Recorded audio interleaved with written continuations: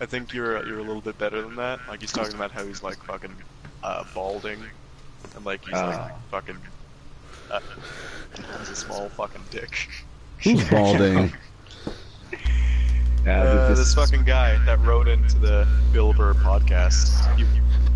The title of his email was "I'm a 28-year-old virgin."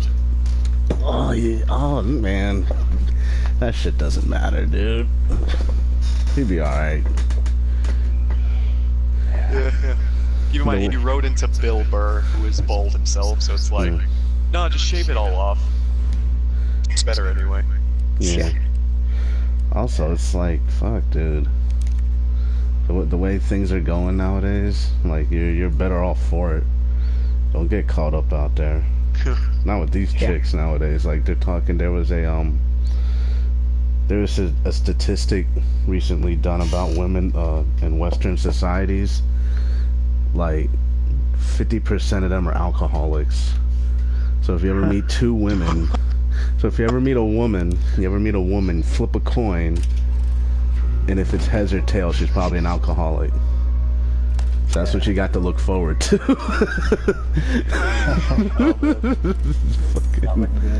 fucking hag. You got a fucking hag to look forward to. Man. Yeah, I don't know, things are weird with women. I don't understand how their brains work sometimes. Like, I looked up statistics on them, and it turns out like half of all,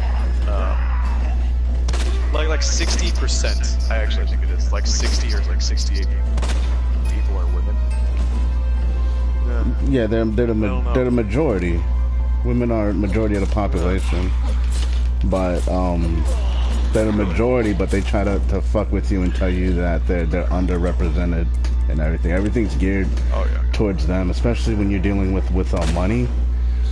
If you're gonna buy or sell anything, it has to be geared. If you notice that, if you ever you were in sales or anything, or advertising or marketing, you always have to gear everything towards women, because those are the ones that usually buy shit.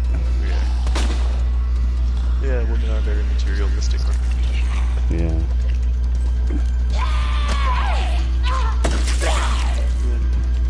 And it always makes me laugh when they're talking about they're gonna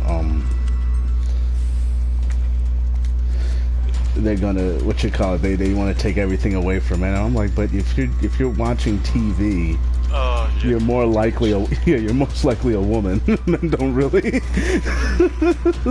Men have like jobs and have to go out and do shit. They don't sit around watching television all fucking day. You ever see those stupid fucking "The Future is Feminine" t-shirts?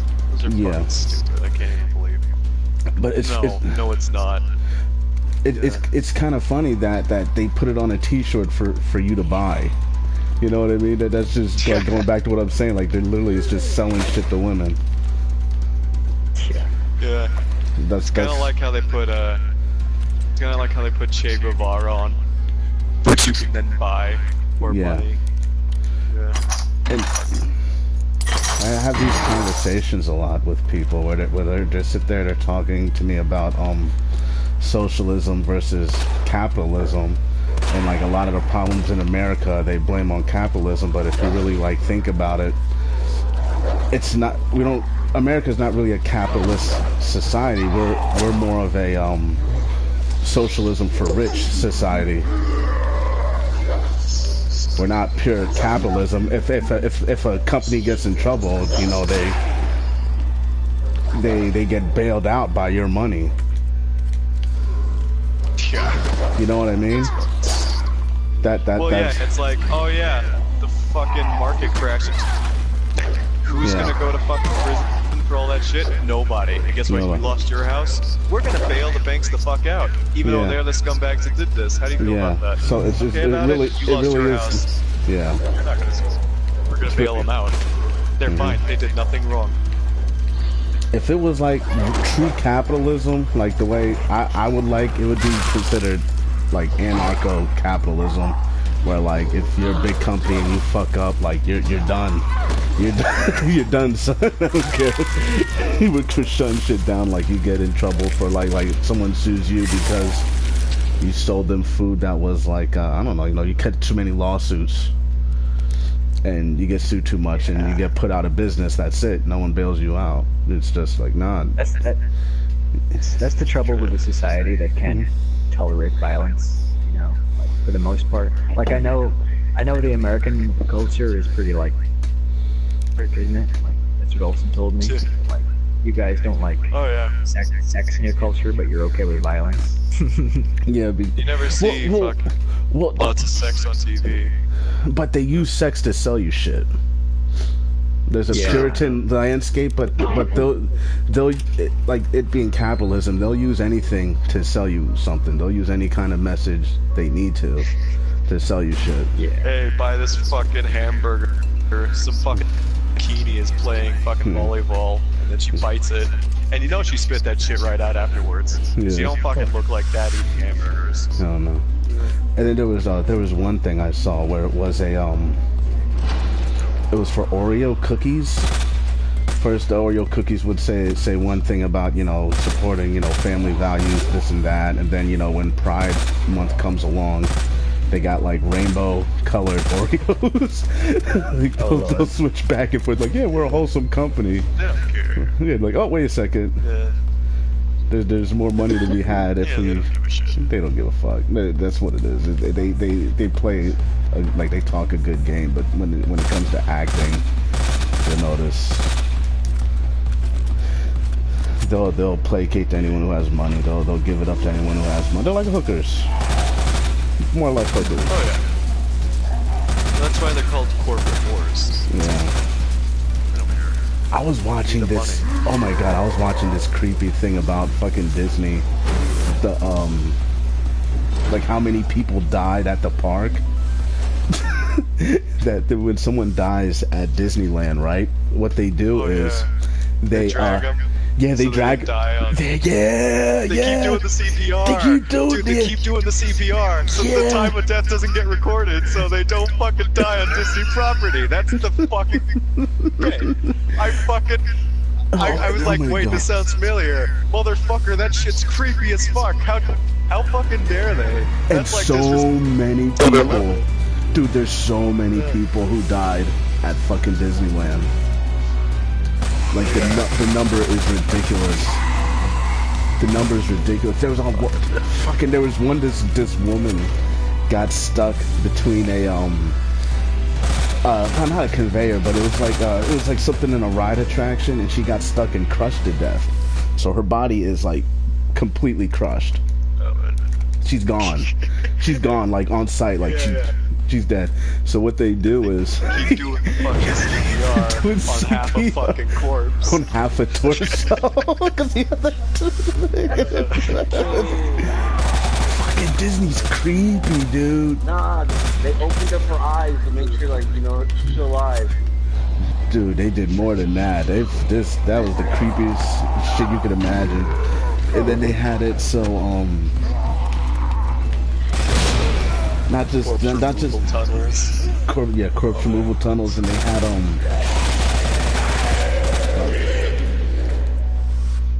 and they're also talking about the shit the old school cartoons they did, where it was like making fun of Jews and blacks. Constantly. Oh yeah, lots of racists. A lot of like so much racist. It's just like whenever they did something bad, like they just like pay a shit ton of money to hide it. Just like disappear it somewhere. And no one ever hears from it again, and you're just like, oh fuck. Fucking Disney. Yeah, Disney's the biggest ever. You know why? Because they did all that shady shit to make sure they'd be the big. Yeah. Well, it's like other people, other companies like help them out too. To get a piece of that pie, that Disney pie. That good shit. Everyone wanted a piece. Yeah. Still fucking creepy though. Oh yeah. Abusing the legal system, like yeah, this person wasn't dead. We were doing CPR on them while wheeling them out of the fucking park on half a fucking corpse. Like, outside of Disneyland. Like, fuck off. Get out of here. And like the doctors at the nearby hospital are in on it. So it's not like, you know what I mean? So they wait till they get to the hospital nearby to declare them dead. And then like the workers there, they sit there and they call Disneyland Mousewitz instead of Auschwitz. They call it Mouse because that's what it feels like when you work there. Oh, Just like, dude, it's fucking creepy.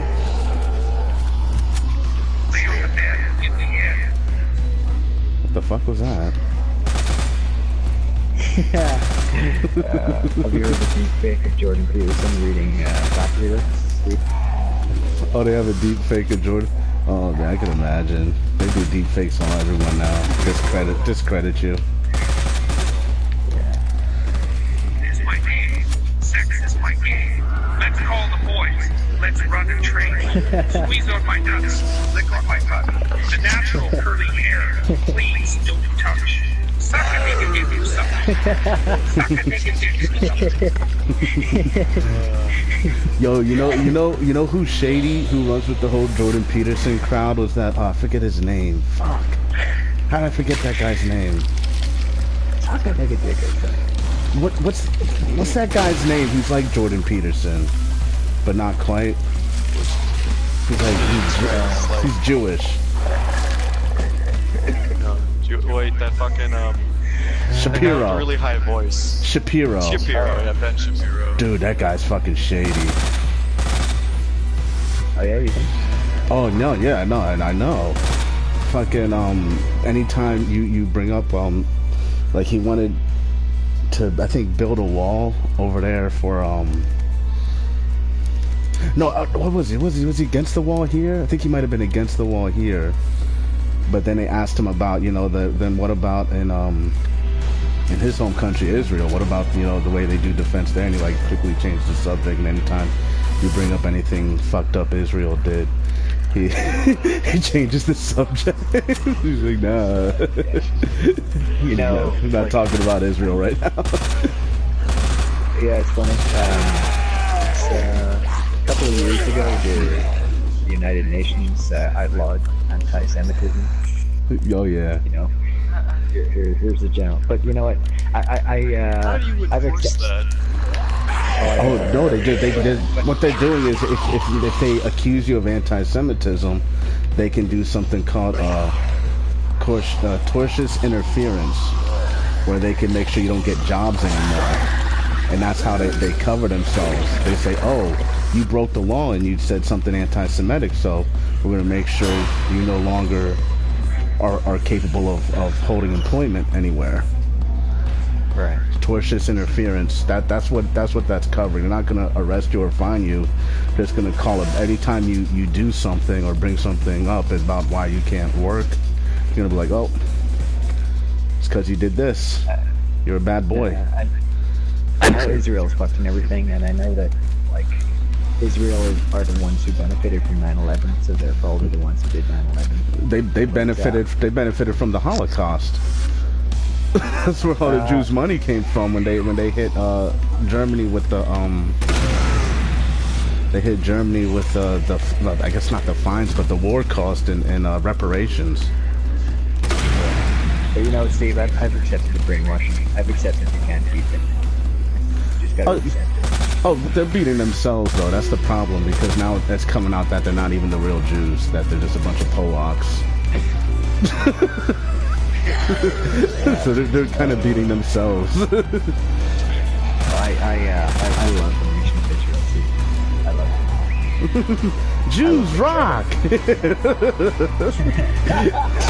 Jews are cool. I love getting rammed in the ass.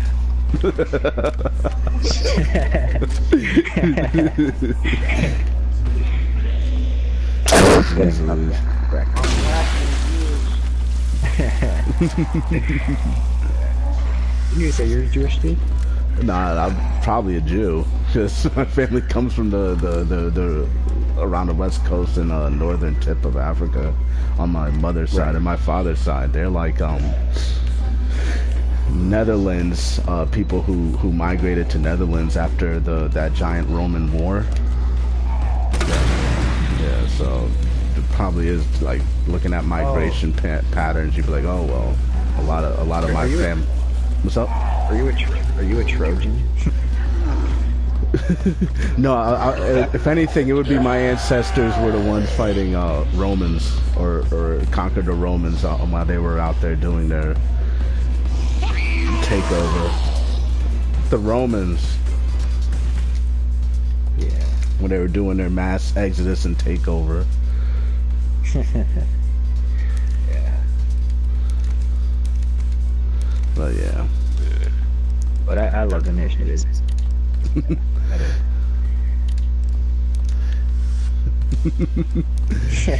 It's so funny that they're over there and they're fucking. The thing I like is that they're all over there like dying from skin cancer and like weird STDs.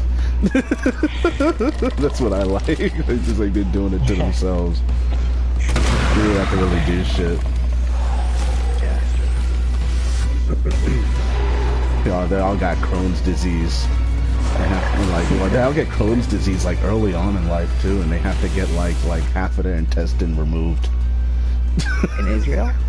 No, they're people. That's a common disease amongst. It's like they're all inbred, and they're all getting Crohn's disease and skin cancer. Well, fuck them. Yeah. Well, I mean, what they all look like. Yeah, that's what I say. I'm like, shit.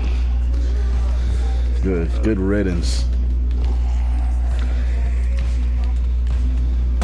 Has anyone acknowledged Watts' presence yet? Whose presence? Inglewots, yeah. Inglewots. Inglewots said I won something.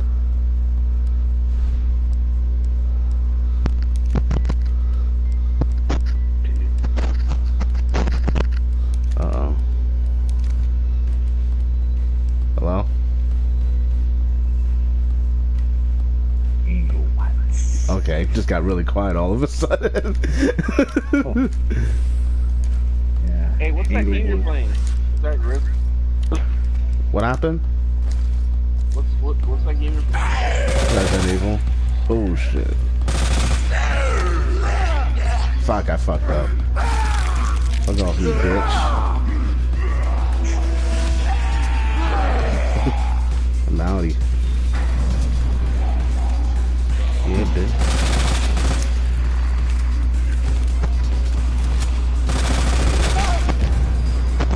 Oh, snap. Oh shit. This is where it gets sloppy. Alright, I made it out. How do you find it? Huh? How do you find it? How did I find it? No, how did you find it? Mr. X? I'm shooting a lot. I know that's what I'm saying. Like,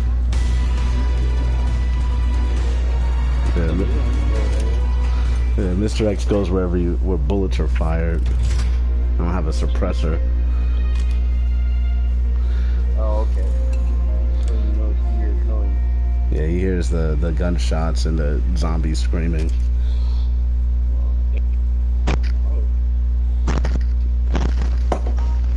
I made it out.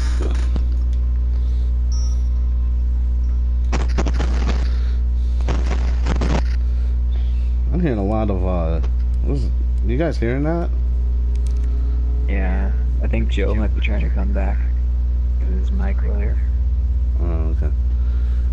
Or it could be Olsen. Olsen, are you there, bud? Oh, it's Olsen. Yeah, Okay.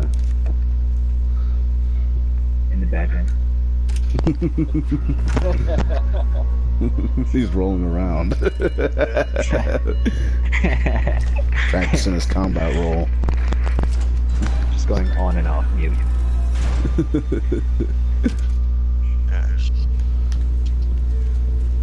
Hey, did anyone go see it yet? Nah. It was alright. Yeah? You know, I think I did a pretty good job from the old one.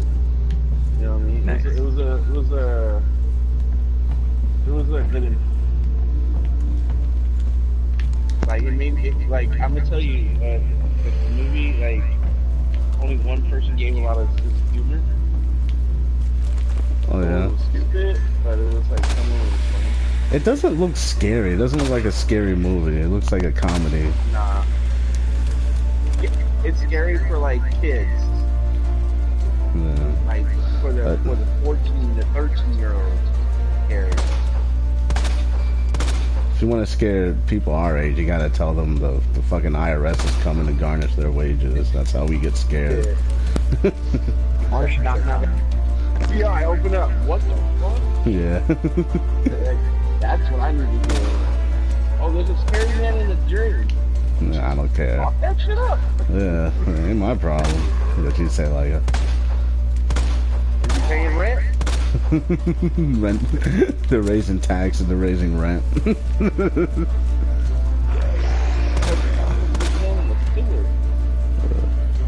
I did hear something that scared me. That they were all fucking people were living in pods over there where you're at in LA.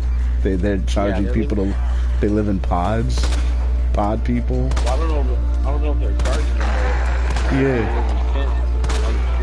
Nah, the people they're charging like I think it's $1,200 a month, and you could live in a fucking like adult dormitory. And I was like, that's creepy. It's like a fucking pod. You live in a little pod. You have a little pod instead of an apartment or anything. You're paying like $1,200 a month to live in a fucking pod, dude. That's fucking creepy. A fucking pod. Like that in, like the Asian culture. No, that's here. That's here in the cities now. Fucking pod people. And they sit over there in the West Coast. Avatar pod? No, like a little, like a fucking little bed, like a little bunk bed. You're renting out for $1,200 a month. Damn, Just a fucking bunk. Just a fucking bunk. And everyone over there in LA is catching fucking. They got bubonic plague now and typhus. Oh man. The fuck, dude. See, shit like that scares me. Bubonic plague and typhus. Dude, yeah, over there in fucking San Francisco, they said there's garbage and feces everywhere from the tent people, and that it's like crowding up the street, and fucking people are catching typhus and bubonic plague. That's in San Francisco. Nigga. I'm nowhere near that. Yeah, you're closer than I am to that like, shit.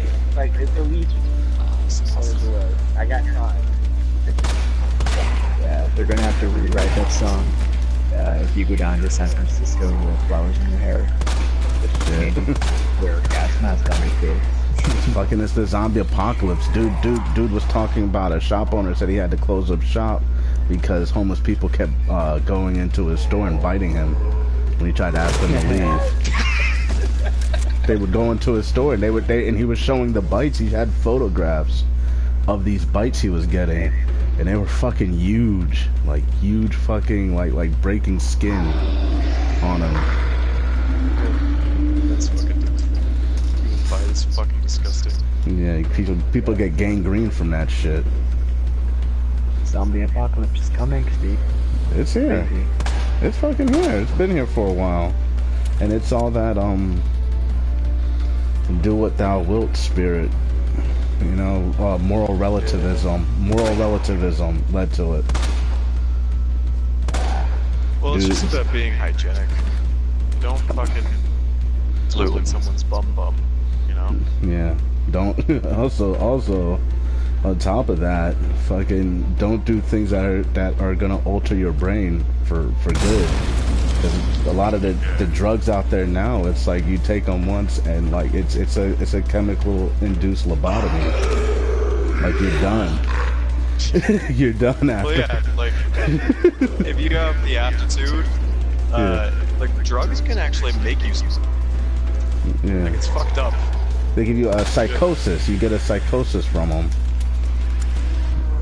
You never bounce back. They're too strong. Yeah, right. They're too strong. They're too fucking strong. That's all it is. That's what it boils down to. It's fucking too strong for a normal person.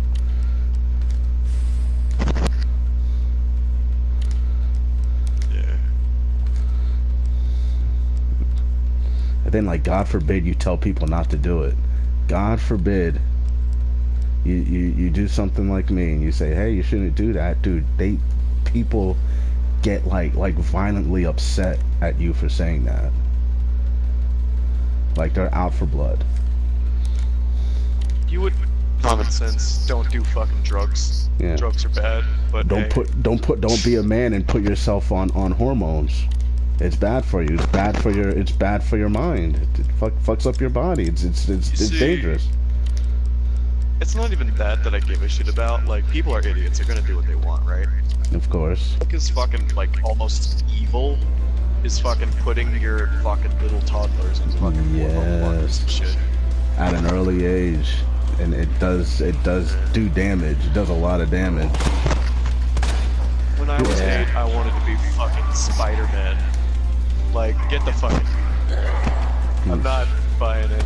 Yeah. But you know, their brains aren't fully developed, so they're not even people yet. Yeah, they're not even conscious enough to make life decisions. Yeah. It's never understood the ramifications. Did I ever tell you about that book of Steve? What was the book? A Billion Wicked Thoughts. No, you didn't tell me this one. It's like from the psychology dudes about like the internet and how it shows us new things about like, you know, human sexuality or whatever. Mm-hmm. But that's kind of beside the point. There's like a little story in that book about a guy that was born with like a weird dick, chopped it off and turned it into a vagina, and then fucking weird dick, dude. Yeah. Yeah. Whenever he grew up, somehow he felt something was not right, like all his life, and then he ended up killing himself when he was like 20. So 40%. 40% of them kill themselves. Yeah. 40%. That's the number. LGBT, 40% kill themselves. Even in countries where they accept with open arms, they still kill themselves. 40%. Chemically unbalanced. Yeah, turns out chopping off your dick didn't fix the problem. No. So yeah. It's fucking... I miss back in the day, you would just consider people like that crazy. Not allowed to call them crazy anymore. Sensitive. Yeah. They're mentally challenged. Something fall. Get the fuck out of here. Yeah. Like, you are your brain. Yeah. Your perceptions. You gotta own that shit. It's not your brain that's bad. You are your fucking brain. You know what's the most... You know what was the most wickedest thing I saw recently? I was watching the MTV Music Awards. Yeah, they wanted to watch the MTV Music Awards, and I was like, all right, let's see what's going on. And I noticed something. Everyone's a fucking freak. Especially they do it with the black people more than anyone. Everyone's a fucking freak. Think about this. They'll have like the bone breaking. They'll have a skinny, effeminate black man on stage, and then they'll have like a giant black woman, like a giant obese, to where it's unhealthy black woman, and they'll show them. They'll put those people. Yeah, they'll put them right in front of you and be like, hey, this is hip hop culture now. This is how hip hop looks. Men in dresses and obese women. God, we just celebrate debauchery now, don't we? Yeah. Celebrate your fatness. You motherfucker. Own it. You're not allowed to call them fat either. You're not allowed to use fat. You're not allowed to call them fat. Body positive. Like, or is normal fucking fat people all the time say, no, it's not okay to be fat. Like, it's not I want to lose good. this. Yeah, it doesn't feel good. You bitches don't know how to...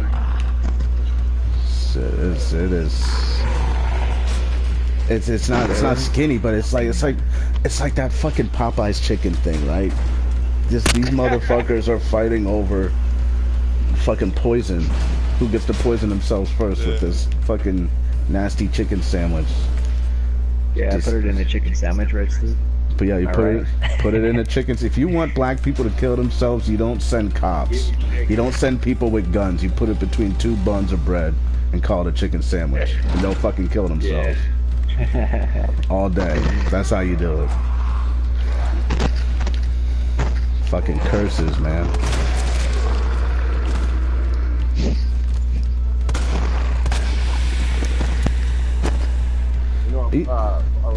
Hey, Popeyes, they just put out an ad and said that, sorry for the chicken crisis, we have a plan.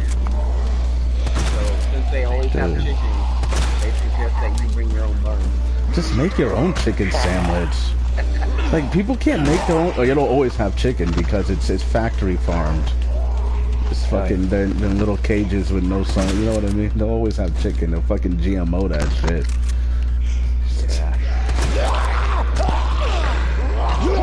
They'll always have chicken for you, but fuck, I don't know why people just don't make their own. Like everyone else makes their own shit, dude. Everyone else makes their own food. Everyone else can feed themselves. Like, are you serious? You guys want to sit here and fight over fucking poison? It's pretty much poison. I was watching. You see that one where the guy was trying to climb in through the window at the drive-through because they told him there's no more chicken.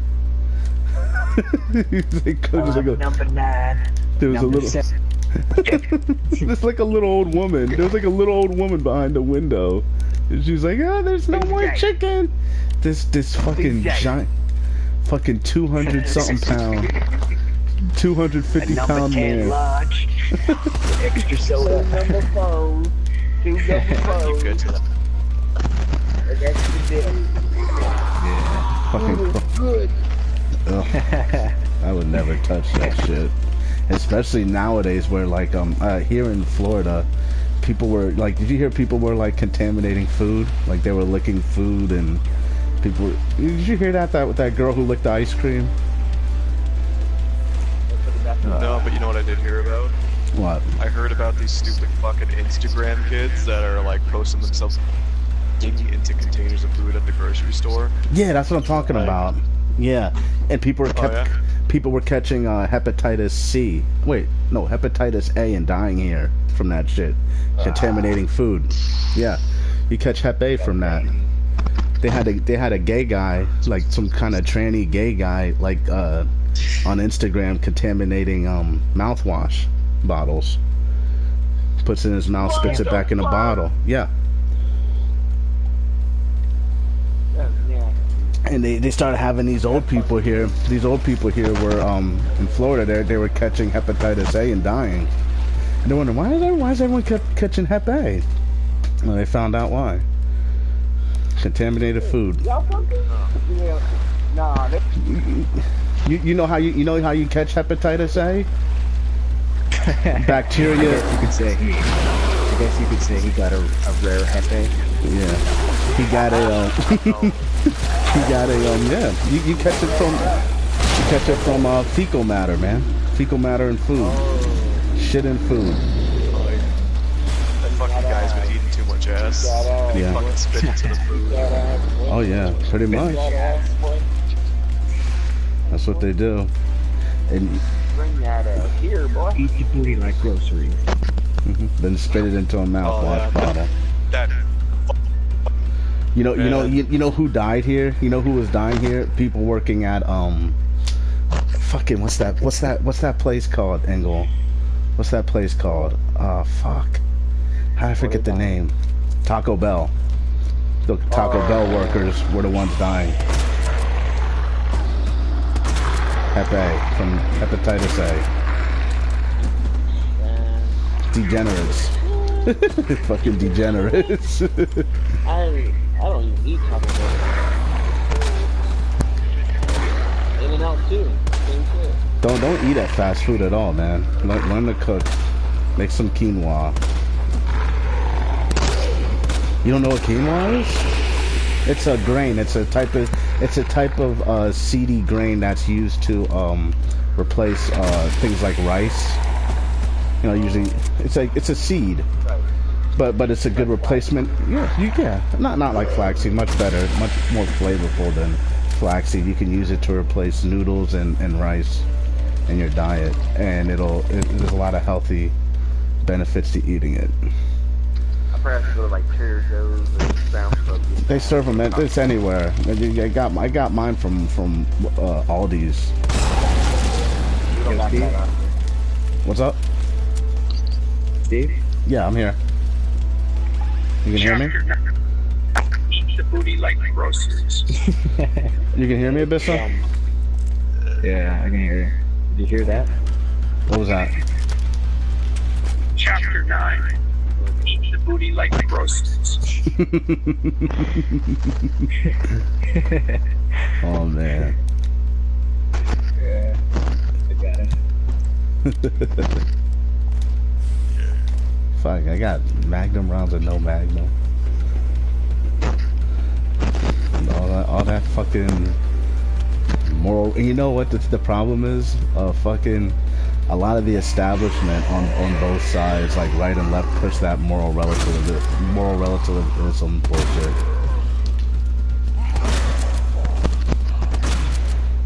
They do that shit to sell you stuff. Both sides do it.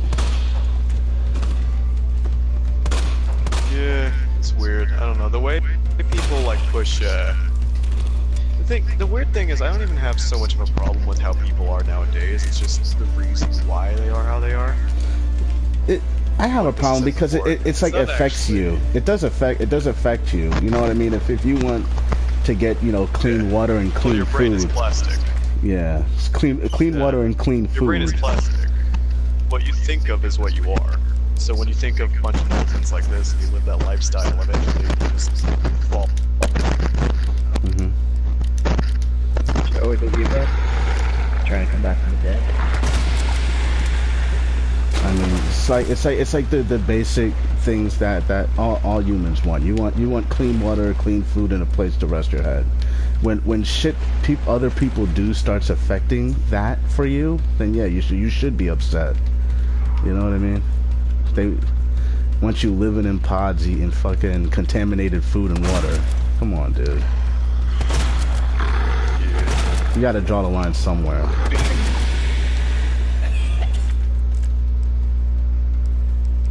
Then calling You were saying there, you were saying there, it's not what people are, it's why they are the way they are.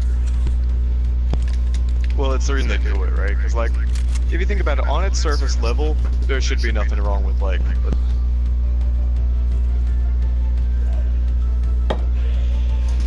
I love this person, right? The reason they do it is just like, fuck yeah, heathenism, I love that shit. Things I'm not supposed to feels good, you know? And the thing is, monogamy in those type of relationships are a rarity. They're not even like monogamous with each other. They'll fucking say they're in a relationship, then, you know, both go on a retreat and fuck like 11 dudes each. Oh my god. You know what I mean? Dream right there. Yeah, fucking all sharing the same, all like just passing around the same social diseases amongst each other. Then come home and contaminate your food when you're not looking. Yeah, Olsen also said an interesting thing recently too. Like, whenever you have like polygamy in society, it makes it more violent. You said it, Olsen? Polygamy? Oh yeah. No, yeah. That's true. Yeah, you're fighting over because it's like the animal kingdom. You're fighting over mates. People fight over mates. That's true. Fuck it. Society become more violent, the more. Because like the dudes that are really good at getting bitches. Olsen, you're cut. Yeah, I thought that was just me. Ah, shit. Is that a Wi-Fi?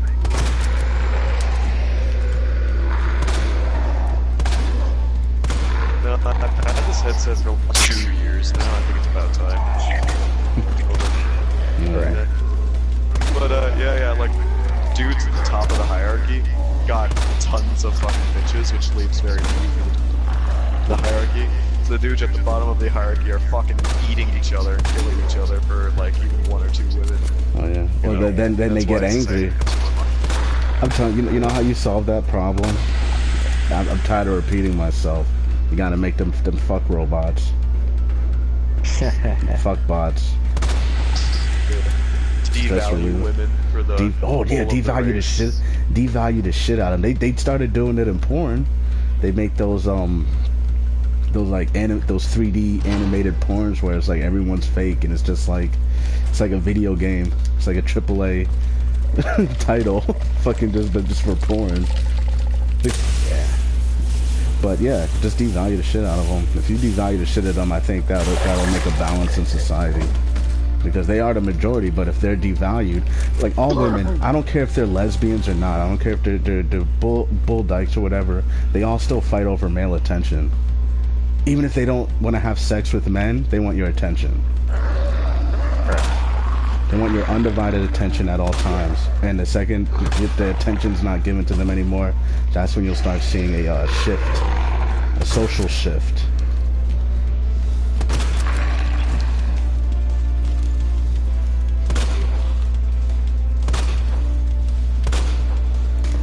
So I remember that because I don't know if you ever had that happen to you where you were, I don't know if you ever talked to like a lesbian couple or something, or lesbians in general.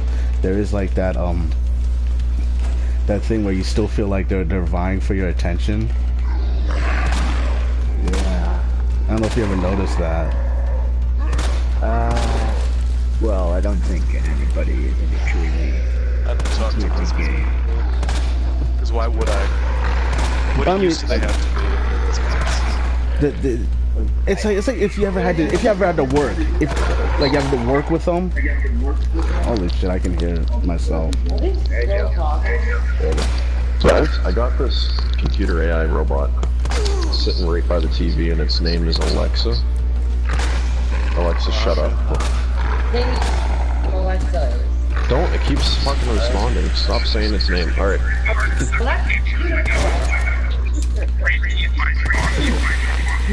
Can you You're beautiful. It's true. Okay. Alright guys. Try to say like try to ask Alexa. Alexa, do you work for the CIA? No, I work for Amazon. That's cool. Is Amazon a part of the CIA? You have to say Alexa. You have to say her name first. Alexa. Sorry, that tells her to shut up when she's about to talk. Okay, go ahead. Alexa, is Amazon part of the CIA? I didn't catch that. Was that play the song CI? Fire Fish? Alexa, shut up. Okay. Come on, try it again. Alexa, is Amazon part of the CIA? Amazon.com is a publicly traded company. According to their 2018 statement, as of February 2018, founder and CEO Jeff Bezos was the largest individual Okay, shut up, Alexa. Shut up, Alexa. You can shut it up. Yeah, shut it up. I didn't hear no.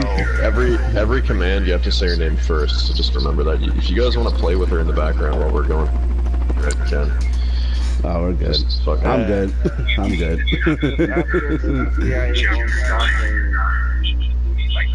Hey, what? Being afraid of the CIA, Steve? Like they're not even a real thing. Don't worry about it. It's all hocus pocus. The CIA is a real thing. What the fuck are they gonna do? Do they have like drones that can blow up my house and shit? Well, here the FBI and CIA were trying to, Area 51? I want to blow them up. What about fucking... Okay, I thought the military had access to that hardware, not the CIA. No, the CIA and FBI, like, the problem with them is they were trying to, get dirt on Trump to impeach him from the election. Are you a Trump supporter? No, but if there's like a company actively trying to subvert, you know, a voter or like a voted elected official, then it's kind of fucked up. Trump supporter, but I don't hate him either. I'm just kind of like, meh. What, thanks. Like he hasn't said he hates fucking Mexicans. He's said as long as he lets us keep our guns, I don't care. He can say whatever the fuck he wants. Keep your guns? You're a gun collector, right? Or gun owner? I like guns, yeah. I like to shoot women who turn me down for sex. Not even there. I show up at their house and just shoot their families. I asked you what them. kind of gun you liked, and you said like a shotgun. And like, what did you? What? Uzi and a shotgun. Shot was. An Uzi and a shotgun. Uzi was your second favorite? Yeah, no, I went both together because you use the shotgun to breach, and then use the Uzi for a distance. Yeah. Then just have some body armor and maybe. Fuck body armor. Fuck body armor. You need like you need an explosive. Wait, hold on, Engel. Instead of body armor, you use an explosive suicide bomb. So when you get shot a couple times, you just Allah Akbar and the roasties. The plan is to survive, brother. Man, fuck that. You're going to jail.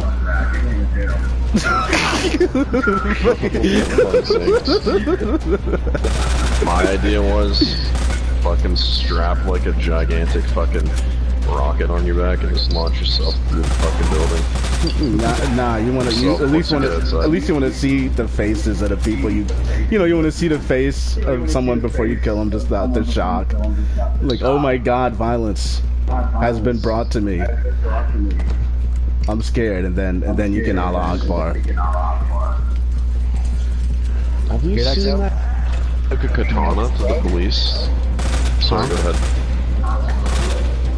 Katana? What did you say? Yeah, this one fucking guy, is that some fucking Canadian thing? There's a guy that threw a katana, like, started attacking police with a katana. Like, oh, katana. In America. Oh, yeah. A fucking sword made of steel. Sharp object that you cut stuff with. A dude got 8 here, man. like fucking police lit that guy up, but like, I was hoping he'd do that Deadpool thing where he spins the katana around and starts slashing all the bullets. That'd be kind of cool. Fuck that shit. Fucking knives don't beat guns. Are you still a Hebrew? Yeah, pretty much. Yeah. Well, keeping the commandments. I'm an anti-everything, so it's nothing personal. What's an anti-everything? How can you be anti-everything? What does that mean? It's gobbledygook. That's gobbledygook. That would be. Fucking thunderstorm, boys. I'm just trying to get you going, Steve. Don't worry about it. I'm not actually against whatever. I don't understand what that means, though. Isn't that like your thing? Anti-everything. I don't know, with so many opportunities and belief, like so many different narratives, can't believe anything with it. I don't care, there's only one fact. And there's nothing you believe That's what they all say. There's nothing you do that affects it. Okay, if you want to believe you can fly, then go jump off a roof. Tell me how it goes. Yeah, some of the beliefs are stupid, I'm not gonna lie, but like, no offense. But every religious belief says the same shit, but they all say, like, we're the true ones, like, I don't know, I'm just saying. We are. Well, trying to be rude, I'm just trying to say, like, that is the truth.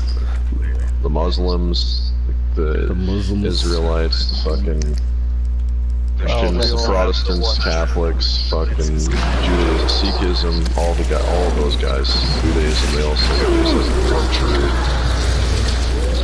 No, but a lot of them, you could still be a fucking degenerate. You can still be a fucking degenerate in a lot of those things. That's why modern America has that sarcastic statement. Oh my god. Oh yeah, that's what they say. No, they also say my truth now. Did you hear that one? Like, this is my truth. I'm gonna speak my truth. They say that shit now. I don't know what the fuck that means. I just love that phrase, love that God. Like, in that statement, you see 200 years of different shoulder, different cultures, like that. personified the phrase, "Oh my God." Oh yeah, everyone still says that. Well, everyone still praised it. Everyone still praised when shit goes bad too. Yeah. Yeah, I'm not gonna lie. It's people. There's no atheist in a foxhole. I know you've heard of that one before, eh? Yeah. Yeah. There's a lot of good, like, beliefs that provide, like, teaching taught anywhere else. Like, None of that shit. So I'm not saying it's all people, bad. People are fucking. I don't know, man. People try to use anything to justify being a degenerate. I'm not trying to be a degenerate. I just don't have a choice, bud. There's so many different. Everyone has. That's the one thing. That's the one true thing is you do have a choice. Yeah, but how do I differentiate? How do I know if they all look the exact same? You know. If you don't have, you have to have a moral. You have to have discernment and a moral compass. Well, but all of them have a moral compass. Every belief has its own moral beliefs. No, they're moral compass. Christian, don't be a faggot. Moral, you know? Don't. You're gonna catch a disease and commit suicide. Jews, Christians, they all have good moral compasses. Your people, the Hebrews, they have good moral compass. How the fuck am I supposed to know what the right belief is? Good people, you know. They're all good people. No, you have to use your discernment. I wouldn't even tell you to do what I do. I don't think you can, personally. I don't think you're made to be like that. Come on, are you actually pulling that shit up? You're a filthy degenerate, dude. I don't want you in the same ranks as me. Alexa, does your See, up until that shit, man, I like high and mighty shit just really grinds my gears, thinking you're better than everyone else. You put the pussy on a pedestal. I ain't fucking with you, homie. No, I'm just... You fucking wanker. Put that I'm not even mad at you, man. I can't even blame you. You have a different... Well, the real wanker, you're such an egotistical motherfucker. I still like you, don't worry about it. The real problem is just the terms that we're using. Because, like, I think on some level we all fundamentally agree with each other. It's just that their words This guy thinks he's in a club that is better than everyone else's, but yeah, it's okay, Steve. I still like you, bud. Yeah, well, every single human being is a their own story. But the good thing is, I tell you, I don't be like, oh no, like I have an air of superiority and act like it, and no, I'll let you know right now, you're a filthy degenerate. Stop being a faggot. Yeah, man, I love dick. Fucking love dick so much. Oh yeah. I'm fucking with you. I do miss hanging out with you though, even though you're an asshole sometimes. Don't worry about it. I never said I was fucking perfect. But, you know, I still miss hanging out with you. You wanker. Well, fucking, I'm busy. I got the family. What happens? Yeah, start having fucking kids, you degenerate. What's wrong with you? Stop.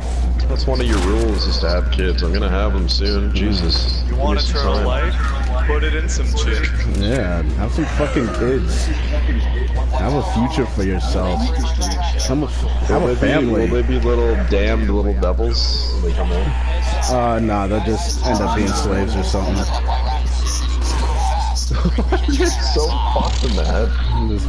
They'll just be slaves sooner or later. That's right.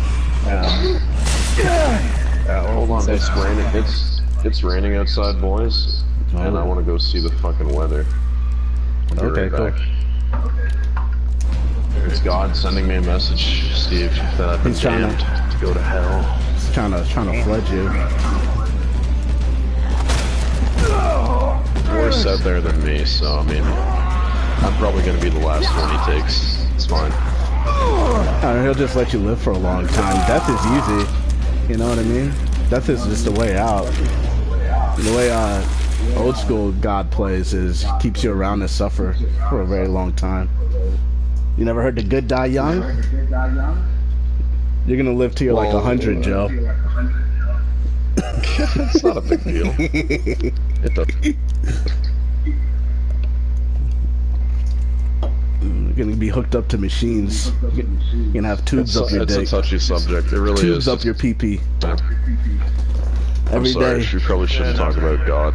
Every day. I honestly think that he's not very good because he lets bad shit happen to good people. Oh my God, God's the best. God's the best just for that. That means he judges the just and the unjust. Everyone gets that. Everyone catches them hands. Everyone catches them fucking. Fuck them. Fuck them. You don't know how they were gonna end up. Remember the story? What? I didn't hear Remember you. the story of the tower? Have you heard the story of the Tower of Babel? Oh yeah, I love that story. Like, I read that story again recently, and just like the moral of that story is that like God saw the humans had their shit together and they were like in space, and he's like, they're fucking proud of themselves. Well, fuck them. Yeah.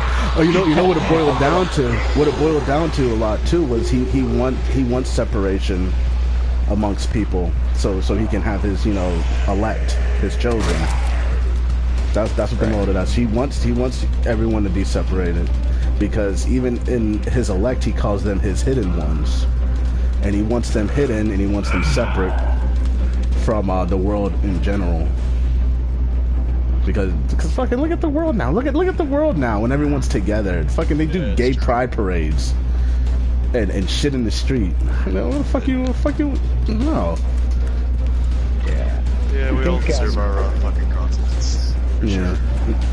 Do you think some similarities to the destruction of the Tower of Babel? And 9/11? Yeah. Yeah.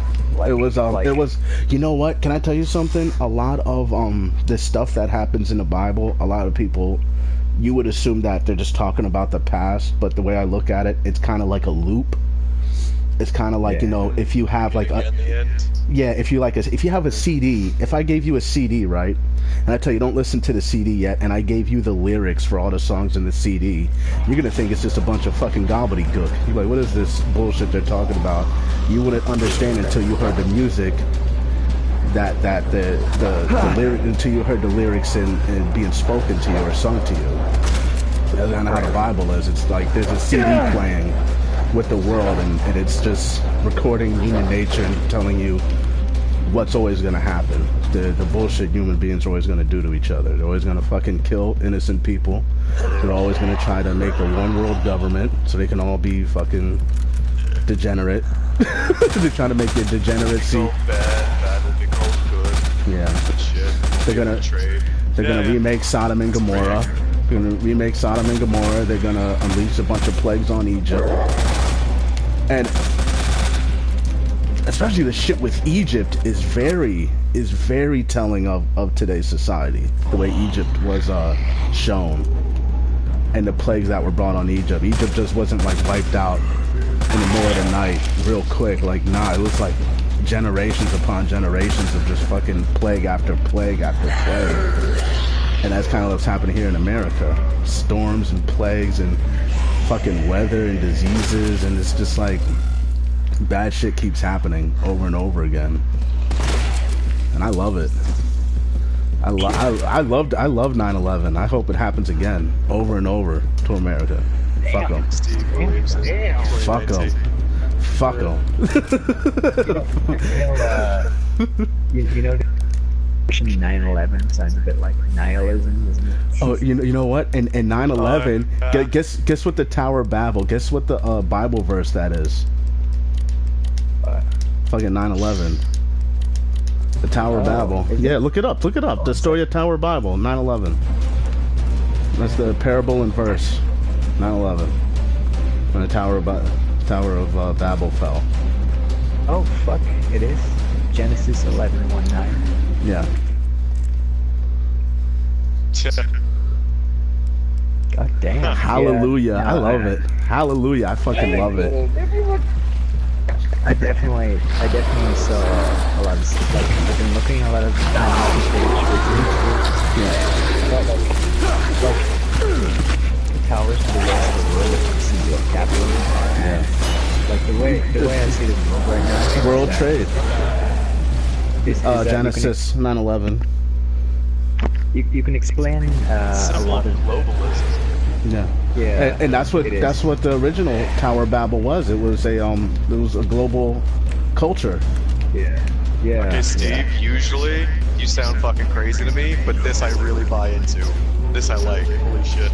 Yeah. And can I tell you something, man? Yeah. I got in trouble. I got kicked off Facebook because there was this little girl. She was like 15 years old. And they showed a picture of her. She looked like a hoe, but she was playing in her house. She was playing in her backyard, dressed like a hoe, and fucking these wild dogs came and dragged her into the forest and ate her. And I said, as a comment, I said her new name from now on is Kibbles and Bits, and I got kicked off Facebook for that. But that's something that happened in the Bible. That there was this woman named Jezebel. She was a hoe, harlot. Every time you see a hoe, they call him Jezebel. Well, that's what happened to her. She was devoured by dogs. The only thing left of her was her head and her feet. The dogs ate everything else. So when I see shit like that happen, I get happy. Like, fuck yeah. You said it was verse 9.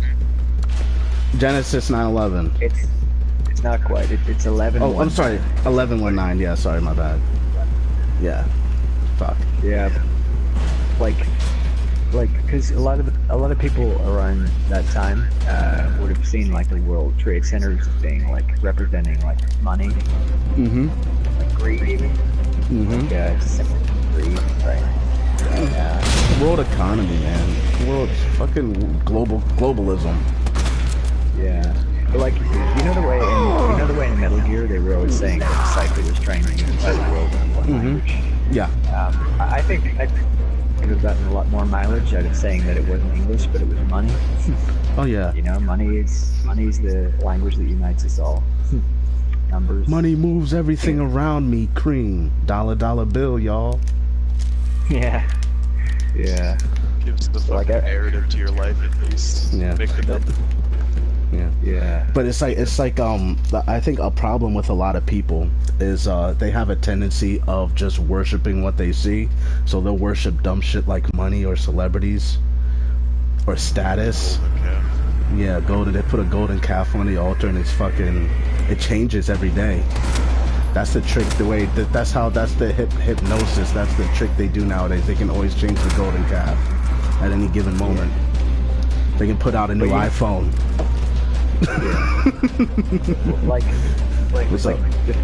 The Fed just like fabricates money, doesn't it? Like the Federal Reserve. Like, well, what they do is they do it through properties also. Right. So it's not just the printing the money in the Fed. It's the banks that rent out properties, and that's how they inflate a lot of things. America as a country, they do it more through petrol and the acquirement of fossil fuel. That's how they get you with inflation. Because really, if they told you how much oil they have, then they have a shit ton, and everything would go back to how it was in like the 1940s, how cheap everything was. But the way they do is that they don't have to tell you how much shit they have. They just go to the bank and say, hey, we should, inflate this and increase this property tax so we can get the American public to, want war, to go to war. Like, like if you wanted a potential explainer for why the world is fucked right now, like I think, like petrodollar money. Yeah. Like greed pretty much explains like the influx of foreign migrant labor to America. That's people. It's like people actually. Oh, can I tell you something, man? I love the fucking Mexicans. I love what they're doing. Oh my God, they're doing it so fucking smart. first off, when Mexicans come to this country, they stay together. You know what I mean? They make a community. They all stay together and they all make money and they send it back to Mexico. Yeah, and they don't buy shit involved. They don't buy shit America produces. Yeah, but this is the quid pro quo of worldwide capitalism. It's like I heard a story recently that China huge gaps in its landmass because they're all a bunch of fucking money grubbing hoes and China. Like oh yeah, China. They're poisoning themselves. They're falling apart. Like, China fell apart, dude. You see those riots? They're done. They're done, son. Yeah. They fell apart. Oh, yeah, they fell apart. There's nothing you have to worry about with China. They couldn't even get themselves together. They ain't doing shit. Mostly just like their economy is based on like fractional banking. Most of it's just fake numbers. Yeah, that's what economists. Getting back to that idea of like greed explaining why America is suffering a migrant crisis. Yeah. Like it's because people are selling to foreigners, you know. Like, China situation. Oh yeah. They tried to get that guy Yang. Remember that guy I was talking about earlier? Yang? Andrew Yang? Yeah. Dude, he made China look so bad during the debates. He's fucking over here crying and shit. Fucking wearing the American pin on. You don't cry in front of people. What is this, dude? You fucking don't understand us. Well, he's a libtard. And then he fucking had the pin on the wrong side. He had the American pin on the wrong side, and everyone ate him up over that. And that's like bullshit idolatry that I don't really care about. But when you're trying to get these people to vote for you, you got to know they're really they really care a lot about their symbols. Yeah, they're sticklers for symbolism. That's what dominates them. Like I say, they worship what they see, and what they saw with Andrew Yang made China look bad.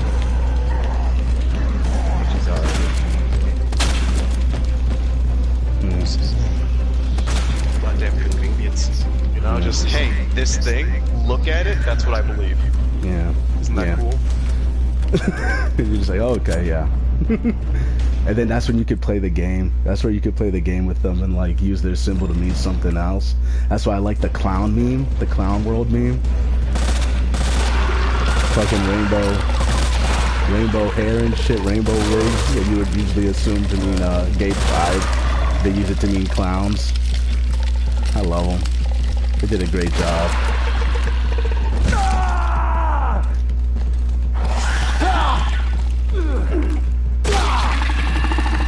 Great fucking job. Yeah.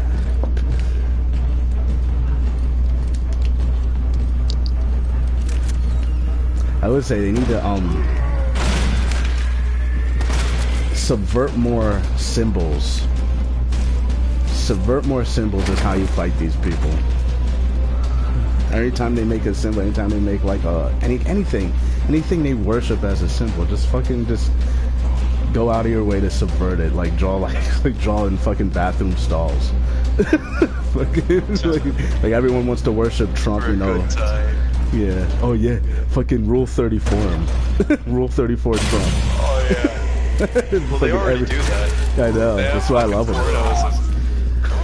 Yeah, that's what you have to do, and that's the trick. Because that's Oh yeah, they do really well. Ivanka, oh my god, that's what they were doing with Ivanka. They had all her old dirt from the past out there for it to be displayed, and then it was like, oh okay. Yeah, I didn't feel so bad. The trouble with Trump is that he has political armor somehow because he can even. Yeah, he has political armor because he's in on it. He's in on the jokes. You know what I mean? I mean, like, you know what? Trump kind of has like plot armor because he's part of the American narrative. He is a symbol. He's not really an anti-war. Oh, yeah. Big capitalism. Yeah. So he has part of the American story. Yeah. But the thing is still at the end of the day, the people who are in on the joke, you can't even take. Trump is like the personification of clown world. He is a clown. I love him. I love the shit he's doing. Great, keep my guns. But I know he's a clown. Yeah, he's damn entertaining. I know he's a fucking clown. Yeah, he dances for my amusement on TV. Calls that. I love that we have a president that calls someone horse faces. Yeah. Tells a woman she's ugly. Fucking bitch is ugly. Like, yes. Yeah. No, but that's the funny thing. It doesn't matter. It doesn't matter. They're all fucking degenerates. Who cares? Who cares about their feelings? I don't care if fucking Trump hurt your feelings. I'm fucking... Yeah, he did an interview and... Yeah. And they forgot to turn off the mic and they were talking all this shit. Hey man, okay, I don't care. I don't care. She had big tits. If she had big tits, then yeah, fucking let's talk more about her tits. Fucking awesome. Were her tits rocking? No. Answer me that. Yeah. Then I don't care. Then I don't care. Fucking if her tits are rocking. It's part of the Me You movement. You don't care about stationary tits. Why'd you come back? No, not really. As long as they're hot, I don't care. Nah.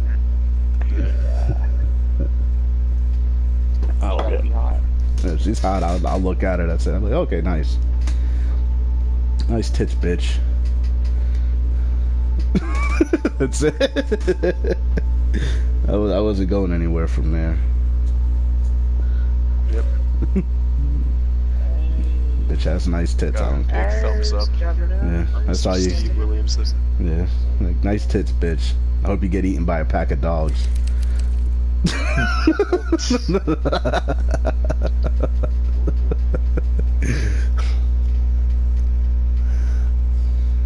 Like, I remember I used to think that way when I was little too. Like, I would watch like those action movies, and like, I remember I used to have these conversations with females in my family, and like we would talk about like, you know, the only reason that guy's saving her is because, you know, he knows he's gonna fuck her, and I'm like, yeah, because like that's the only reason I would save her.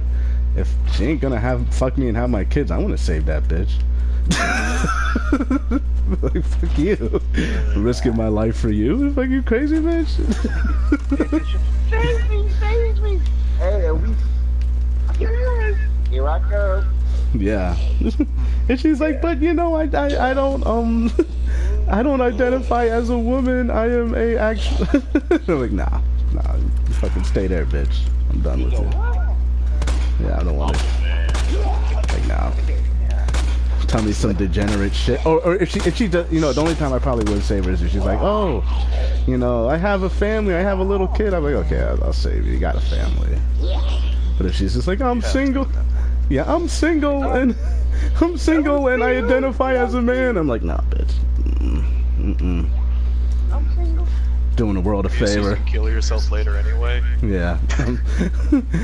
I'm doing the world a favor. I'm saving us some fucking. Oh, yeah. Saving some resources. Yeah. Saving some air. Yeah.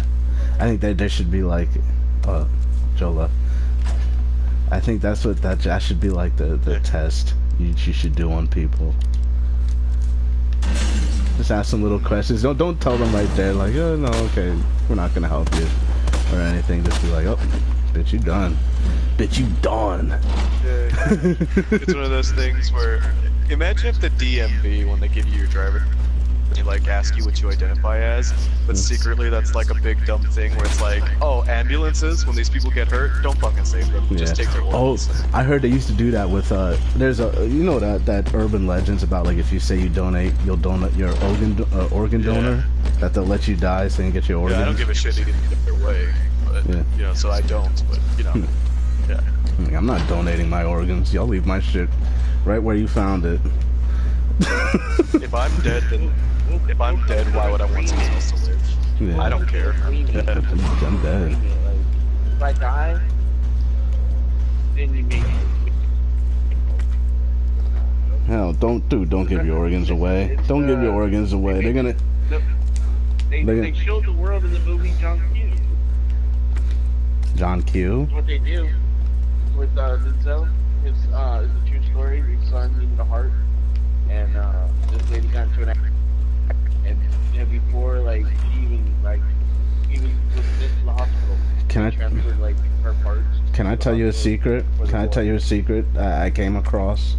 You know, like I when I'm on the internet, like I go and I search things that, you know, that really don't pertain to me, but I just, like, I'm nosy. Like, I'm a nosy motherfucker, like, just by nature. So I was looking at forums, and I found this forum about couples. They have this thing called a breeding kink. Have you guys ever heard of this? Jesus. So what they do is they get the woman pregnant, right? And then they abort the baby at 24 weeks and sell the organs. And yeah, and the women the women like getting pregnant. They like getting pregnant, but they don't want to have they don't want to have the baby. So there are women out there who purposely get pregnant just to abort the baby. First off, they like it. They say it's their kink. And then on top of that, they say it's their kink. And then on top, yeah, and the government's allowing it. Yeah, and that's the world we live in. They don't want people to abort, but it's okay for them to do it. Yeah, breeding kink. That's what it's called. Similar. Yeah, it's something similar. I thought you were gonna go with was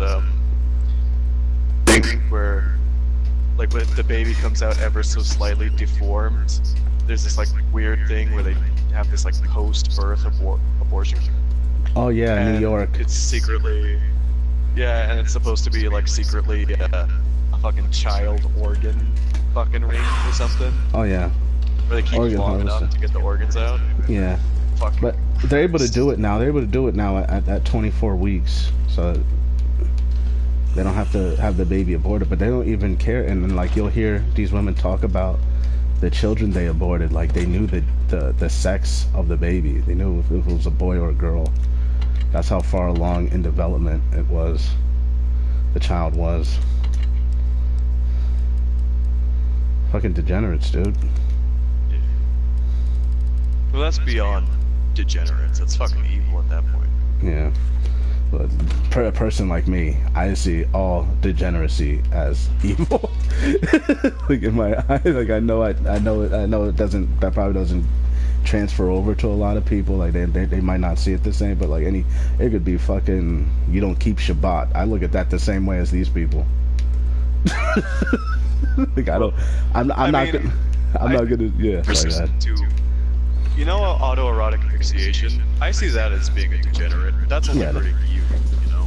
Like, if you're just a single dude, family, you don't have anything, and your life really doesn't mean shit, if you fucking do that to yourself, you're a fucking degenerate, but you're not evil. You're doing it to yourself. But the way I always look at it is they always go into each other. All degeneracy leads to more degeneracy. You know what I mean? So if you see the small degeneracy, just know there's like a mountain of degeneracy about the person you're not seeing. So if you're seeing like a woman who's an alcoholic, and that's just a little thing to you, just know that there's a big thing. There's a whole, that's the tip of the iceberg of degeneracy with her, because it all goes into each other.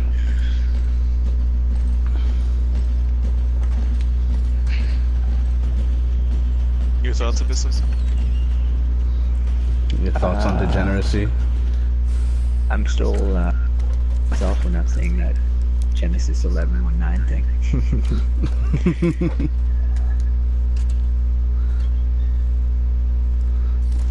Yeah, things like that can really. That's some good shit. Yeah, I love it. I fucking love it. Fucking piece of shit punched the hell out of me. Gave me a 2-piece, I'm dead. Fucking piece of shit.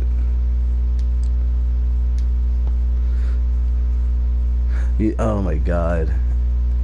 This fucking shit is hilarious nowadays. I love watching the news.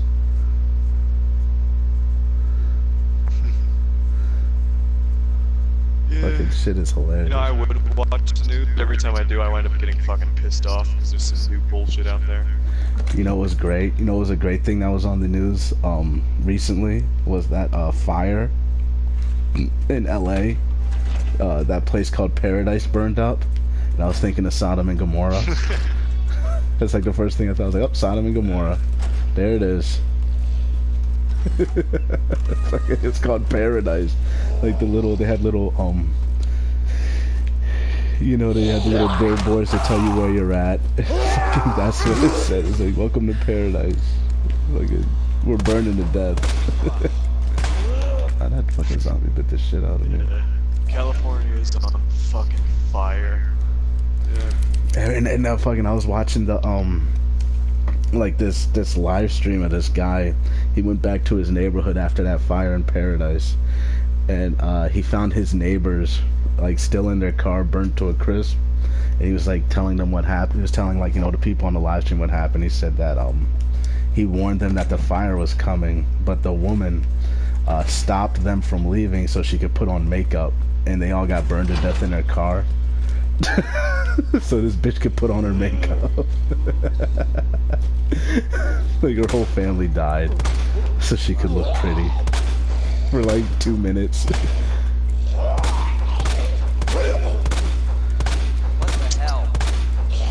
Oh, the fucking news. It's not even that, like, it's not even tragedies that gets me, like, upset. It's literally lying to me. Stop lying to me. I know what's going on. Stop it. You didn't hear that? Remember that that tranny little boy? What's his name? Something's amazing. I forget his name. Jazz? No, not Jazz. It's a white one. Desmond. Desmond is amazing. Someone keeps calling Child Protective Services on him and his family. Because the fucking little kid is sitting on a couch with a couple of gay guys in drag talking about snorting ketamine. What the fuck? Yeah, dude, look that up. Desmond is amazing, sitting on a couch with a bunch of faggots talking about snorting ketamine. It's like fucking... That kid never had a chance, did he? No, he didn't. Holy shit. His mother was like in like she's like a New York Jewish lady who was like into club scene.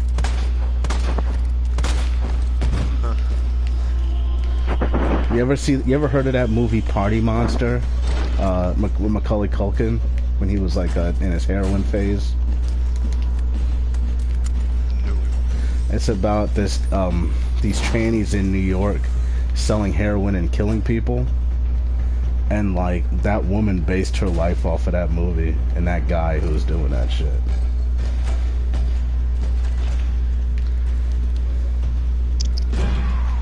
And raised her kid to be like that. Fucking drug addict tranny. Yeah, fucking drug addicted tranny.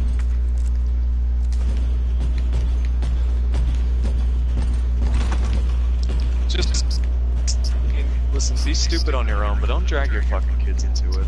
Doing it's a fucking absurdity. Yeah. And really for nothing. Like, for nothing. Like, who are you? Like, fucking bitch, who do you think you're hurting with this? You're hurting it goes again. Like, even when you hear about like the drug addiction. Yourself. Yeah. It's you. No one else, like, fucking I'm laughing. I'm laughing at it. That's like pedophiles, dude. Like, pedophiles that fuck their own kids. Like, that's your blood, motherfucker. What are you doing?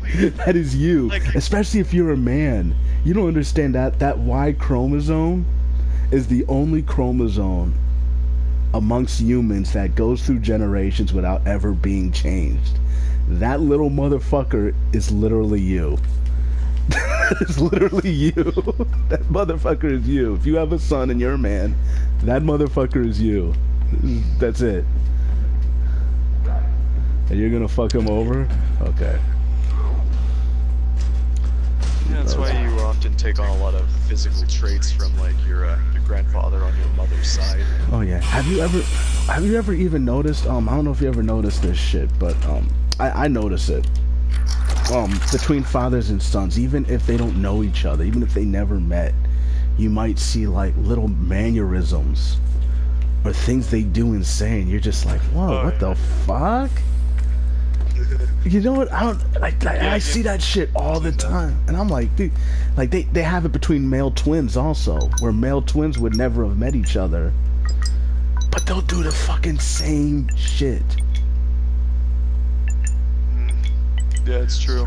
Without it's really any, true. Yeah. it's like fucking weird. It's because of that Y chromosome. That shit never changes between generations. It's just always the fucking same. That's something I love in fiction.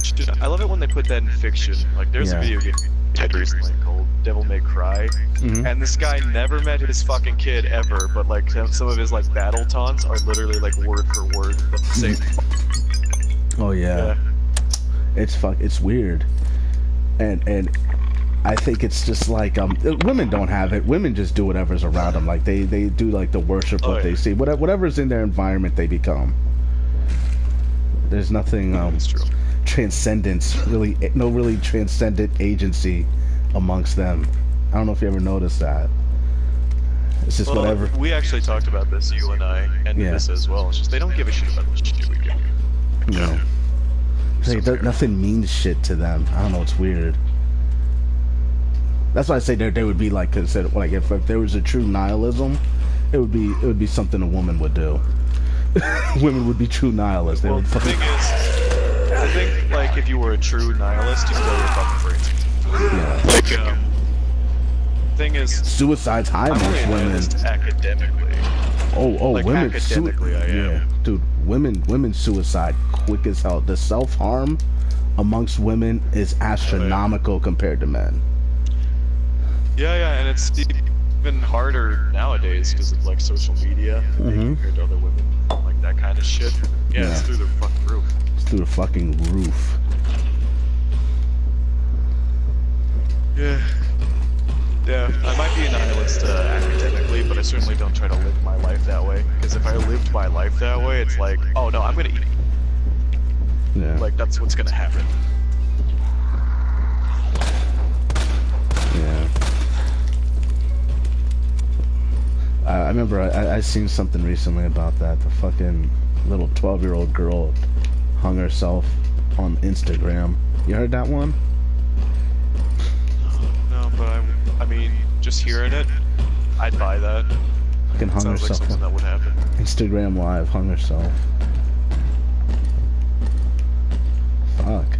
How bad does your life have to be at fucking 12 years old for you to hang yourself? Not even like blow your brains out.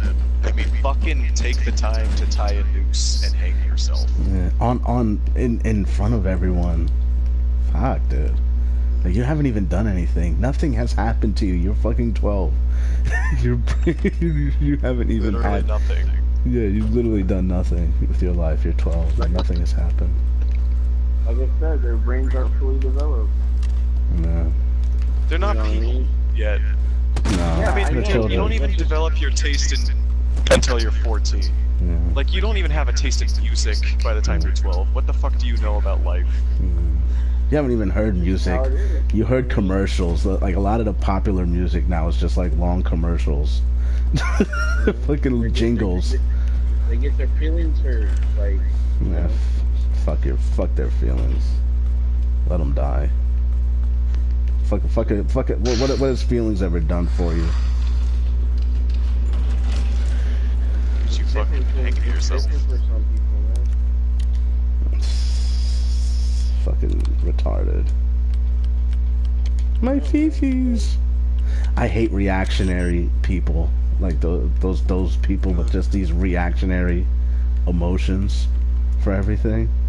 Dude, I hate there's that. this one thing where it's like, I don't remember where this is from, but somebody during like some kind of live broadcast said, could you please not use that word? And then the interviewer said, well, what do you find offensive about that?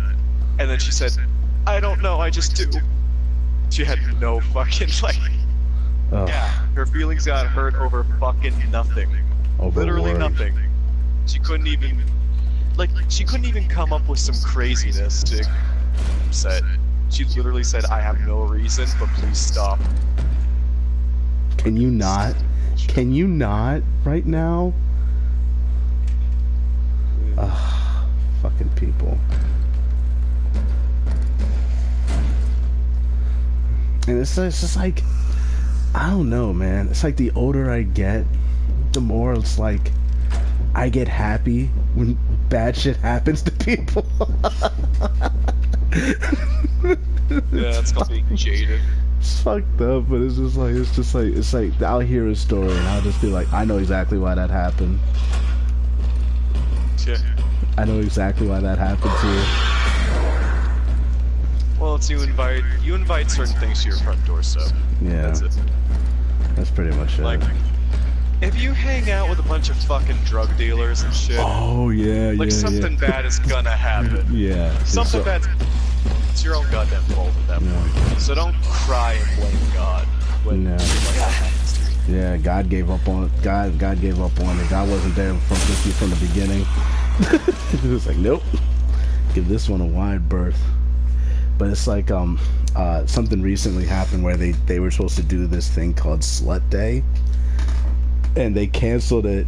The woman who was in charge of it canceled it because all of her friends that were helping her fucking stole her money that she was using to host the event. And I was like, and I commented, I said, man, like, duh, these hoes ain't got no loyalty. Well, that's why they're fucking sluts. Fucking That's ain't the got whole no fucking loyalty. point. Duh. The hoes ain't got no loyalty. Are you surprised? They're not married with children. They haven't committed to anything in their fucking life. That's why they're sluts. 'Cause they want to do everything. Yeah. Fucking just gaping holes that just take shit. The shit falls in there and is never seen again. It's the people you decided to trust. A fucking gaping hole. The fucking void. Yeah, the fucking void. No return. Oh my god, it's bad when like you hear men get involved with these. Oh my god, fuck. Who was that girl you used to make fun of? That you made fun of her and she wanted to commit suicide. Fuck. Yeah. She had a boyfriend. Yeah, she had a boyfriend and they broke up and whatever. And I still talk to him every once in a while. And he started dating this other girl, dude. His taste in women are shit. But he started dating this other woman. And the woman, you know what the girl said? Asked him a question. She asked him, she does something called free bleeding. And she asked him, What? would you be upset if I free bled in your car? And he's like, nah, I'll just clean it up for you. And I was like, that's where you fuck up. What the fuck? Fucking bleeding in your car. That's fucking... In your car. Okay. If you're religious, like, that's a woman's... Like, fuck that. But if you're not religious, that's still fucking menstrual blood. What the fuck's wrong with you? Dude, they say in the Bible, they say if a woman's menstruating, you should put her in the fucking shed. Like, get her out of the house so she doesn't bleed on your shit. Like, separate yourself from her. She's unclean. She's unclean. Because back in the day, there wasn't no, like, pads or shit like that. Yeah. Like, it wasn't sanitary, and it led to disease. You'd be like, okay, you're menstruating, go out back. Oh, yeah. Toxic shock. Yeah. Toxic shock. You heard that, Steve? Yeah. From the menstruation, when they put that shit inside their body. Oh, you never heard a lot of these fucking stories about like women in college get drunk while they're on their period and they get fucked and they get a fucking tampon shoved all the way to the back of their cervix. Oh no. I don't. Oh my god, yeah, that happens a lot. That happens a lot. It's a normal occurrence. Degeneracy. I never heard that ever. Yeah, fucking happens. Look it up. There are women walking around.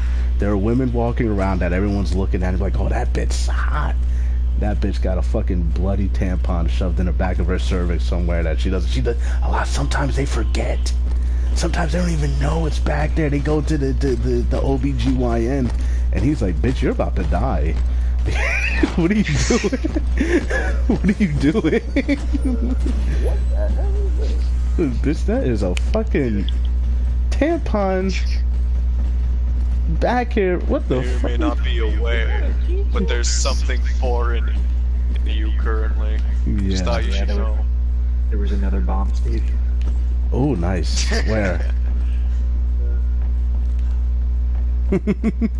There was another bomb? Inside of Paz. Pause. Oh yeah, it's fucking tampon. It'd be funny if that shit would have blew up and a fucking just like fucking crushed tampon just hit Big Boss in the face, was sticking out of his head. And then the horn is not actually shrapnel, it's like tampon. It's fucking, it's like accumulation of fucking tampons that have been shot. Well, actually, you know what? Paz has agents. She was an agent, so she probably was like very set. She had to know everything she did. She probably didn't get drunk that often. Have you ever heard of that? Have you heard of that CIA facility, the farm? The what? The farm. Oh yeah, I think I heard of something like that. I think they call it. Like they teach agents how to get information in a social setting. Oh yeah. You know, a lot of the girls be having, you know. It's women. It's mostly women. They use for getting information out of people. It's pillow talk. Prostitutes. It's not even that they're agents, they're prostitutes. Back in the day, they just hired prostitutes to do that shit. Yeah. Like the, or the, again. Babushkas or Babushkas or something like that. Yeah. In real life, the people working for CIA are usually like women and young people, and like they usually have an old director. A lot of women and young people. They get in Russia, they used to get the children to snitch on the parents in school. Yeah. Like someone like Big Boss, no one's gonna tell Big Boss shit unless he puts a knife to their neck. Yeah. You know what I mean? You wanna talk to him. If you saw Big Boss walking down and sitting next to you in a pub, you probably wouldn't say anything to him. Yeah. Well, I might just pat him on the back and say, "Good job, bro." You might think he's homeless. Just You might think he's homeless. directly into my eye patch. Yeah. Most people, I'm sure, would just think Big Boss was homeless if you looked at him. Oh yeah. It's true. Look like a wild man. Wild animal nature. Wild forest man. Then if he starts talking to you, you're gonna be like, oh, you're gonna get skeeved out. Someone like Big Boss, remember the thing I was talking about where I was like, oh, they should the thing I was talking about where they would use like convicts to carry out violent missions. They really do that shit. That's like I'd be talking shit like they wouldn't hire a Big Boss. They would hire someone where they could be like, they would be like, oh, he's acting on his own. He's just a terrorist. You know, if you get caught, that's what they're gonna tell you. Like, oh, he's acting on his own. They can't disavow someone like Big Boss because everyone knows him. Here, Steve, can I show you a picture of Big Boss that I find pretty interesting?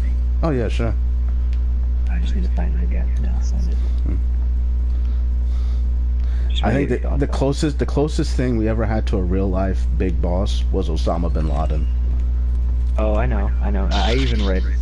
I read his biography in a book called by this dude that actually like traveled with the Taliban and everything. And, like Osama bin Laden,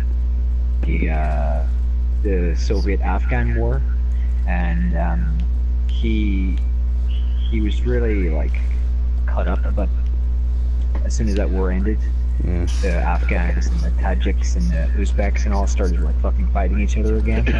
So he wanted to create like a new army or something like that to unite them all. Yeah, that was his dream. He wanted to new Muslim army or something to unite all those people because of the unity that he felt in the Soviet-Afghan war. Yeah, and I don't really. I know, like, everyone thinks... I don't think he's dead, dude. I never saw a corpse. They never did him like they did Saddam Hussein. I never saw a corpse, so I don't even think he's dead. Yeah, that's true. Unless I see a corpse. Even if there's this thing called Photoshop. Yeah. So. Yeah. But at least with they had an execution televised, and they did have like even what you call it? What's his name? Gaddafi. You know what I mean? When you see like the videos and the things like that showing you like, hey, we got this motherfucker, yeah, woo. But we never had that with Osama bin Laden. I sent that image over, Steve. Oh, let me see.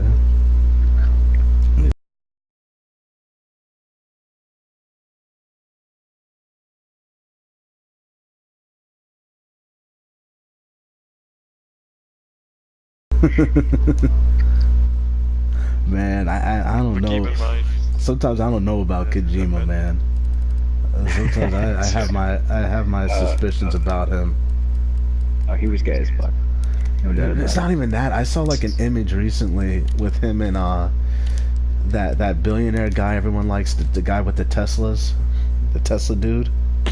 Elon Musk. Yeah, he's sitting on Elon Musk's shoulders. like you would like a child, like you would do. You know what I mean? You would do with a child. Sit a child on your shoulder. Like he wants to. I don't know about him, dude. That kind of turned me off. I was like, dude, like he's looking for his dream daddy, and he's a little old. And he's an old man. He's old. Kojima's a pretty old guy. Yeah.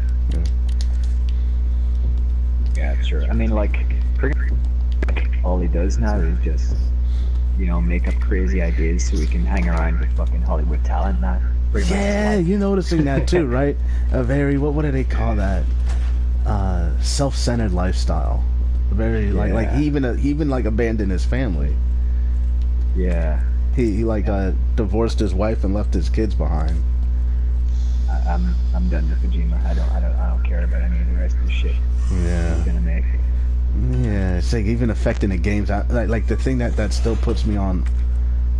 That makes me question him is just the way like Metal Gear Solid 5 turned out, and I'm like, if you really cared about your craft, like, wouldn't you like make sure this fucking game's finished before you release it? I know he's at that age. He's at that fucking boomer age where it's just like they don't give a fuck anymore. They're old. They don't care. Just a big old narcissistic, egotistical trip. Yeah.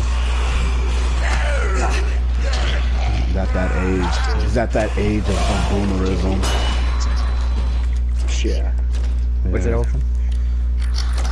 Well, like Phantom Pain was just a jump. Yeah. Take that. Just have it. Yeah. I'm done. Let's go with it. I know, that kind of bothers the shit out of me. And even when we were playing the game, we used to play Phantom Pain all the time. We used to play MGO all the time. I used to say this to myself, like, if they don't make an update, I don't know if I can keep playing this fucking game. Because like shit was so unbalanced. I don't know if you guys remember that shit. Oh, we remember, Steve. That shit was so there was some unbalanced shit to it. And I'm like, is it ever gonna be addressed or fixed? Like, what the fuck's going on? Yeah. And then it's like the Afghanistan map, and the Afghanistan map felt great, but the African map was just like nothing. There's nothing there. There's nothing in it. It's Africa. It's fucking Africa. Really? How do you drop the ball on fucking such a big? When you do Africa, you're supposed to have some lions, tigers, fucking hunting animals. You could have done some crazy shit. Yeah, that's true. I was expecting dinosaurs, but I didn't get it. Fucking Jurassic Park. Yeah. They could have done tons of shit. Mission, Peace Walker. Oh yeah. Yeah.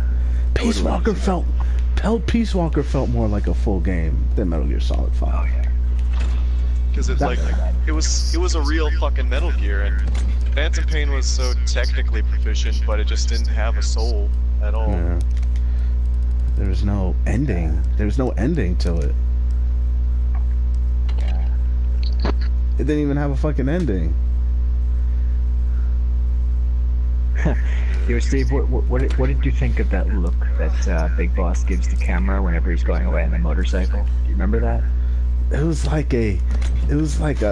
seemed so It was like artificial. No, it seemed like artificial. Like, I'll just put something in here to make everyone feel good about the piece of shit we just made them sit through, from the piece of shit that's not even finished. Yeah. I'm telling you, can I tell you something? I miss linear gameplay. I miss it. I'm playing Resident Evil because I do kind of like what you can do with a linear game. You can make it hyper realistic. You can actually have a compelling story involved. So much nowadays they want to make everything feel like GTA and then put battle royale. Everything's open world, everything's battle royale, and it's just like there's nothing. You have all this money and time invested in this game, and there's nothing in it. Yeah. Do you think Cypher has anything to do with it? Cypher, I think it's not Cypher. It's fucking people wanting to copy what they think selling, worshiping what they see. They heard this sold, so what they want to do is they want to take it and make their own version of it, and that's what I'm kind of getting nervous about with Death Stranding, because it looks a lot like just an open world with nothing in it, nothing happening. Well, it goes back to my ladder's down. Oh yeah, big old ladder. Fuck, dude. And he's just hanging out with his new Hollywood friends.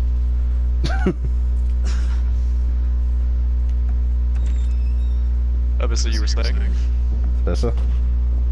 Like what you're saying there is that like the businessmen just see market trends and they see numbers, but like underneath all of that, greed is the one deadly sin that I think defines the modern world more than anything else. Oh yeah. Greed is driving all this abhorrent invasion of technology into our lives. Oh yeah. And like muddying national boundaries and stuff.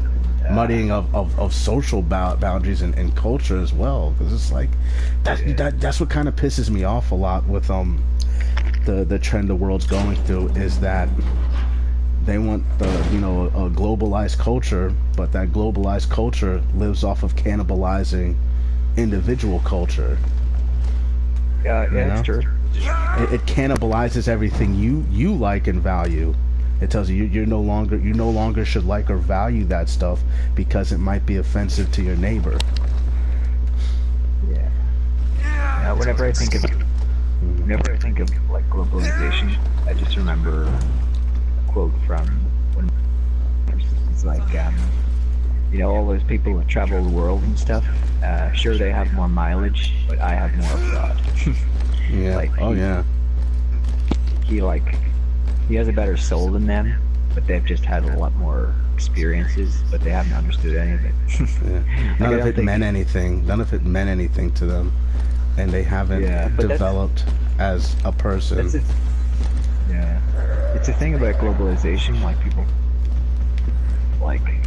it's the worthy thing to keep the globe open and like always have the option to like travel across it. But, like, it makes a global market. It makes a market. Yeah, that's it. Makes money. It's used to make money. Yeah, that's true. Yeah, the tourism market, and of course, like in your way of life. Like that's what they say. That's what they say stopped America becoming an empire, because the Americans don't want to bring the idea of democracy around the world. They just want to sell you stuff. Yeah. They just want to like. The way of life, or they want to steal your shit. Well, that's it. Yeah, just fuck it. That's another thing with capitalism, blatant theft. Yeah, capitalism, a hell of a thing. It's fucked everything. And you know what? If capitalism if capitalism was really what they say it is, you wouldn't be bailing out people for failing to make money. That's not capitalism. If you can't make money, that's your shit. It's socialism if you bail them out. It's not. America is not a capitalist society. It's socialism for the rich. That's what America is. And everyone sit here. Yeah, it's socialism because if you don't make money, you should have to suffer for it. But instead, if you're in America and you have a multi-million-dollar company and you make a boo-boo, they use taxpayer dollars to bail you out. It's kind of true.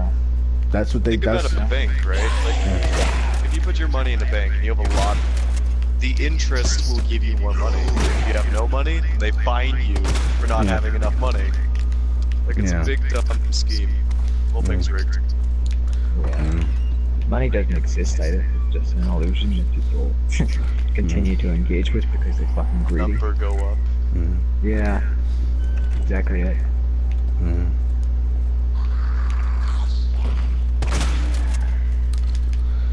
That's the world we live in. What can you do? Wait. Can you take on the banks? Can you blow them all up like Fight Club? No. But you can laugh anytime a World Trade Center happens, or you can laugh whenever their kids die from an opioid overdose, or their fucking yacht sinks with them in it, or they get in a plane crash. You can stop feeling sorry for these people because they really don't feel sorry for you, and they're actually predatory towards you. So when you hear something like, one of their kids got devoured by a pack of dogs, you can be like, oh, thank you, God. You're still there. Still working. Do you remember that movie? One of the quotes was, "Greed is good." Remember what movie that was? Oh, it's probably all the movies. Damn. It's probably all the movies. Literally. All the Hollywood movies. Do they love it? The funny thing is, the thing that always made me laugh at these people, they do the same shit time and time again, where they lie just so blatant. The lies are so blatant and fucking no boundaries to the shit they'll lie about, and that people would still like buy into it. You know what I mean? So they'll sit there. So you have these people, right? They'll call themselves Jews. And they'll sit here and have the biggest gay pride parade in their backyard, fucking suck little baby dicks, fucking get caught time and time again, being pedophiles, drug addicts, this and that. Do everything, do everything in the book to let you know who they are. And people still be like, oh no, but they said it. They said they were Jews, so they're saying it. The UN called them Jews and said they're allowed to live in Israel. So that means they're Jews, cause you know the media said it. They own the media though. Oh man. Yeah, it's true. You know, if you're interested in that, if you're interested in that, Steve, you should watch David Duke's interview on CNN. But the problem with David Duke, the only problem I have with David Duke was he's a good lad. Yeah, he still calls himself a Christian, right? But he doesn't understand. Yeah. He doesn't understand. But you can't go into the Bible and pull out the word Christian and pull out anything involving Christianity. There's no, the word Christian isn't in the King James Bible. It doesn't exist there. People made that word up. It's not. It's not a real. Because like before Jesus, everyone was just Jews. Yeah. It wasn't everyone was Jews. It's just Jews were what the book. That's who the book was written for, and that's who the book was written by. Yeah. Jews, and the way God refers to Jews in the Bible is He calls them His hidden ones. He hid the Jews. That's the way He protects the Jews. Is He doesn't have them out there being like, I'm a Jew, so let me tell you about God. No, God doesn't. That's not what God does in the Bible. God says, listen, I'm gonna have to hide you guys because the world will kill you. They'll kill you if they find out what you are. Yeah, the world will take you out. But getting back to David Duke, I still think you should watch that interview he had. I watched him. I've watched him several times. It's just that the only thing that still gets me is it's the Bible stuff with him, because I know he used to be in the Ku Klux Klan, and used to be what one would consider a white supremacist. You can't be a white supremacist then say that you can't be a white supremacist and claim that your book is the Bible, because the Bible, most of the stories take place in Africa. The most of the Bible takes place in Africa, dealing with, and the people they're talking about are black people. Yeah. Black people roaming around Africa. The whole white supremacist, he don't do that no more. He says it. He says he don't, but he's still calling himself Roman Catholic, or I'm sorry, Christian. I know he is. Christianity is when white people took the Bible and wanted to exclude black people, so they called themselves like, oh no, this is our book. And the people in it are white. Really? They started painting white Jesus. Yeah, that was what you call it. Oh, sorry. Go ahead. I mean, like, you're being pretty intolerant right now. Like, no, not I think you're writing him off for pretty superficial reasons. No, it's not writing him off for not wanting to listen to what he said. I still will listen to what he has to say. But the only thing that just gets me is that that whole period in Europe where they did all the iconography. What do they call that? The Renaissance, where they took the Bible and they made a bunch of iconography based on the Bible, but they drew everyone as white. But when you look when you read the Bible, they're talking about Africa. They're talking about people in the continent of Africa and the nations in that continent. I can see your angle here is getting back to white supremacism, but it could be consciously he's not doing it. Consciously, he's no longer considering himself a white supremacist, but subconsciously is a different story. Subconsciously, there's that thing about him that's still clinging on to that ideal of what the Renaissance brought forth, where it was they took all the iconography. You can still he's still going back to the iconography of that time. Well, I don't know about all that. He's actually one of my favorite people, David. Yeah, I'm not saying he's a bad person. I'm not gonna sit there and say, oh, he's bad because of this and that. No, it's just like something about him shows me that there's still something he's hanging on to, which doesn't reflect reality. People, yeah, it's not a reflection of the reality of what's going on in the world. Don't get me wrong, he might be right about a ton of shit. I know he's a smart guy, and he probably says some smart things, but the fact that he wants that he based his life off of a misconception of a book. And that he still identifies with that misconception instead of just being like, hey, fucking, it was the niggers the whole time. You know what I mean? I'm not even gonna say that because, like, yeah, there are plenty of dark-skinned races in the world, right? Tons of them. Yeah. And they're not all Jews. I'm not gonna say to tell you every black person you see descends from, the people in the Bible. That's bullshit. I know that's bullshit. A lot of them like Islam actually nowadays. Yeah, and a lot of them might be fucking old school Muslims. A lot of them might be. That's where they came from. Remember how I said how that Y chromosome never changes in people? There's a reason they identify as that, and it's something untangible with them. But let me tell you this shit right now, man. Fucking when white people tell you they're Christian, look out. They'll fucking do anything. They could be part of anything. They could be fucking they could be pedophiles. They could be anything. That doesn't mean shit. Yeah, they could do when they start talking about their Christian this and that. That's when I'm just like, oh. Well, it's that thing where you're fucking saying, "Oh, did you know I'm a good person?" Yeah, do that, right? That's what it comes. That's where it comes from. Oh, fuck off. Yeah, that's where it comes from. And the funny thing is, it's not like a conversation by saying you can trust me. You just be trustworthy and be trustworthy. You know?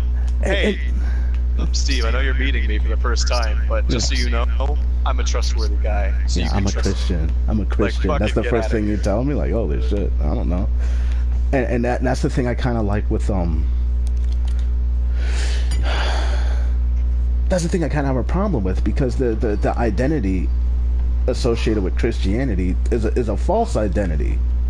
That's not in the book. First off, that's not in the book. That's something made up by a bunch of faggots and freaks during the Renaissance. A bunch of faggot and freak artists. It was in the sequel. Yeah. It was in the fucking... What do you... fan fiction? So it's fanfic. Yeah, you're telling me you're into fanfic. Yeah. Don't tell me about Islam or fucking Christianity. Those are fanfics. The real book didn't even go through that shit. They just said, hey man, there were these people in the desert and a fucking miracle happened. Let me tell you, it was the fucking worst land war that ever happened. But they somehow survived it, and that's it. That's the whole thing. That's the whole thing. It doesn't tell you that you need to do this, you need to do that. They just said God has people he chose in the world, and he'll work miracles for him. But not everyone else. That's the story of the original book. That's the story of the original book. You can get mad at it. I know a lot of people do get mad at it. They don't want to hear that shit. They want to think we're all special. Well, they disliked it so much they made their own. Yeah. So. Because it is kind of disconcerting to where you could be born in this world, and there is a supreme entity who really doesn't give a fuck about you. Unless you're his chosen people. Yeah, unless you're chosen. Unless he chooses you, he don't give a fuck. Anything can happen to you. He wouldn't care. That's the story of the original book. Why do you think God would say he has a chosen people? Why do you think the whole book, the whole Old Testament just talks about, yeah, God says, yeah, I have my chosen people, and I'll keep them hidden. Everyone else, I'll do whatever the fuck I want to them. They're my playthings. The story of the Old Testament. Look at the book of Job. Yeah, I might read up on the Bible actually. Just for fun. Oh, sorry.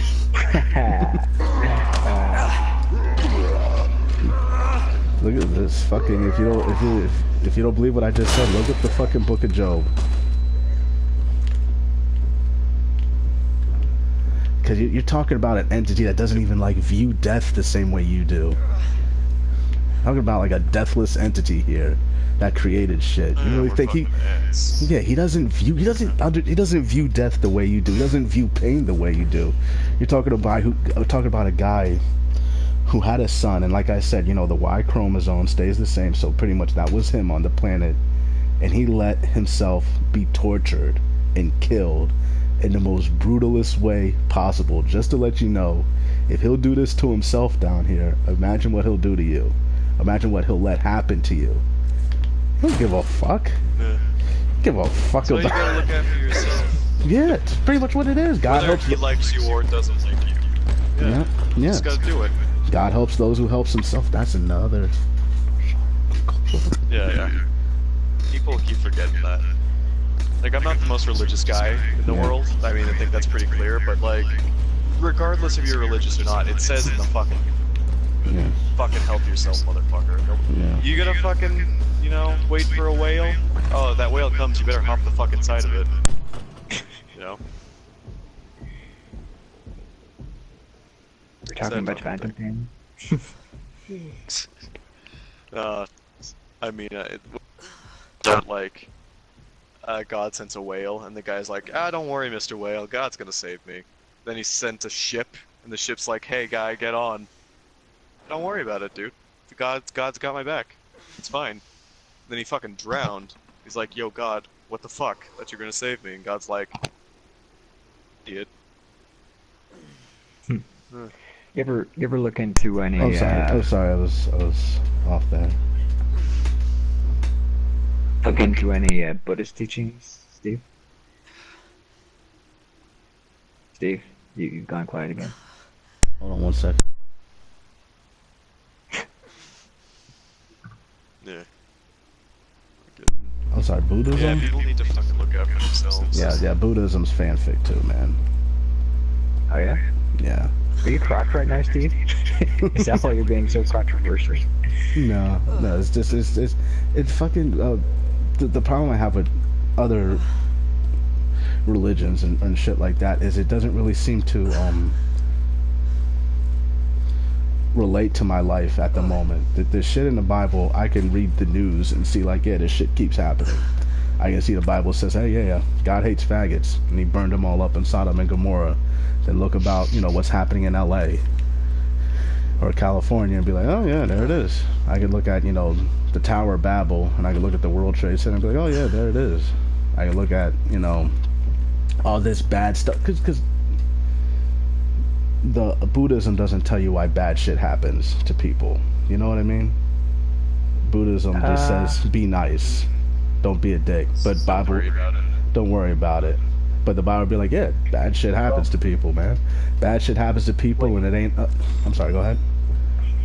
Yeah, no, like I was just, I was watching an interview with this Chinese dude talking about China. Well, obviously.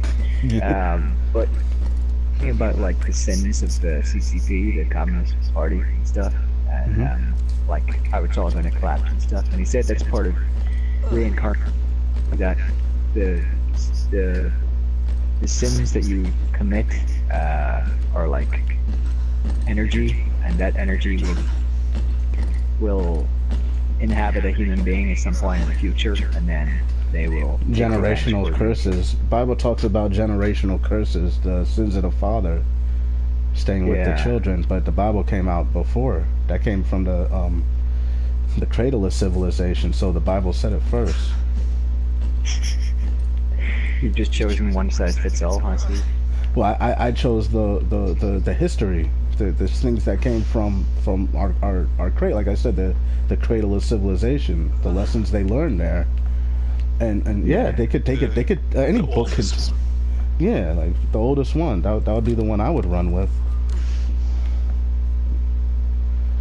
Yeah. Whether or not you believe any of that actually happened, like there's a lot of wisdom in it. Yeah. Because it's so fucking old. It's old, and on top of that, it kind of instead of just saying it's just people do bad things and that gets stuck with people, it kind of makes more sense, like even scientifically. When you talk about like how you are, you share a lot in common with your father. You even suffer his sins. You're even made to pay for his sins. Whoa. Yep, sins of the father, shit, it's true. Yeah. You do pay for. Talk about that a little bit more, actually, because I find that kind of interesting. You pay for shit your father did. Your father does. You pay for shit your ancestors did too. Your father's Can I get an example? The best example I can give is like with our justice system. If your family, if your father stole property, let's say your great grandfather stole property, and he's been passing it down the generations, right, all the way to you, and then one day you get a knock on your door from the FBI, and they're saying, yeah, you're gonna have to pay for this. You're gonna have to pay for this thing that happened so long ago that you weren't even a part of. It's fucking true. It happens even with the IRS, and even amongst that, you can have just fucking diseases that are passed genetically. You can have all this stuff passed between you and your ancestors. Why wouldn't you think sin would be a part of that? The same vices they had: alcoholism, drug addiction, being a piece of shit. Well, they even say that about it turns out like the more of a sedentary lifestyle you have, like the more overweight and the more like out of shape you are, you can actually pass on poorer genetics because you decided to do that. Yeah. Like, yeah, that I buy into. And the little things would pass on. My mom told me this story once when she was in Haiti. They had this I think she might have been talking about my grandfather, but he was sleeping with all these men's wives and killing people and stealing land. He was an asshole, and that he died early. He had cirrhosis of the liver, and he died very, very young. And after he was gone, his family, my mother and her, aunts and uncles and shit like that. They had to fend for themselves, and nobody wanted to fuck with them. Nobody wanted to deal with them because of the shit her father did. They didn't even want to be associated with the name. So they couldn't go into, they couldn't start their own businesses. Some of them changed their name completely, just so they weren't associated. Makes sense. Is that where you have Asian surname then, Steve? Yeah, I don't have my original surname. I don't have it. My most original surname would be Vanderhoff. I don't have that as a surname.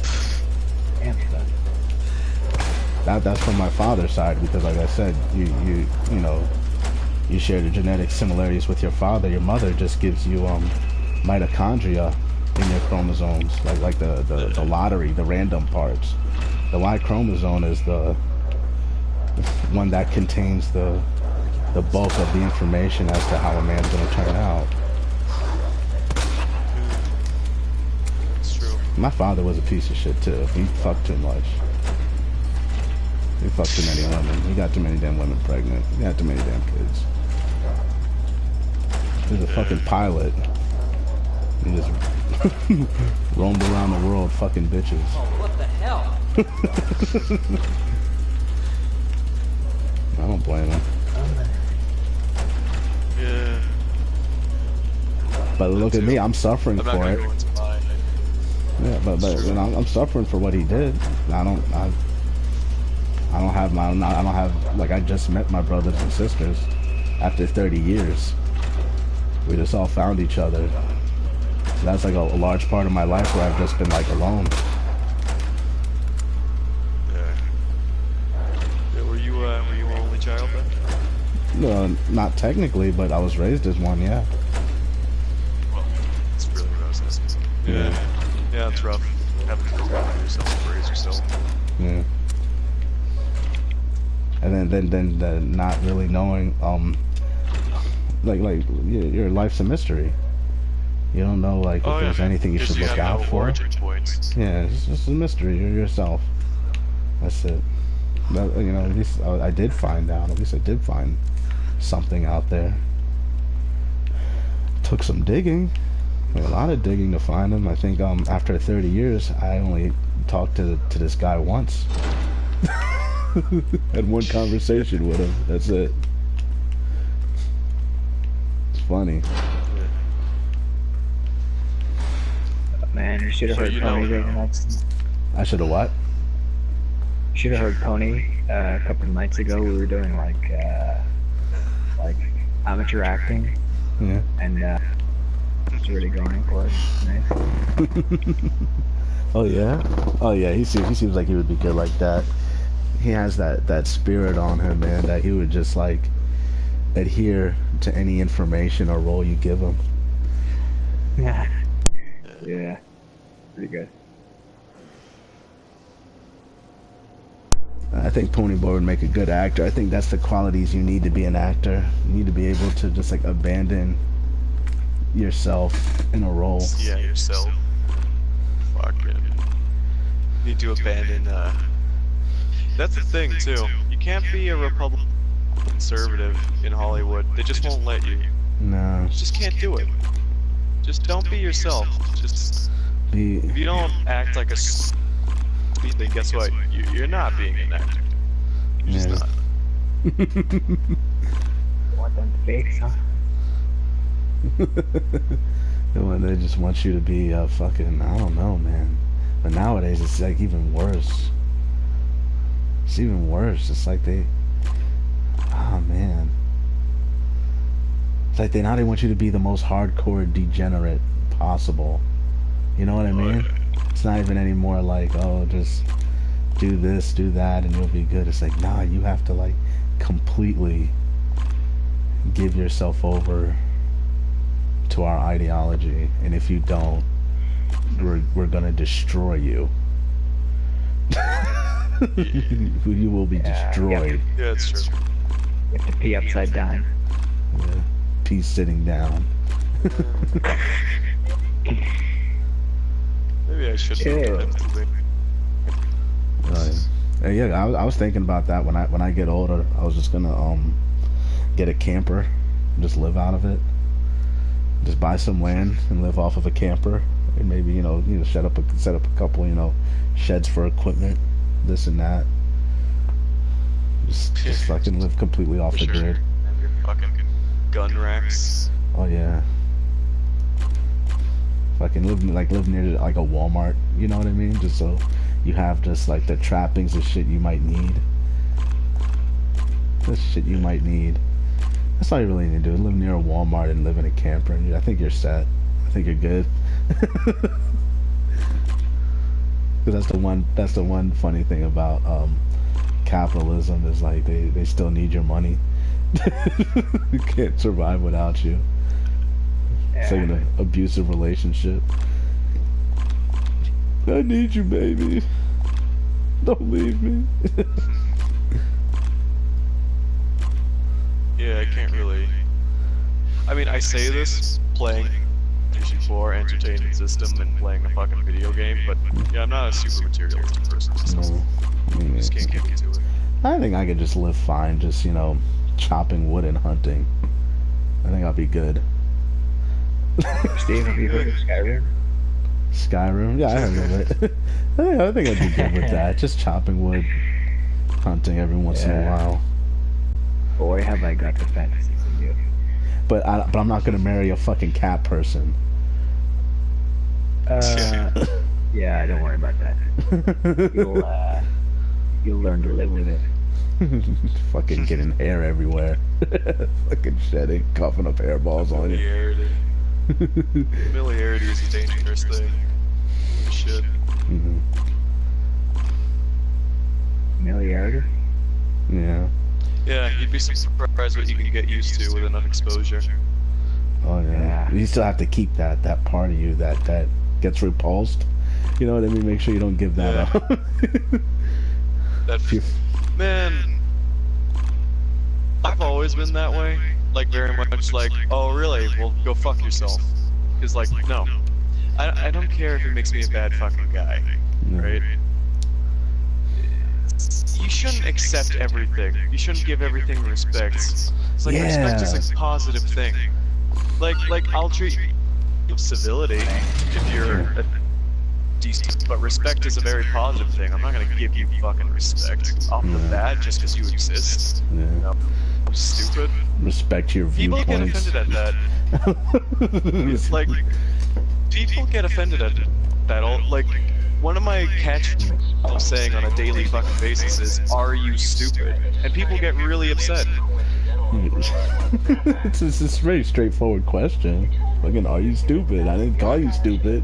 I'm not even calling you stupid. I'm not saying that you are stupid. I'm asking you because you're acting stupid. So are you? Like, I think a lot of times is people have a tendency of adding to the things you say. You know what I mean? Like, they don't just take what you're saying at face value. They kind of add a stipulate, like subconsciously a lot of times too. Like, you'll say, "That's bullshit," and they think you mean you're telling them they're bullshit, or that's not good. Fuck them. You know what I mean? Well, all over the place. Like, let's step outside of ourselves for just a minute here. Like, let's just say this, right? Democrat being ultra fucking Republican. Yeah. You see a lot of black people going really towards ultra liberalism because they think that's good for them, but it's really not. It's really not. So whenever, like, I see like a black lady saying all this super ultra liberal shit about how I'm homophobic and how I'm sexist, it's like, there's always that extra thing where it's like, are you just picking on me because, you know, you think I'm a white racist and I hate all people that aren't me? It's you know what it is, and this is the trick, right? They despise individualism. So the second you say, like, "No, I'm not into that," the second you separate yourself from a group think mentality, it could be anything. It could be anything. You can say anything. You're like, "No, I'm not engaging in that bullshit." They'll come at you'll see it in their body language before you hear it in their voice. There's like an unspoken aggression, like a flip gets switched to where it's like pod people, where they, you remember that movie where it ends with that guy pointing at the girl and making that like crazy yelling noise? Yeah. Oh, the fuck is it? It's like the one with is it just what the fuck is this? You know what I'm talking about. You know what I'm talking about. It's that's the mentality. The eyes and yeah, that's how the thought is.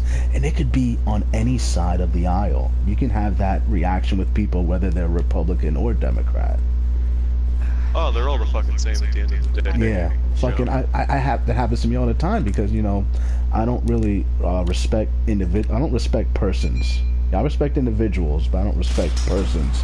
So like I'll see Trump and I'll be like, I'll be like, hey, look at this motherfucker, or listen to what this bitch said, and I still like him. And I'm still like, yeah, shit. If I had to vote for anyone, if I cared to vote, it probably would be him. At least he's not gonna make things. Yeah. So at least he's kind of trying to keep the balance going. There's a balance there, and he's still trying to keep it going. But I can still make fun of the guy. I don't like him. He's there to do a job. He's like my pizza delivery boy.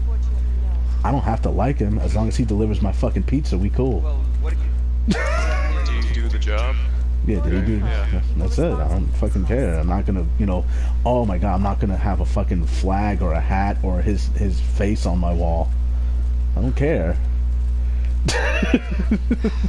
I never understood these people with the flags and the hats and it could be on any side of bumper stickers. Like, I don't fucking care about these people. I don't care about these things, these trappings, these little fucking qualifiers you need to let people know who you are. Fucking why I don't need that. Yeah, I don't need that shit. Don't look at what people do. Don't look at what people say, look at what they do. Yeah. Just I could say I'm anything. There's that one, who the fuck is that chick that, like, she's some white chick that, like, she got a super fucking, like, bronze or tan, started identifying as black and saying that she was black. Oh yeah. Like, that's black. Rachel Dolezal. She was trans black. But the funny thing is, there's that weird thing. Yeah, go ahead. The thing that puts me on edge. This is the thing where I do kind of get judgy, because these are the worst people I ever met. When you meet white people that try to act black or act black, oh God, the fucking wiggers. Those are the most. Can I tell you? And I don't use this term lightly. I didn't even call the term prejudice and racist. Hey, what's up? Hey, Paulie, would you read something I've written here, Paulie? But what I was saying, those are the most prejudiced and racist people you'd ever meet. Those guys who try to act black, because it's not like, it's kind of like when a man tries to act like a woman or become tranny. What they're doing is they're putting a characterization of what they think a woman is, because they can't really know what a woman is, or how a woman feels, or what a woman thinks. They don't know what it is to be a woman. They don't know what it is. Their fucking brain isn't that. Yeah, so they're putting on what they call a menstrual show of this is how this person should act, and that's kind of like what the wiggers are doing. They're putting on this show as how black people should be acting. Did you ever see that movie Gran Torino? Yeah. I love that movie. Yeah, I love that movie too. I hate that kid. For Scott Eastwood. Yeah. Well, that's his son. That's Clint Eastwood's son. So I think that's fucking hilarious. But yeah, fucking that kid is like trying to be cool with those black dudes, and he's like, I fucking love that part where Clint Eastwood's character just says, "Shut up, pussy," because you're being a fucking pussy. What the fuck's the matter with you? And it's like. There's no way you can know what it means to either be black or a woman or whatever. You are who you are. That's how you are. Act like that. Because if you do anything else, if you try to act like you're black, you're not. Everything. Yeah, you're putting on a show. You're putting on a what they call a menstrual show. Just can't be everything. Yeah, you can't. And it's like what makes my skin kind of crawl with that is that when shit pops off, you know when these guys get in trouble, you know how they're gonna start. You know how they're gonna talk to the police. You know how they're gonna talk to police. You know what they're gonna sign. You know when they get arrested. I do believe that was correct. Thank you for your service. I respect you.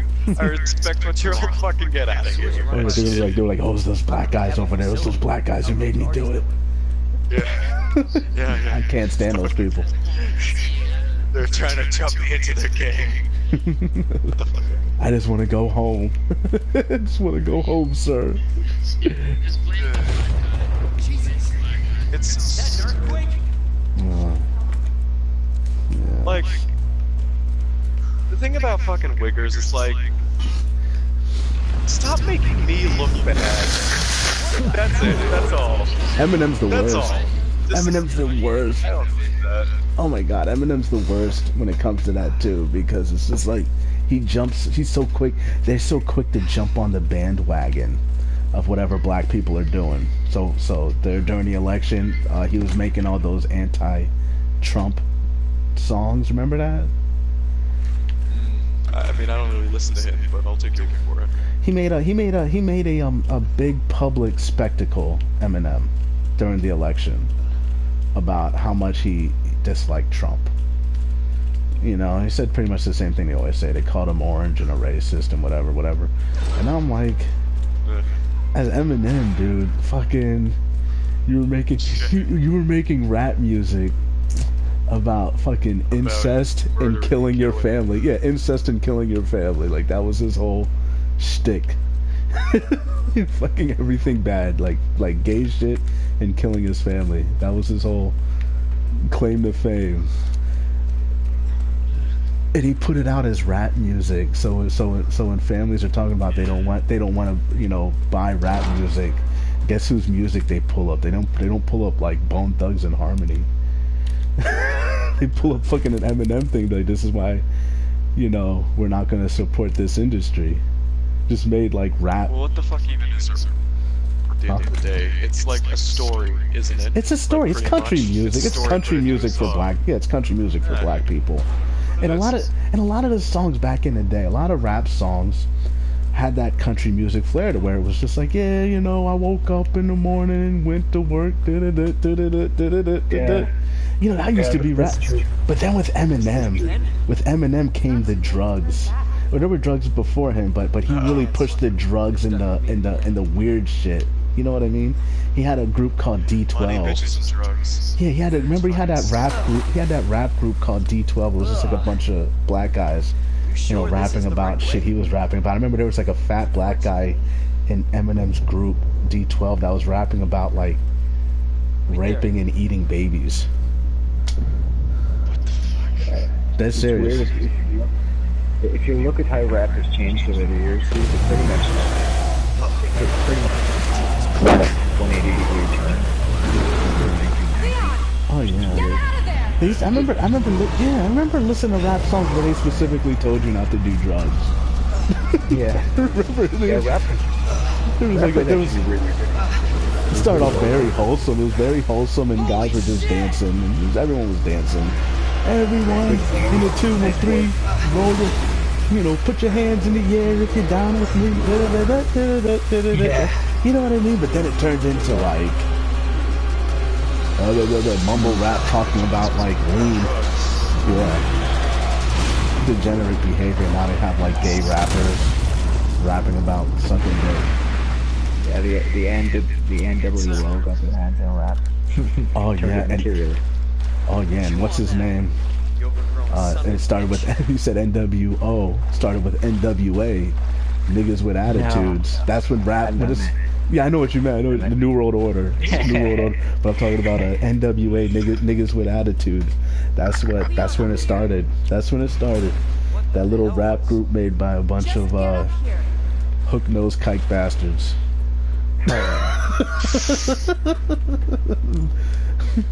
Financed by hook-nosed kike bastards. Yeah, fuck the police. I don't said any of that shit. The police or hate them. Yeah, like them or hate them. They're a very necessary part of society. Yeah, my cousin's a fucking sheriff. Like my cousin who lives in the same town as me. He's a fucking sheriff. I'm not gonna say fuck the police.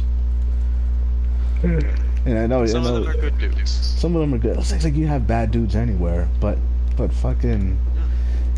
I think it's better if you all have guns and protect yourselves and your own property. Don't get me wrong, that would be my ideal world. Well, again, self-sufficient. Gran Torino, you know, when you see a bunch of fucking Koreans going over there, don't call the fucking police. You react.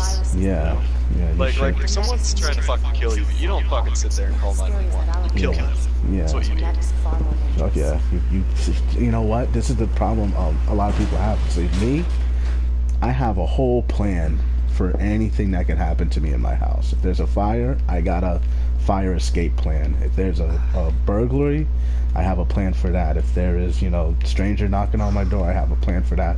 Most people don't do shit like that. That's not normal. That's not normal. You have a plan to take over the world? I don't want it. Why would I want that? That sounds like a headache. Sounds like a major headache. Who knows? Could make it better, Mr. Specialist. I don't want to. I think the world, people need to be removed.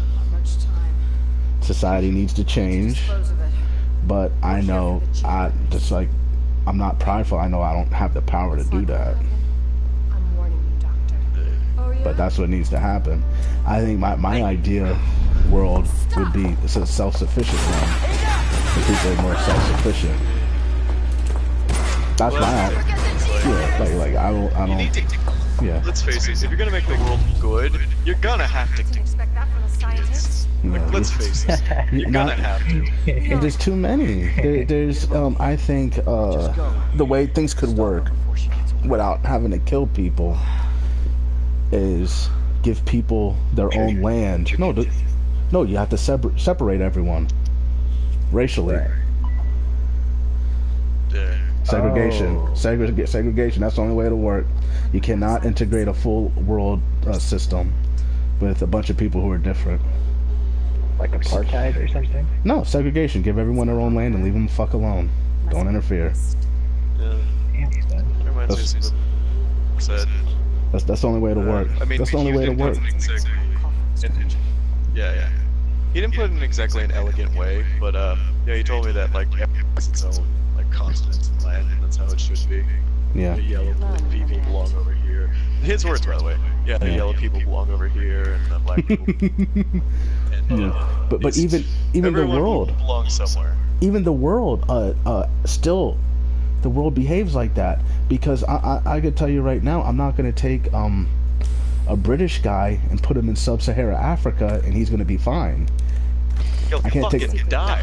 He'll fucking die. The skin cancer. Yeah. Because guess what? There's a difference. We're different. Everyone's different. It wasn't built for that. It wasn't built for that shit. For the fucking snow. Yeah, it wasn't built for that life. What's up? No, okay, Abyssa. I live in California. Listen, you're Irish. You don't really have to deal with that often. I can young when I go outside. Alright? It's like I can feel it.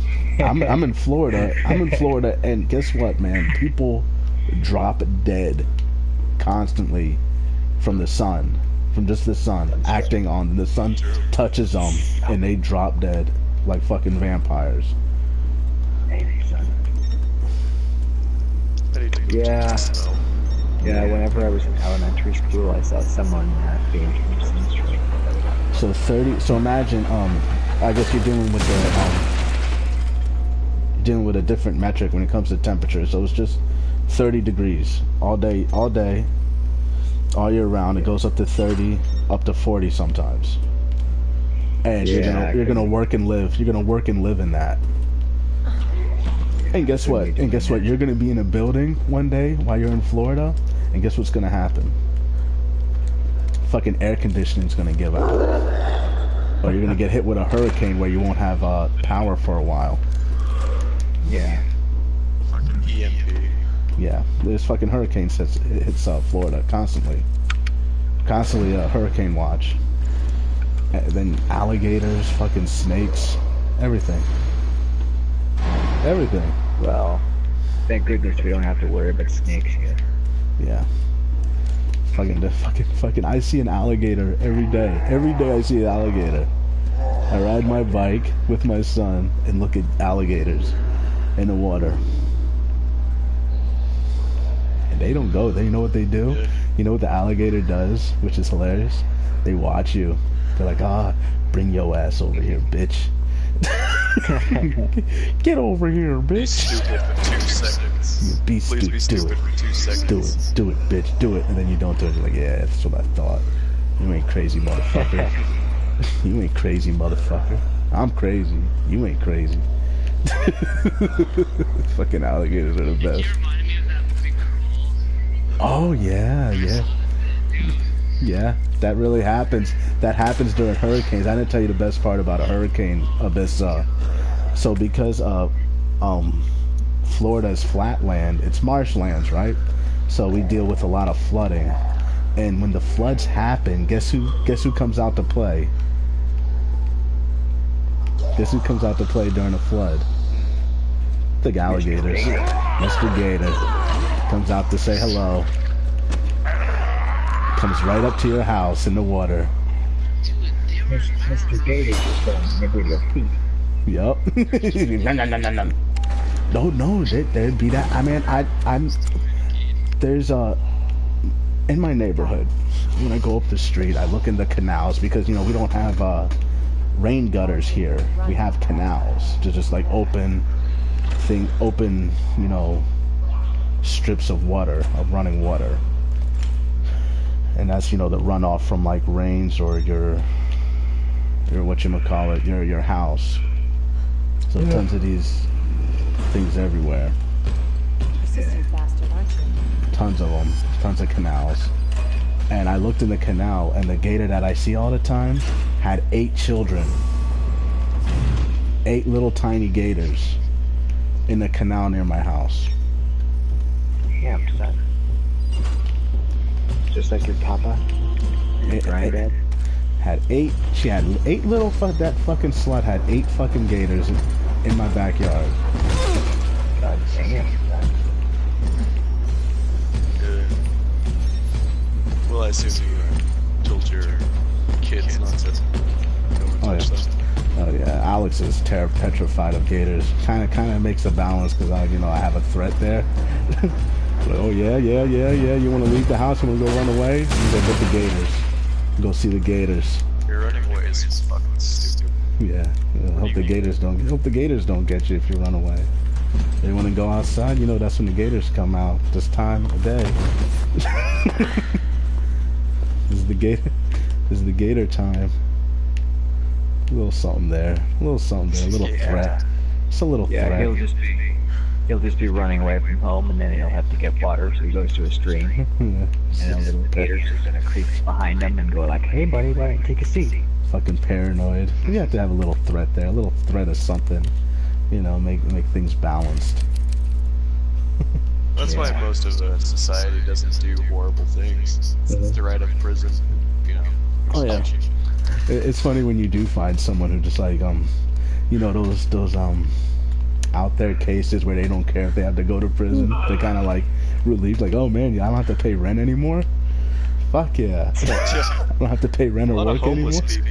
Yeah. A lot of homeless people love going to prison. 3 square meals a day. Oh yeah, and it's fucking yeah. You go to prison, you join a gang, kill someone once. What's up? Have you ever Jack Fresco, Steve? Jack Fresco? Yeah. Sounds familiar. Yeah, I thought it might have rung a bell, but he was the father of this movement called the Venus Project, and he was, because a lot of his views were like pretty revolutionary and stuff, and someone asked him like, don't you ever fear going to prison? And he's like, no, I don't fear. There are plenty of books to be written. Oh yeah. Like, yeah, that's pretty much his attitude. Like, if I got slapped in the prison, I'll just write books. Yeah. Write books, read books. I'm sure if you're smart enough, you'll be fine in prison. Yeah. It's not so much that a lot of people think you got to be a big guy in prison. Like, nah, if you're big and violent, guess who's gonna get you? Fucking guards. They send guys in riot suits to, cripple you. That's what big guys got to look forward to. That's what that guy Alexander Solzhenitsyn did. Remember the Soviets Like you just wrote a book on why this happened. I can't believe you've done this. Yeah, and guess what? There are plenty of like there are plenty of people who were in prison and made a very lucrative living off of their story. Yeah, they wrote his book in prison. Yeah, right. that one chick wrote a book about her prison story, and then it got turned into a TV show. Black. Yeah. Yeah. There's money to be made. There's money to be made in that, in suffering. In suffering. Purely. Yeah. Yeah. Do you speak any French, Steve? A little bit.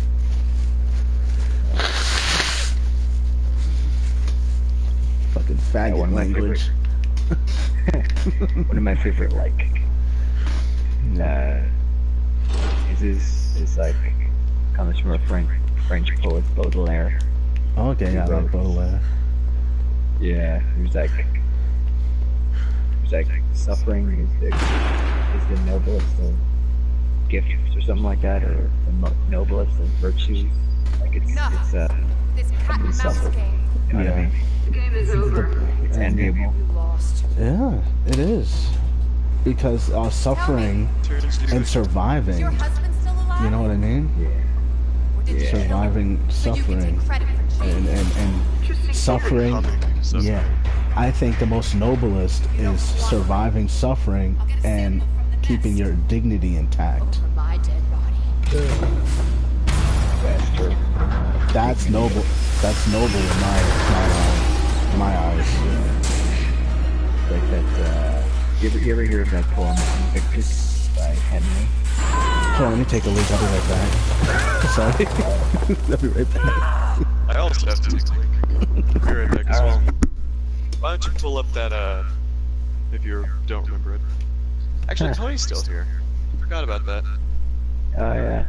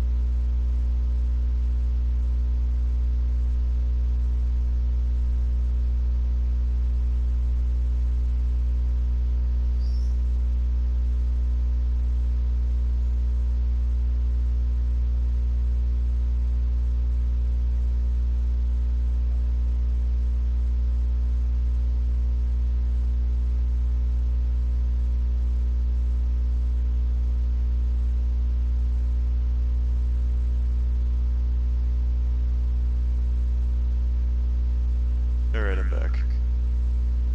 Yeah, welcome back.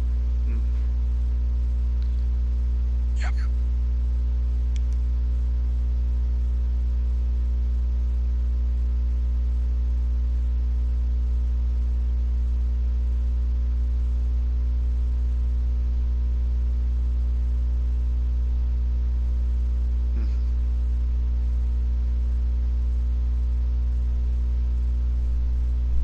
Just watching that video you sent me about BoJack Horseman.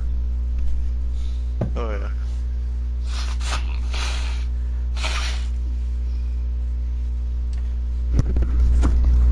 Alright, I'm back. Anyone there? What were we talking about? Suffering and keeping your dignity. Yeah.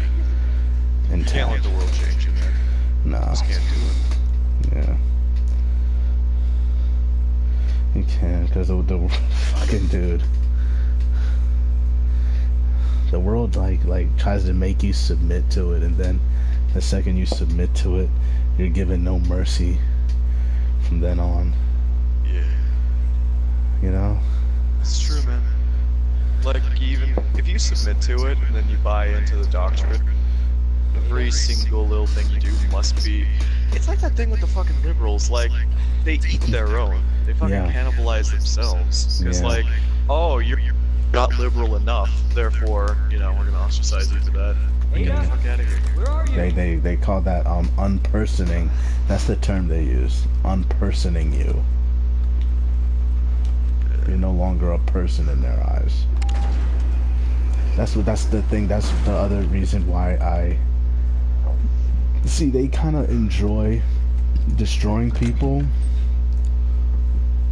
like going out of their way to do it.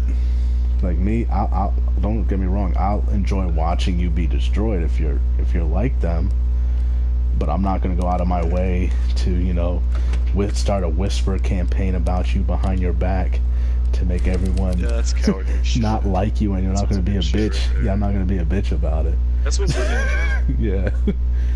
Like, yeah, I mean, I don't go out of my way to like pick on anyone either. Just like if you come to me, then you're coming. I had a whole big dumb fucking conversation with people trying to get me to vote, and literally the only problem was you stopped me in the street, me on it, and then it wouldn't. That was the whole fucking point. Like, I might be a piece of shit for that, but you stopped me, so fuck yourself. Yeah. You have to deal with that. Yeah, you. I wanted to talk to you. If you didn't stop me, we'd be having a conversation. You would have been saved this headache. It's true. Yeah, fuck them. It's that whole. I think what it is with them, which I've seen a debate. First off, the ideas scare them. That's what I've noticed. Like ideas make them pull away from people. You have the wrong type of idea about something, that's enough to get under their skin.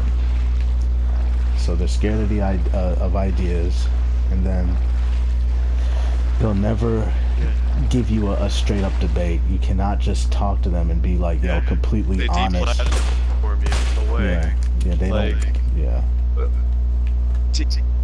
Question whether or not what they're saying is valid is they take that as a fucking like fatal insult. Like if you're even slightly questioning it, fuck you, you're a fucking Nazi. Automatically, you question what they're saying, you're a fucking Nazi.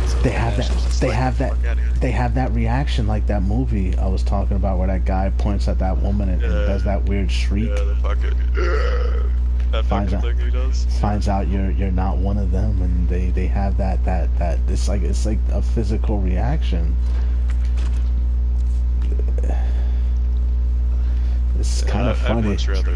It's kind of funny. Yeah. It's kind of funny dealing with them and watching them squirm.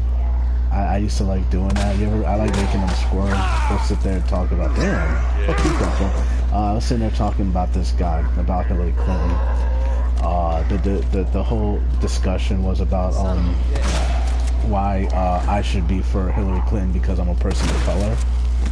And I was like, my family comes from Haiti, and the Clinton Foundation pretty much robbed them. You know what I mean? They were taking donations for that hurricane, that earthquake that hit them. The Clinton Foundation was handling the donations for a hospital they were supposed to build. They took the money, never built the hospital, and now they're no longer allowed in Haiti. That's the shit that I can't stand right there. Like, the shit I absolutely can't stand. Like, if you're a Republican or conservative, automatically you must be like fucking racist or whatever. It's like that thing, I literally saw a tweet from some fucking, like, if you don't like Obama, you're just racist. That's it. Just automatically. And then everyone likes it. Not his policy, not anything the fucker ever did. You know? 1,000 likes, 1,000 retweets from that. Like, this motherfucker bombed innocent village in the fucking world. Like, don't pretend. Don't pretend like he's a saint just because he's a black guy. Exactly. Like, come on. It's like they talk all this stuff about people, even though the poor people's secret. Yeah, Obama just he killed the poor people, then went on Ellen and didn't talk about it. Yeah, I kill people on Wednesdays. I remember one time, fucking they were on Ellen. Like, dude, I was sometimes when I watch morning TV here, I'm like I'm like, dude, this shit is so fucking out there crazy. I'm surprised no one else is catching this. He was on Ellen, and they were talking about it might not be an Ellen. They were talking about his daughter started dating, and Obama went to the daughter and said, yeah, said about the daughter's boyfriend that Obama has something called Predator drones, and it was before he really started doing the Predator drone program. He's joked around. He's like, yeah, Predator drones, you'll never see it coming. I think it was Ellen. Was it Ellen? He said you never see it. Yeah, and everyone laughed, and I was like, I remember hearing that. I'm like, so wait, fucked up. And I'm like, what the fuck? Like, you'll never see it coming? Talking about killing people. He's talking about killing people, and that they're never gonna see it coming. And these fucking dumb whores on Ellen. I'm gonna abuse my power as leader of the free world to fucking bomb your apartment building, you little fuck. And everyone laughed at that. If he wasn't laughing, remember he said, I'm not joking. Remember he said that? Exactly, remember he said that shit. He said, oh, you think I'm joking? And he just said, you think I'm joking or I'm not joking? Yeah, it's that nervous fear laughter that people did around Stalin.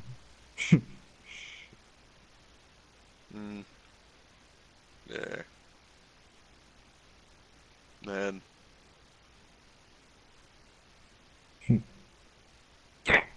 Yeah, nice one, Mad Evil Tyrant.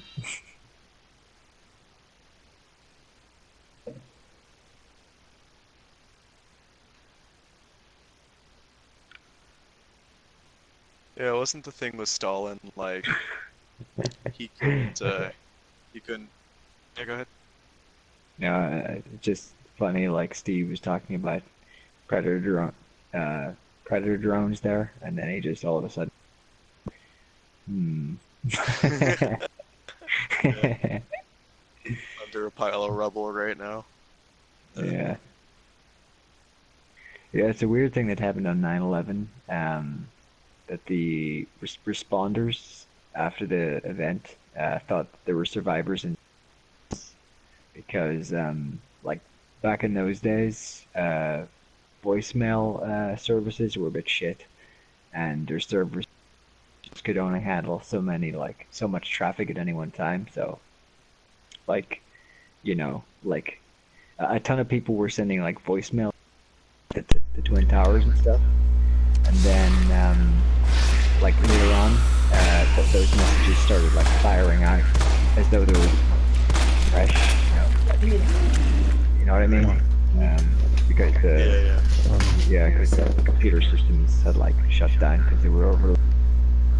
You know, after the towers had fell, those messages. So a load of people thought they were still, you know, alive to be on the side.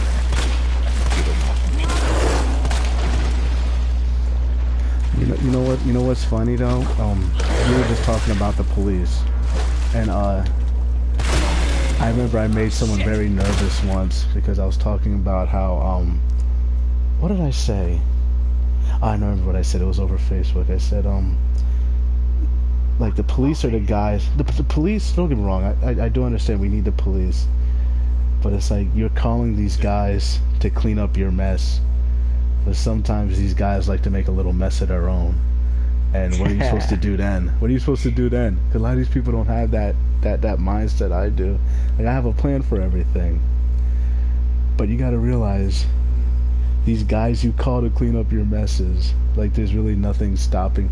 You really submit yourself to their authority when you're calling them to fix your problems. You know what I mean? Yeah. There's a certain amount of submission there that I've never been comfortable. Don't get me wrong, I understand you need them. I like it when the police are there and they're watching out over something. They're watching, you know, the roadways or something like that, or, you know, watching, you know, security at your child's school.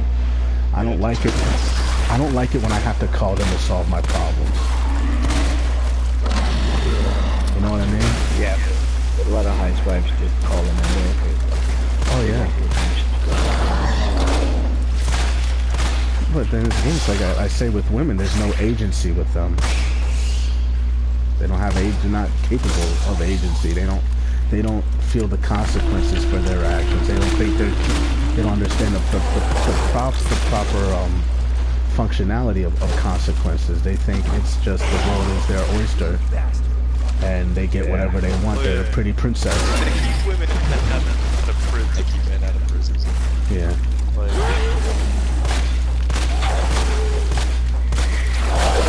oh yeah, they'll as a man.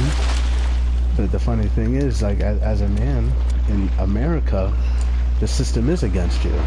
The system wants you working for them. But for women, the reason the system goes out of their way to help them is because the women are the main supporting leg for them. You know, the women really support the functionality of the system. The women are the ones buying shit, having, you know, gestating children for long periods of time, and giving doctors something to do.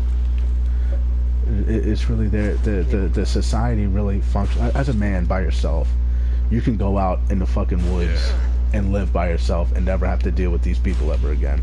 A woman can't do that. yeah, that's true. This system is theirs. The government is for them. It's not for us. It's not for us. Oh yeah. It's well, there wouldn't be civilization. Yeah. Where'd she go? No doubt about that. All of this is for them. The sooner you realize it, the sooner you realize that it's not made for you. Yeah. What did that chick Captain Marvel say? It's not for you. You're a man. It's not for you. When did she say that? She said that about a movie. She said that about a movie, but I'm saying it so it goes to like everything involved with marketing and government. It's really not for you. Wasn't made for you. Yeah, the new Star Wars movies. Not for you, but It's not for you. It's not. Truthfully, it's not for anyone. No one's buying it. yeah. Star Wars fans, even. Yeah, no one's buying it. No, Hey, little fucking Timmy. Timmy. Even Timmy don't care. Yeah. You sometimes feel like you want to suck a dick. Have this. Let us demasculate you, Timmy. Yeah, my hero's this girl. Let us demasculate you in the worst way possible. Let us. That's fucking stupid. Like, I get it, girls need role models too. Well, maybe not need, but fuck it, you know. But Girls Wonder role. Woman's fine for that, I guess. You don't need feminism, woman. You know what's the funny thing? Can I tell you the secret about women? They don't matter. Everything they like is shit we like. They want our attention. Every act out, everything they act out over. Sorry, go ahead. I'm sorry, but everything they act out over. I'm sorry. Go ahead. Fuck. Yeah, you go. Yeah, every time they act out. Anytime when you were a child and you had a sister and you had a favorite toy, have you ever noticed your favorite toy suddenly becomes her favorite toy? This shit, they take it to get your attention. Yeah, that's why they always say that all the best men are taken. Right? Mm-hmm. Dude. Yes. Dude. The reason I wanted to interrupt you is because you instantly fucking reminded me of a girl I used to be with. Mm-hmm. Like, after we fucking... My favorite movie of all time, alright? Mm-hmm. And she told me constantly, years and years and years since we were both teenagers, she tells me all the time how most of her personality comes... And she goes around telling people that her favorite fucking movie is Goodfellas and shit, and that just fucking rubs me the wrong way. I can't even explain. That's such a guy movie. Like, women could never understand what a guy movie like that is really all about. Yeah. And she's fucking... Well, her favorite movie is Goodfellas. Like, she just says that. She admitted to me that she just says that even though it's not true. She's probably never even seen the movie. Fucking stupid. She did it. It's a good fucking movie. Are you sure she didn't just say that to you also? I mean, have you got proof of her saying that to strangers? Well, dude, my entire for most of my life, she constantly is like trying to get into the things I'm into, and Right. she makes more friends talking about the things that I'm into. 14, dude. Yeah. Like straight up. They have no agency. There's no agency there. I know we would like to think so, think they need female role models. They don't. There's no agency. They'll do whatever society dictates them is acceptable for them to do. So if society says it's okay for you to go to the bar and get shit-faced every day, and that men shouldn't be allowed to take advantage of that situation, and then they'll buy into it as well. Yeah. That's how you get stupid bullshit like, if the man is drunk and the woman is drunk, is it possible for two people to rape each other? Like, get the fuck out of here. That's so fun.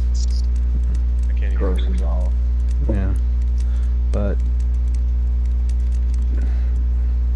that's what it boils down to, is that there's a lack of agency. There's a lack of humanity inherent in their action.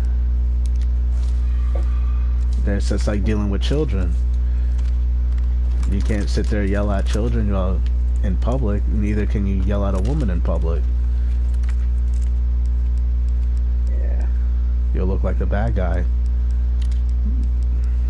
Most like studies show that like most domestic abuse is actually just women hitting men because they know you're not gonna do shit back. Usually. But I mean, there's the factor that even a man can accidentally kill a woman like very easily. I like the sound of that. Like Push her over, she falls on something, and her fucking like hit her back so of her hard. head hits something. Hit her so hard you snap her neck or give her a brain hemorrhage. Yeah. Ada. It disrupt her internal organs. Hit her, like punch her in the chest, and she has a fucking heart attack. Yeah. I'm coming, Ada. Yeah, shit's not stacked against them. They fucking complain about all this shit. It's really not that bad. But really, They're playing life on easy mode. Yeah, and if they wanted, if they just, a woman is safest. I get in trouble for saying this a lot, but I'm gonna say it anyway. A woman's safest at home. I don't think they should be out and about in society, in the world. Not even society, the world. The world is a dangerous place. Like I told you, fucking. Look how many times. Look, I'll give you a little tidbit. If you ever want to research, look how many times women are mauled to death by dogs. Stray dogs. They don't carry guns, they're not very strong. Yeah, they don't carry guns, they're not very strong. Look how many times a woman's mauled to death by a fucking dog kills a woman. Look how many times that happens. I'm gonna take it that it happens a lot. Quite a bit. I mean, if it was you, a dog would. Because if it's you, this how most animals are opportunist. They don't look at you as a male or woman. They look at you like, yeah, you're big enough. I'm big enough to overpower you. And you would have places where they have coyotes. I know you're on the West Coast, so I know you hear coyote attacks a lot. Yeah, mostly happens to women though. Coyotes don't play that shit with men. Men carry guns. Because they look at you're weaker and smaller. So yeah. So it's not me saying women should stay at home because I'm a male chauvinist and I think women are good. Or I'm like the Taliban. I think women are going to be raped out there. No, there are active forces in nature that are predatory towards the fairer gender. The fairer sex, not even gender, I'm not gonna use that term, the fairer sex. They look at the fairer sex and they're like, yeah, I can eat you. You're like a child. You're like the size of a child, I can eat you. And I'm in Florida, and that shit happens a lot. Wild animal attacks. killing people. Yeah. The Romans called women primitive sexes. Yeah. Yeah.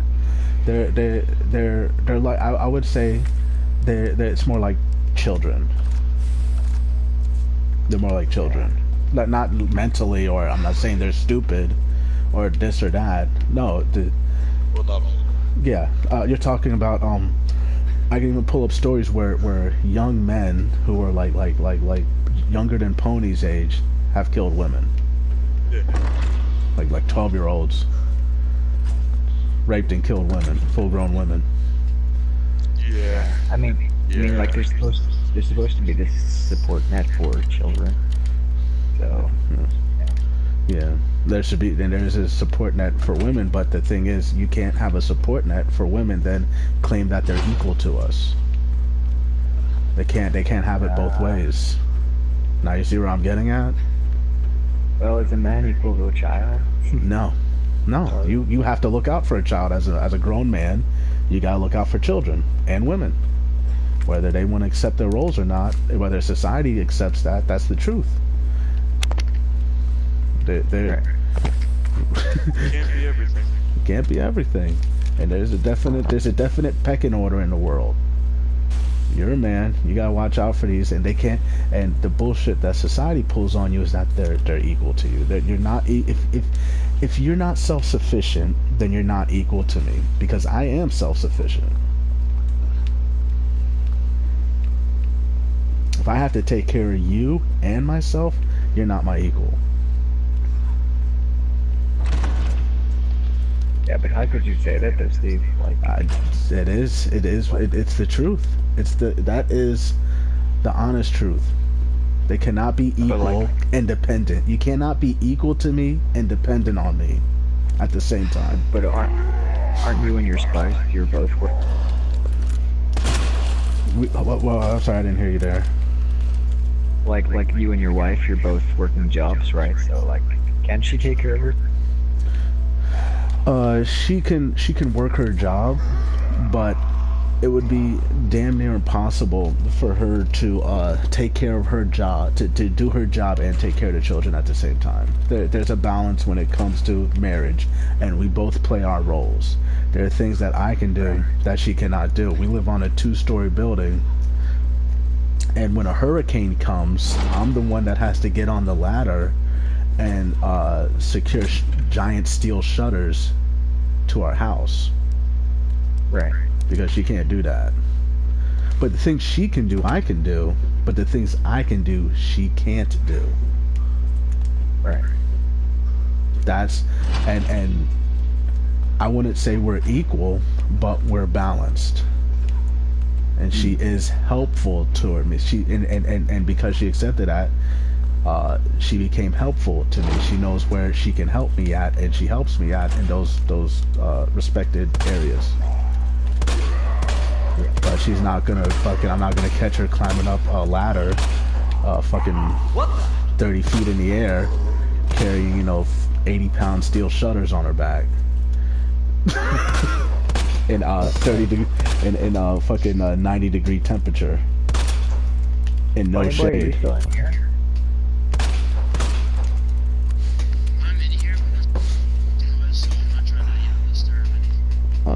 That's fine, Pony. That's fine, Pony. How very considerate. I don't know. I know I have a tendency of speaking my mind, but I also, I'm not gonna mince words or censor or yeah. To make people feel good. You know what I mean? I'm not about the feel goods. Never been about that feel goods. It's like that saying that Kurt Cobain, either be loved for who I am. Or no, sorry, I'd rather be despised for who I am and loved for who I am not. Yeah. It's the truth. It's the truth. Stay honest to yourself. Keep your dignity intact. That's all you really have. That's all you really have in this world. Don't be so close. Yeah. The only thing you really have is you. Yeah.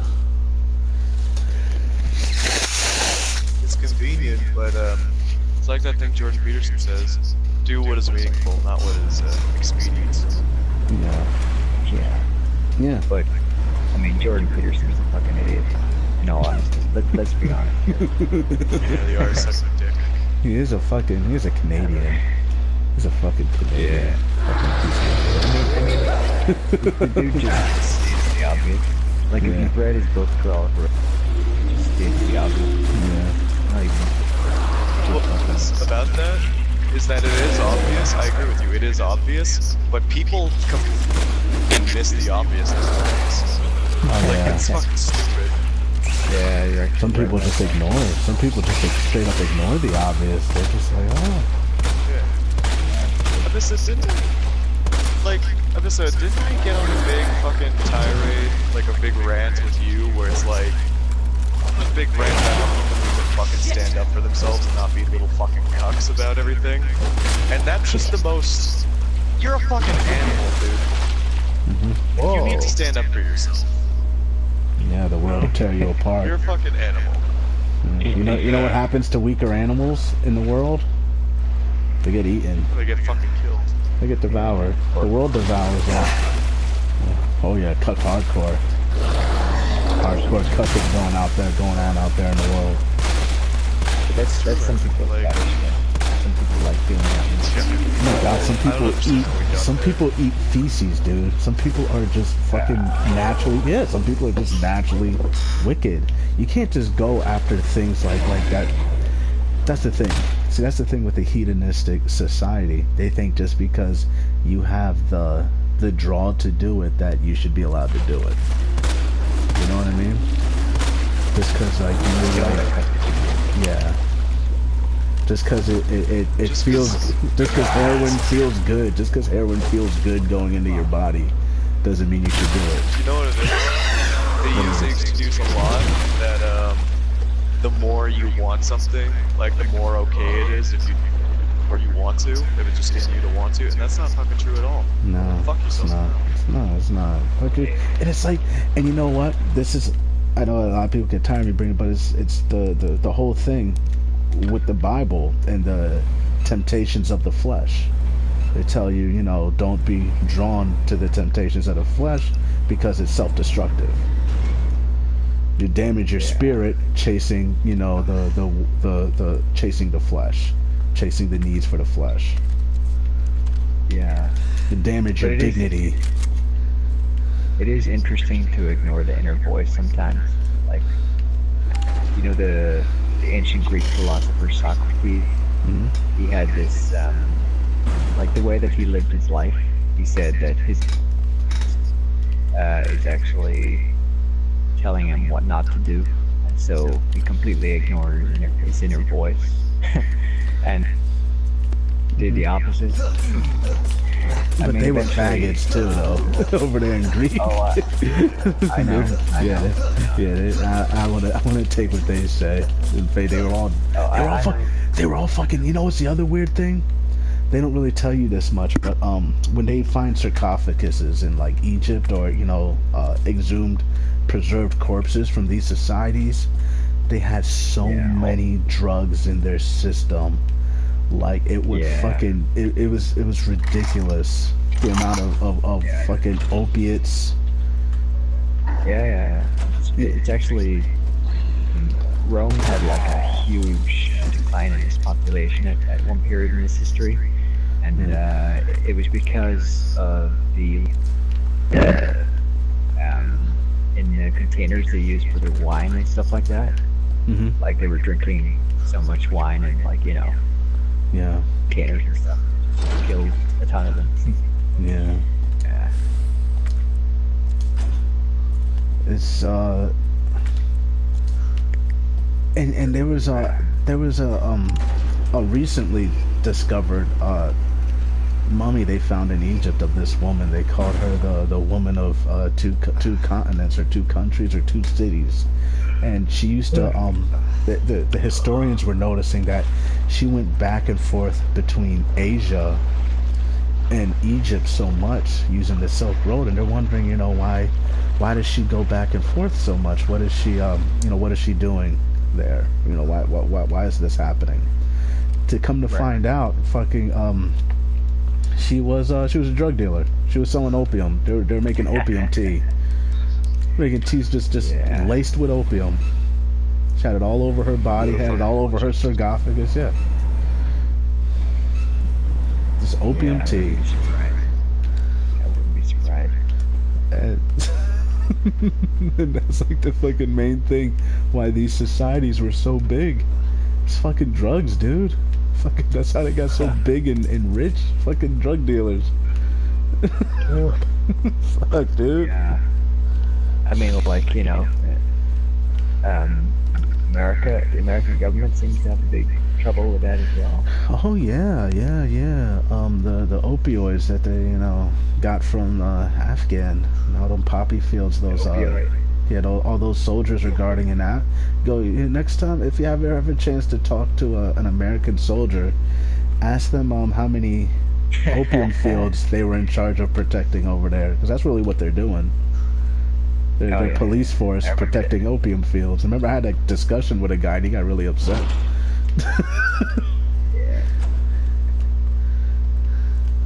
Yeah, he got kind of pissy.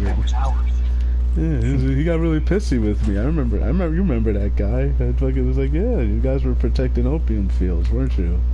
And he was like, yeah, but we're, huh? Was that Tyler? It might have been. And remember, he got really upset. And he was like, he said he was protecting the opioid fields so the Taliban didn't get to him. And I'm like, motherfucker, the Taliban are the ones growing. He said the soldiers were in the opium fields dealing with the opium fields so the Taliban didn't get to him. I'm like, motherfucker, the Taliban are the ones. Yeah, they were. And he said, motherfucker, those are the ones growing the shit. Those are the ones giving you a paycheck. Whose opium fields do you think that is? You think it's yours? It's America's opium field, okay. That guy. I really wanted to know if that was Tyler or not. It might have been. He got really pissed with me when I said that. I said, America, it's what they're tied to there. It's what you can open up, you can look in the news and see people getting arrested for it. American soldiers were in the opium fields, and then there was also the human trafficking angle, where like a lot of places were being bombed and there were displaced people and children who would just disappear. They would just disappear, and then, you know, their organs either end up on the black market or their children are sold into prostitution. Well, like Olsen, how many other soldiers do we know in our friend group? It was almost certainly Tyler. I mean, that's true. It's just, I don't know. Tyler's always been Joe's friend, and I don't remember. I don't know. He said, you know what he told me? You know what he told me? He told me he was recording what I said, and that he is going to, I don't know. He said he's gonna go play the recording. I don't know. He's gonna give the recording to someone. I don't know. It would have been awesome if he did this. It would have been awesome if he did the Navy SEAL copy pasta. You know what that is, Steve? I don't know what's that. Oh yeah. Yeah, the Navy SEAL copy. It's like, if you look it up in your Urban Dictionary, it's just like this, like, it's like this, it's like a big speech, supposedly, like, being said by, like, a Navy SEAL, you know? Yeah. So it opens up with, like, you know, the Navy SEALs, I'm contacting my network of spies all around the world, and we're gonna come and fuck you up and stuff. Yeah, it's pretty funny. He told me he told me he was recording what I said, and that he's a defense contractor, and so much or something that they're gonna come get me because I said that the only thing America is into is gold, oil, and drugs, and that they're engaged in human trafficking. Which am I fucking wrong? Tell me I'm wrong. Here's the thing. Was he a U.S.? Yeah. Because Ty Lore was Canadian. He's the guy I'm talking about. Yeah, the guy I was talking about was a U.S. soldier, and well, technically he's still an American soldier. He's on the continent of America, but the guy I was talking about was a soldier and became a defense contractor later on. But he had the whole spiel he gave me, the whole thing he gave me as to how I'm a bad person, and that he's recording what I'm saying.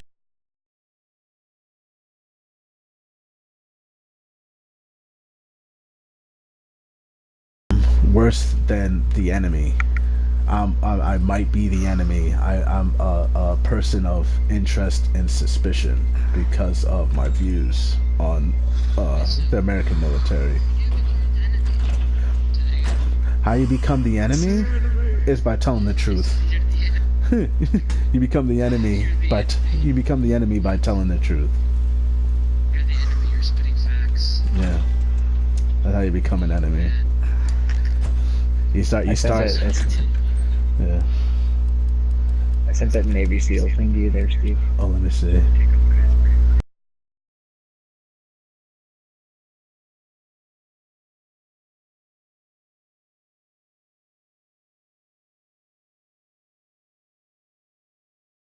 Thing, but yeah, it was something. It was like a big. It was a big tirade. It was a big tirade, Yeah, but it was sorry like. about that, Pony. And then he got angry. Then he got angry at me when he realized that I'm an ex-soldier, and that I talk like this.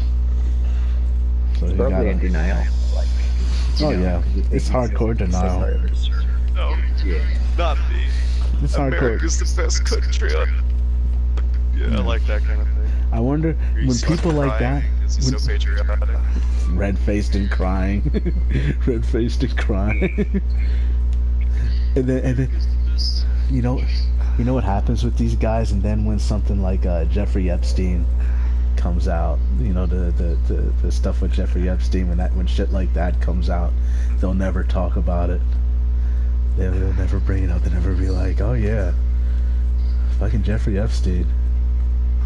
Fucking friends with the past two presidents, like close friends. Fucking they're going on the Lolita Express together. Fucking nothing. Yeah. Nothing. They won't talk to you about it. Yeah, they won't talk to you about it. Jeffrey Epstein?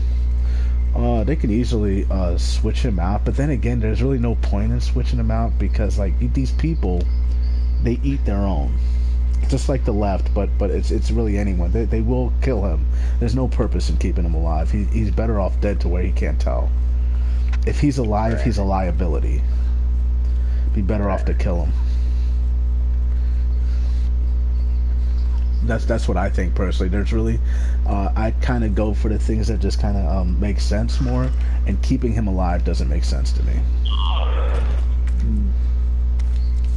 it's silly. Better off dead. I wonder who gets his island. The federal government. The federal government. Right. The Fed gets the island because it was involved in a crime, so the Fed gets it. They'll just turn it into hotels in there or something. Oh no, they'll probably keep doing the same thing they've been doing. Yeah. Even more hush hush this time. They'll actually be able to have soldiers help them now. Not just soldiers, but they'll actually have more hands on deck to help them keep it secret. So yeah, they'll keep going with the same code. Because remember, the federal government has a black budget that they have to keep maintained, and the black budget is financed through illegal activity. So yeah, they'll keep it just so they can keep. Yeah,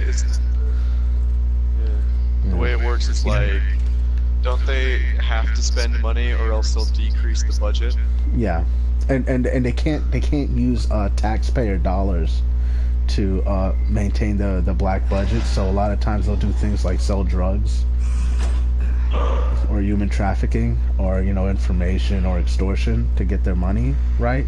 Because if they have to take taxpayer dollars and they have to fill out a form and expose their activity, so if they want to do something illegal and they need money to do it, they do it by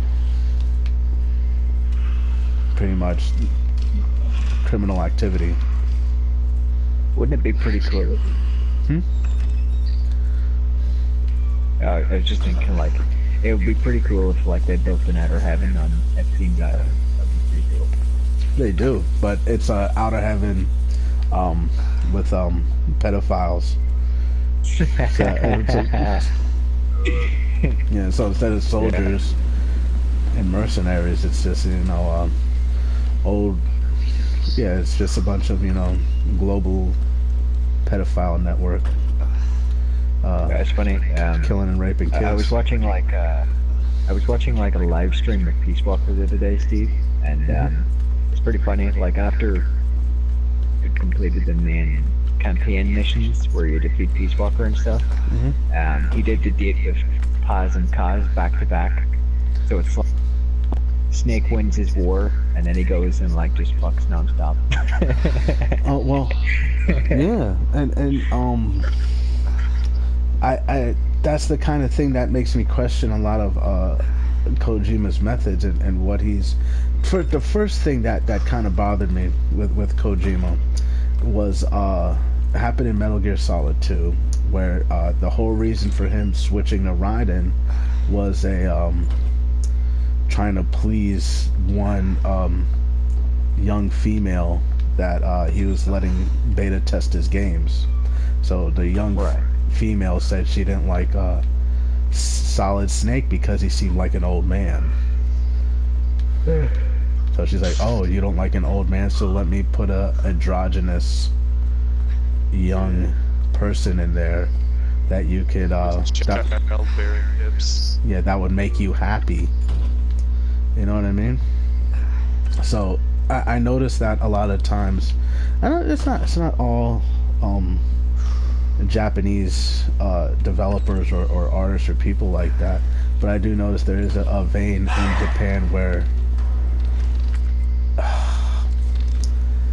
they wanna, for them to get women, they think they need to submit themselves to them, much the way of you know what I mean? They're male feminists. Yeah. Fucking white knights. Yeah, there's that vein of thought over there. Why am I getting all the gay calls?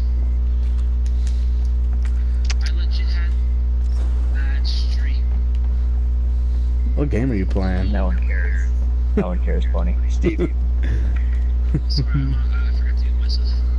You're talking about Japanese cucks? Yeah, Japanese cucks. Yeah, there's a vein of them when you, because I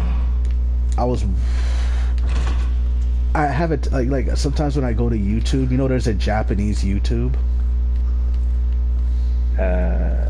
No, I did not know that. There's a Japanese YouTube. Yeah, there's a Japanese YouTube. I think I have to look it up. It has Bing in the name, but it's Japanese YouTube, and with Google you could translate what they're saying, and you'll see a lot of these videos where like the men that become very popular on this Japanese YouTube are very androgynous, or they're kind of cucky and self-centered. Oh yeah.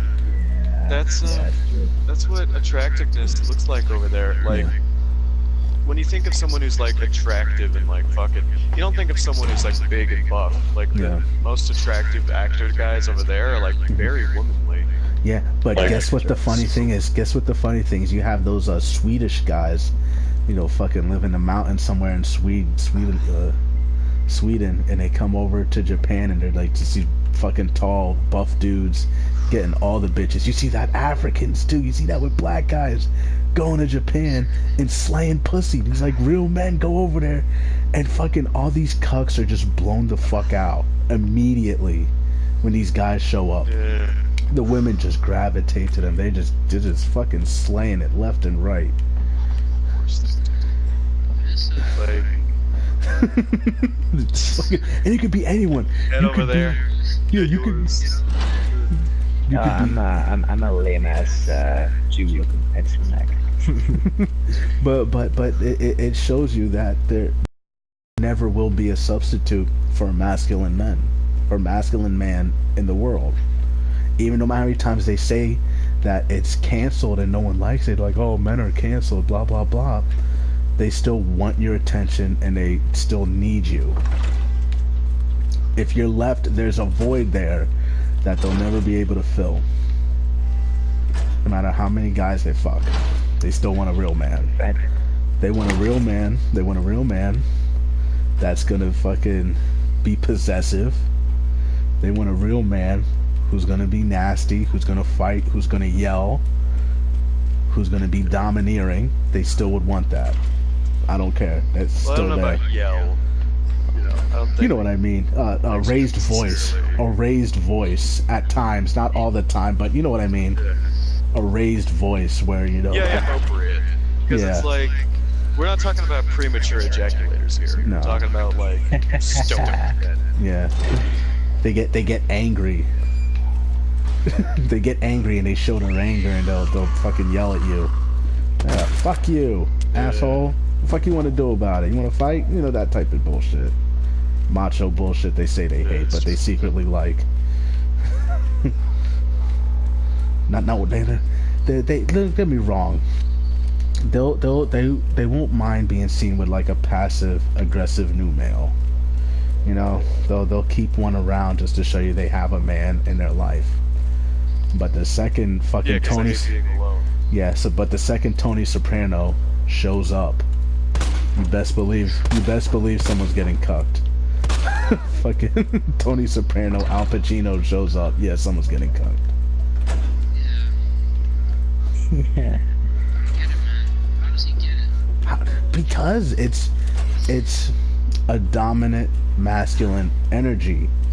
It's not what you look like. Men think like, oh, I gotta do these abs. I gotta look like a model. No, women don't give a fuck. Women don't give a fuck. It's a state of mind. It's a state of mind. Is it weird? Have you ever seen like guys like that? I'm sorry. Go ahead. Just like whenever Pony was like, how does he do it? Was it weird that I was thinking,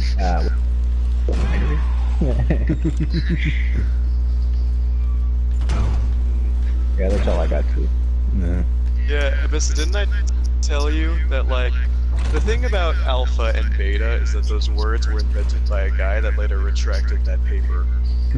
Like, the thing is, that fucking guy, yeah, okay, like, Joe has a friend that's, like, apparently, like, fucking 7 foot tall, complete fucking pushover. Just complete fucking, it's everyone fucking pick on him. You know? Yeah, like, I see those guys. It's that thing where it's like, sometimes you just, and if you don't have it, then you just don't have it. It's like something you're born with. It is something you're born with, to where you're just. Like, the best way I could say it is like there's a feminine domineering personality that, you know, those are the type of women that'll backbite you and, you know, they'll talk shit behind your back and try to get you separated and, you know, keep a situation under their control. But then there's the masculine domineering type, to where it's just like, it's a more natural form of a domineering personality, to where you go into a room and everyone, you know, walks up to the guy and asks him, you know, what's new, what's going on? Because that guy not only knows what's going on, but has a certain level of control over a situation. You know what I mean? It's a natural control gifted to him, born with, because he domineers. Yeah, I always like those men who like could be shit tested by women, but like they just the same shit, you know, like the kind of man that like his like wife will be like screaming at him, but he'll just be like watching, and then he'll go and like slap her ass or something. Yeah, slap her ass. Like, fucking, oh, you mean she's yelling at him and he's not paying attention, and then, fucking, she tries to swing at him, he just, catches her arm. Like, not her hand, her whole arm in his hand, and it's like she's controlling her, he's controlling her whole body. And he didn't even, stand up to do it. He's, sitting down, just, tosses her, the fuck out of here. Like a child. Treats her like a child. Yeah. And it's fucking natural, man. It's fucking natural. That's the natural preset to being a man. A real man doesn't care what the fuck you say to him. Say anything to him. He don't give a fuck. Give a fuck what you're talking about. Yeah. Give a fuck what you're talking about. Where if you stay calm with women, if you fucking stay calm with them, sooner or later they try to attack your masculinity just to get a rise out of you. And if you stay calm, then they're fucking upset and leave the room. Or they attack you physically. Yeah. You know what's the best thing? You know what's the best thing? I'm gonna get in trouble for this. You know what's the best thing? Fucking this gets them hot, but fucking I'm gonna get in trouble for saying this. Where they say something to you, let's say you really don't even care about it, but you kind of react, you stand up really quick and you move across the room fast. You're like, bitch, what the fuck you say? Fucking that pussy is moist. You hear me talking? You don't hit them or anything, but it's that reaction, that animal aggression. That body language. That animal aggression where you just, what the fuck you just say to me? The fuck did you just say to me? But you can't just be one of those guys who just does it to her. She has to see you do that to other men for her to get wet. Oh yeah. Yeah, she has to see you're a fucking woman beater. Yeah, you're just a woman beater if you only you're not a man if you're just a woman beater. Yeah. But if she sees that level of violence carried out against your peers, then yeah, she'll get wet. I don't care who she is. She could be a fucking rapid third wave feminist. She knows you're a threatening person. And then you kind of get in her face a little when she says something out of line. Yeah, you're fucking that hour, maybe, if you're alone. You're fucking in an hour. I don't care who you. I don't even care what you look like. You're fucking. Yeah. Olsen tells me how upset he gets, how little aggression you have to show to people for them to back down and stuff. Oh yeah, it's true. But dude, people will act like they're tough shit all the time. All you have to do is act like you're gonna fucking fight them for 2 seconds. Out in high school, there's this guy twice my size, and we bumped into each other, and I think he called me faggot. I'm like, oh yeah? Wanna go? Let's fucking go. Dude literally stood there stunned and just fucking walked away, and everyone fucking called him a pussy after that. Fucking friends gave me high fives. People back the fuck down when you're actually about it. Real violence. There's something about the human psyche that still holds on to the idea of violent solutions to mundane problems. we're still holding on to, yeah, fucking you ever notice that shit? Someone's I remember one time, can I tell you the exact moment I figured this out? I was in sixth grade, and I don't know what I was going through at the moment. I think my father just died, and I was still kind of pissed, and dudes were walking around collecting papers, and I said I'm not done, and he was just like, I'm gonna take the paper anyway, and I stabbed him in the hand with a pencil and told him to back the fuck off. And the class saw that shit, and the teachers, I didn't get it suspended or expelled or anything because they knew I was going through something. But I remember that stayed with everyone's psyche all the way to like adulthood. That little act of violence, that little spray of blood of something red, stayed with them. I was going through something. I was stressed out kid. I was going through something serious. Dude, you know what? It's at this fucking point that I officially say that I like you. Because I had the exact same thing. Like, when I say exact same thing, there's this fucking kid in art class that kept putting his hand... He's trying to be polite, right? Like, and at some point I just grabbed his fucking arm and started digging a pencil right into the top of his fucking hand and staring him in the eyes while I did it, and he didn't know what the fuck to do. I let go of him, like he was fucking freaking out. The teacher never snitched on me ever. I never fucking got in trouble for that in my life. It's like it's so... I think what happens is it's so primal, and it's so... I don't know, it's like... Yeah, it's so effective that... I think it literally... Like, now as an adult, I think back, I think that fucking scared everyone.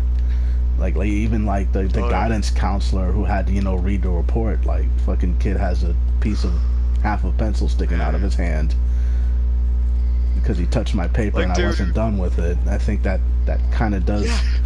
A kid took my paper, I threatened to break his fucking wrist right...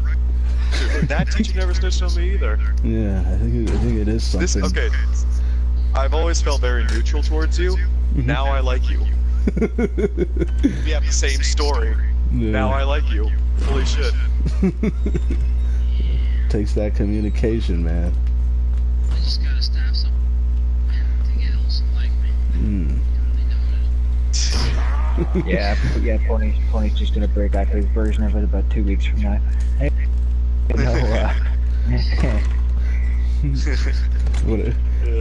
I just say one thing: if you do stab someone, Pony, afterwards, don't even say anything. Just go back to what you're doing.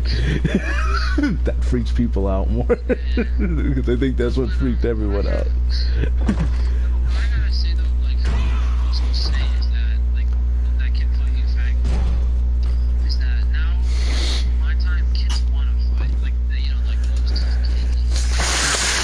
They do. They want to jump you. They want to jump you. But they're gonna jump you, right? If they do. Can I tell you what you do? Can I tell you what you do, Pony? Do you see these kids outside of school? Actually, no, I do see them sometimes. Well, that shit, it might not be effective. It might not be effective. How old are you? 17. Nah, I think you could be charged as an adult. Never mind. I'm too late, man. You're too late. You should have done it early on.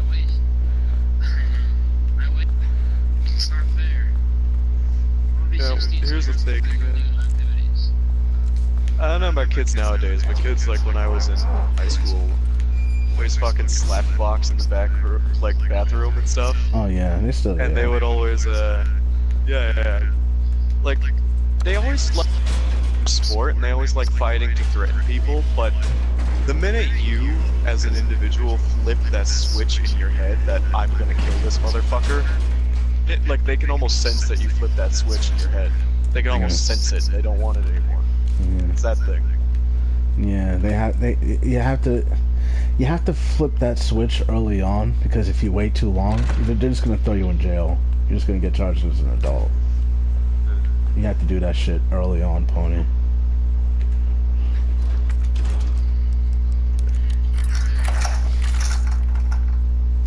That's the only way to work. Pony, are you an otaku too?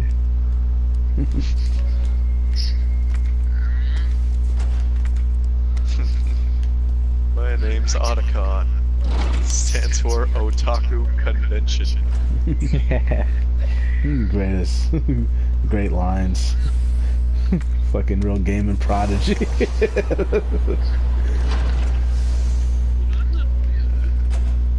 Oh, fucking weirdos. I was just thinking about Alacon in the shower the other day. Can I give you guys some internet lore? Hey, I'm gonna give you guys some internet lore. You guys ever hear of a guy named Chris Chan? Yeah. Yeah, he's the guy that did the thing with the bada boom, bada boop. He's a guy that there's a weird amount of information out there about him because he's an autistic guy who he tends to overshare. He tends to overshare too much, right? He overshares a little bit too much of his life. So because he's been out there a lot, and he made when he was younger, he was like a kid. He's like an adult now. He's older than me. But when the internet was just being formed, he was like a kid, and he was making like these Sonic the Hedgehog fan fictions. And the internet, he kept accidentally doxing himself. And because he's autistic, like, the internet just took advantage of him constantly. Everyone just took advantage of him. And fucking, they would bully him. I remember there was one thing, he was looking for a girlfriend. He was, a very lonely guy, always looking for a girlfriend. And, so, girls are cyber bullies too. So this girl said she was gonna, go out on a date with him. And, like, she's, recording it that they're gonna meet up, and she had, while they're on their date, middle of the date, she had her boyfriend show up in a pickle costume and pick them both up, and she fucking sucked her boyfriend's dick in front of him in the middle of their date. And fucking, while he was wearing a pickle costume. And fucking this little, this autistic kid is watching this, transpire in front of him. And fucking just he just got cucked so hard. Fucking his first date ever. His first date ever. The guy in a pickle outfit cucked him. Fucking cunt. Oh shit. Dude, he became a tranny. He became a woman hater. He became a tranny. You know that? Because of that, he became a tranny. Yeah, he got demasculated so hard he became a tranny. Chris Chan. Fucking, he was trying so hard to get a girlfriend. You take your licks and then you improve, right? But like, I don't know about improving after that. That's a hard blow. A little hard blow. That's the biggest blow I've ever seen. Because like, if that happened to any of us, like even Pony, if that happened to any of us, we'd beat the shit out of everyone. Yeah, we were like that's what would happen. Like all of us in this party would just fucking murder people. But this fucking poor autistic kid, I can't even believe it. So you're watching this, and then she buttered him up. She buttered him up for months. You know how I used to talk to women. Used to talk to girls on the when they had the chats, the online chats back in the day. So he's talked to her for like a couple months, and she pulled that shit. He became a tranny. He became references that. Dude, he got demasculated. But the thing is, it was constant. People would constantly bully him. You know what I mean? They constantly bullied him. But the thing is, you can feel bad for him, but like, he is kind of a piece of shit. He is kind of a piece. Chris Chan is kind of a piece. If you look him up, you'll see it. He's kind of a piece of shit. But well, still, he does make Sonic fan fiction. How good of a guy can he be? Yeah, he's an asshole. He's a furry. Oh no. He's a furry. Yeah, he's a Sonic fag. He's a Sonic fag. Yeah, so he got cucked hard and became a tranny and a furry. And a brony. He's a brony too. He's like everything you hate about today's world. Every illness in today's world is present in that one person I just told you about. Sonic. His name is Chris Chan. You know what that says? Literally all of these things are in him, and he's a literal fucking retard. What does that fucking say?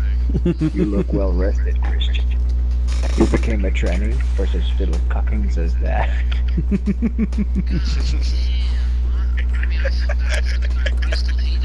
Yeah. That's the thing with him.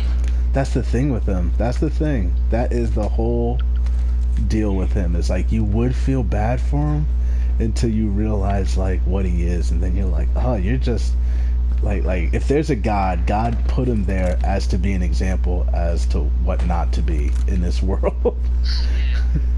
God was like, listen, all right, you want to see what this world wants of you? Here, I'll give it to you.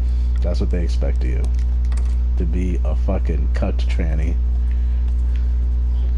Fawning over fucking unicorns and furry little Sonic creatures.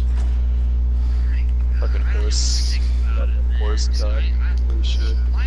My whole dream is to kill it. And If I was to be a terrorist there's in my life, it's just be killing them. Faggots and furries. There's- You know. Sorry. there's like a meme of a guy like saying no one ever should fucking bully people on the internet. And just you see a furry sitting in a corner and he says, I'll push it. Like that's it. Fucking furries, man.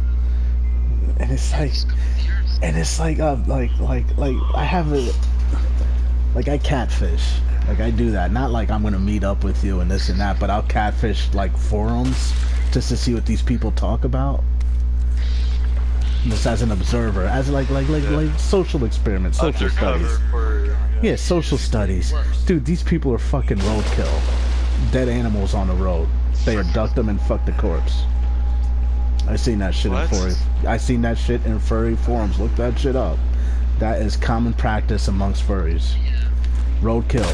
They fuck roadkill. They fuck roadkill. They fuck roadkill. So it's not just bestiality, it's fucking necrophilia Yeah. bestiality. Yeah. What? You know what? I always kind of felt like they were just damaging themselves, but now it's like, no, you crossed all boundaries. Yeah. Fucking God. Think about it like this. It's dehumanization personified. Like it's dehumanization. That's what they're doing. That's their yeah.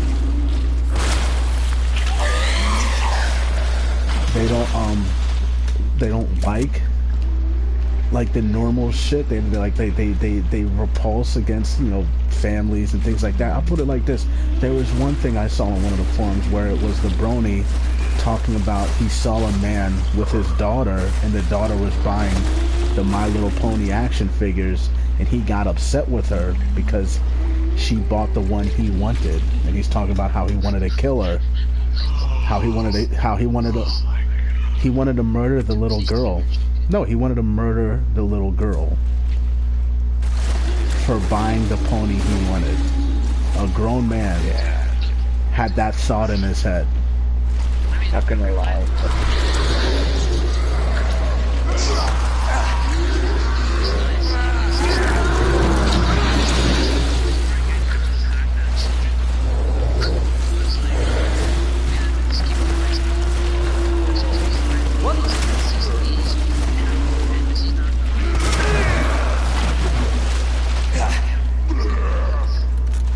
Oh yeah.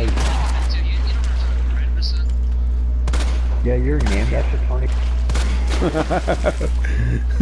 Pony's a brony. Pony's a brony. That's the first thing I told everybody. Yes, I'm not a I should change that to not a Carly Curtis. What? Well, then do even harder. It's like going around saying, "Hey guys, just want you to know that I'm straight." Yeah. Like You fucking. should- People are just gonna accuse you even harder, dude. Yeah, just like Hey guys, I'm a Christian. change your name to the man with no fear. How about that? Meme it up. Yeah.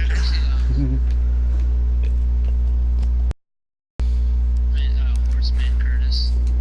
Oh, dude. No, don't do anything. Sorry, don't put any animal name in your name. Don't put any animal name there.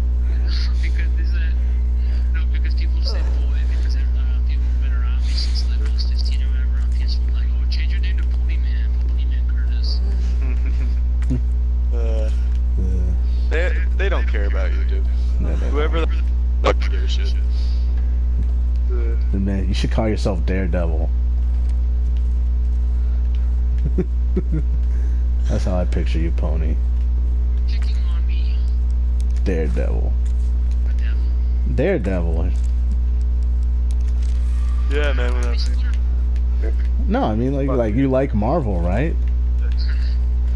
You call yourself Spider-Man. That sounds like a child's name, but if you call yourself Daredevil, like that actually sounds like kind of badass. It does sound cool. Like, I'm Daredevil. Could I be Ghost Rider? Do you ride a motorcycle? Have you ever rode a motorcycle? Are you a writer of anything? Oh, all right, then, guys. You can call yourself whatever you want, but I'm like it should be. This is gonna be on the top. The name I picked for PSN is just a name people always called me. This is the Ghost Rider. What? Nah, I like Abyss's name. It sounds kind of goth. I always thought Abyss's name kind of sounded goth, like a goth, like black nail polish. Listening to fucking. What's this song? That's pretty cool. It sounds like you know it kind of reminds me of that MGMT song that they memed. Little Dark Age. I forget. Is that what it's called? Little Dark Age or something. It's just like a bunch of goths. Whenever anyone was being edgy, they would just show this fucking like music video of these goths talking about like my little dark age. I look like a pro.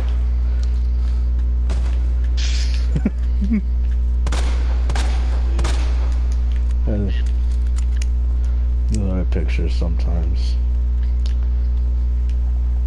What? I hear Abyss's name, I just picture goths. Are you watching it?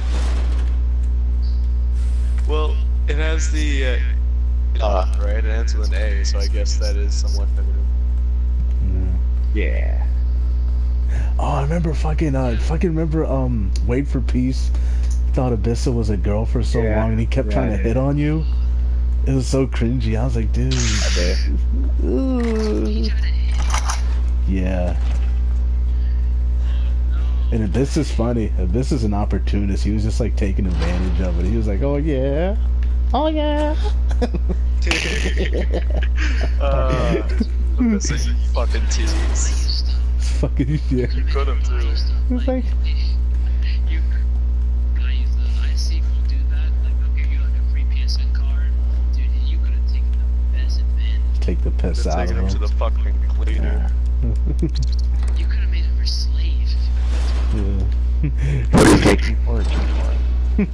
You just gotta, you know what, all you have to do, you just have to all you have to do to get these guys like him is just like send them a picture of just some like jailbait with a bunch of makeup on. Google it.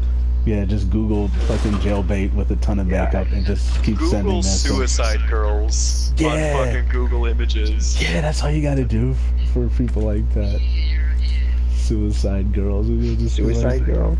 Yeah. Yeah, I'm gonna Google it myself.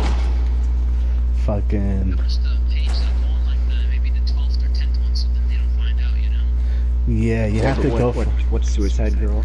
It's a modeling Search it group. up. Yeah, it's a fucking. It's cam whores before cam whores, I guess. Is that what you would say? It's cam whores before the cam. Yeah. Yeah, pretty much. Suicide horror, huh? Suicide whore. got still bits. see those people, like the edgy suicidal girl, or on like online.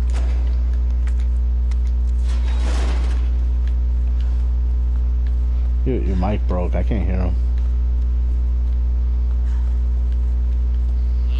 Yeah. There you are. Okay. I'm saying for like most of those suicidal girls, you only see them in online chat rooms. I swear. Oh no, those are fucking. Those are people catfishing you, dude. I'm sure. I swear. Dude, they're. You know what they're out doing? Dude, they're smoking meth somewhere. They're not really online. They're smoking meth in a fucking parking lot somewhere, about to get fucking their booty holes ravaged. They're not talking to you on a computer. They're either cam whoring it up or smoking meth. Did you look up suicide girls? Yeah. Do you like what you see? Do you like what you see? Do you like the Kool-Aid hair? Do you like girls with Kool-Aid hair? Yeah, I do like damaged people. I do like damage.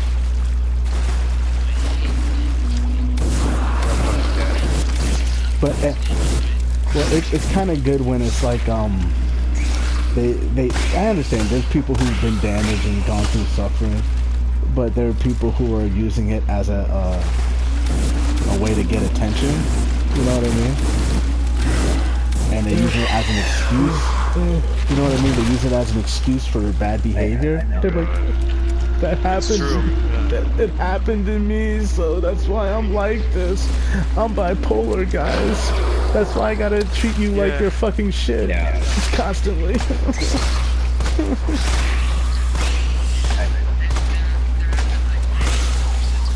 Yeah. Yeah. I don't want. Yeah.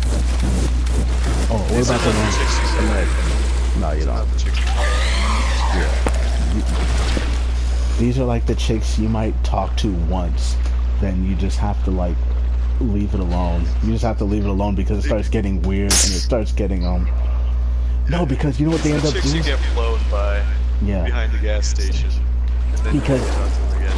if you stick with them too long, you know what ends up happening?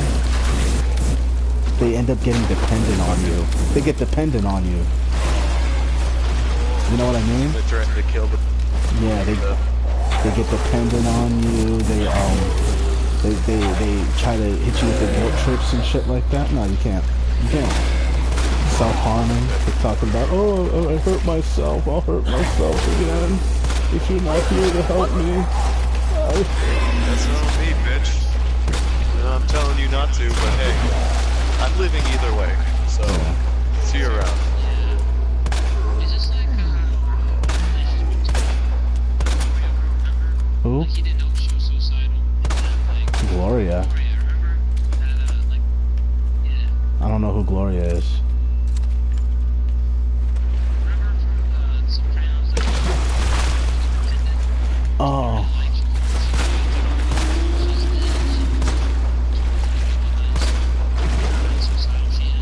Yeah.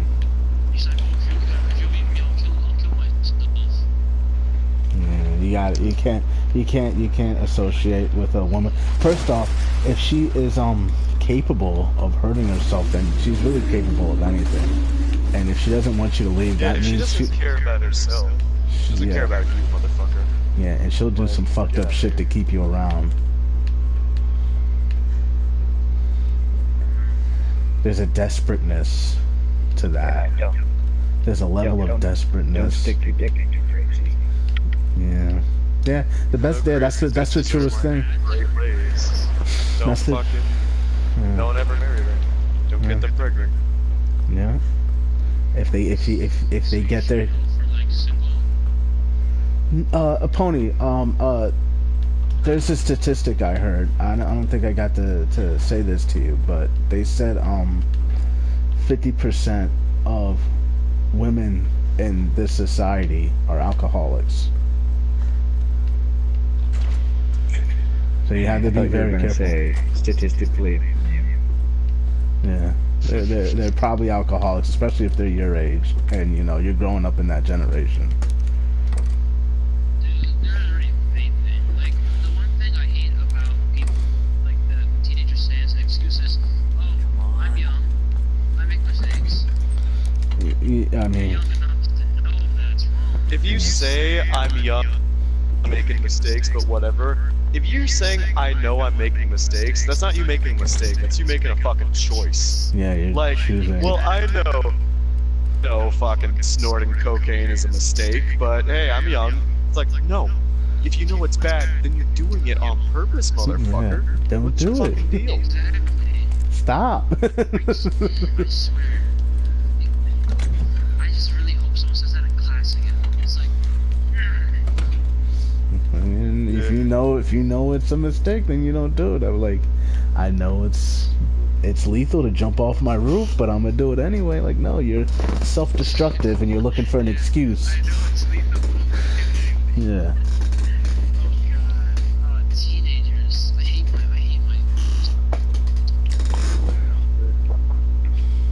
Man. Yeah, Pony, that feeling that you're feeling right now of I hate people that look like me, that's how I feel about legitimately. Another thing about, like, Wiggers, like, again, I know it's like white people black, but, like, what are those white people who try to act feminine but they're not traps, you know, like, they just talk that girly, you know, talk, like, what are those type of people? Talks girly talk. It's new to me. They're not talk girly talk, like, they talk like a girl, like, you know, they're gay, but I've never, Faggots, Well, if they're soy gay, then they're boys. fucking gay. Yeah, call them soy boys. I think, yeah. Just soy boys. Soy boy. I love. Can I tell you? I love. That's my favorite insult. That's my favorite insult nowadays. It's just calling people soy boy. You fucking soy boy, piece of shit. Fuck you. That's my favorite. You're like, I don't gotta listen to you. You're a fucking soy boy.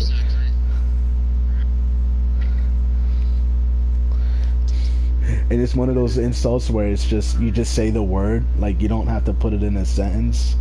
So if, you know, you're talking to someone and like they seem kind of like a cuck or a faggot, and you're like, hey, you found some, you know what, soy boy, and you just walk away. No, soy boy. They try to stop you. You're like, soy boy. You could just say the word. Like, it does the same thing. But I think with soy boy, it's kind of like a lot of them eat soy anyway, so it's just like, it's kind of like, because you call someone a faggot, if you call someone a faggot, they might like have a girlfriend. I'm like, no, I ain't, I'm straight. I just respect women. But if you call them like a soy boy, it's like so general, it's so nebulous that like it catches up so much of their personality and puts it in one little neat basket. You know what I'm talking about? It's like, no, you're fucking soy boy. Yeah. Fuck out of here. Yeah, like fun generation, pretty much. Yeah. Same thing. Yeah. The one thing that, like, Yeah. the person I was talking about, like, I had to deal with is that, and he was in the gym, in our gym period, and you know where you get to use the hammer on the tire, okay? The what? Like what we're now talking about. The hammer on the tire. Yeah, yeah. People like get a hammer and smack down the wheel. Yeah. That one. Yeah. And he picked up the hammer and then he starts complaining about, oh my god, it's so heavy. Call him a soy You boy. don't complain. You just say soy boy. Yeah. That's when you say soy boy. Yeah, it's not. He's just complaining about, like, why? It's not even. Again, I'm not. This guy's taller than me. Like, That doesn't. like 5'9" or whatever. He's Yeah. 6 foot, and he looks like a normal guy. But once you hear him start talking, yeah, he is. There he is. Yeah, it's so fucking. Guys that should be dominant over you act fucking feminine. It's weird. But the weird right? thing is with tall people and fighting is, if it was easier for me to like scoop up a tall person and slam them on their head than it was for a short person. Like a short person, I have to scoop down to like scoop them up. You know what I mean? I have to bend over to scoop them up. But a tall person, it's just like when I like they're easier to fight. There's a lot to grab. Yeah, it's like all you have to do is just take the leg. You grab the leg and you lift it up and you scoop them, and you can just slam them down so easy. You don't have to bend over a lot of the time. You just scoop them. You just scoop them, even if they don't even like the easiest thing to do with a tall person. You scoop them. You do the single leg on them, but just start choking them the fuck out. Don't get in like a boxing match with them. Just scoop them and start choking them out. Like there ain't shit they can really do. Yeah, like the second you neuter that reach and you scoop them and slam them while they're trying to get... First off, it takes longer for them to stand back up than an average or a short person. It's longer. It takes longer. Like if they fall over, it's more harder for them to get back up. So the second you like scoop them or trip them up for a little bit, just fucking put them in that chokehold. Start choking them out, dude. They're fucking done, dude.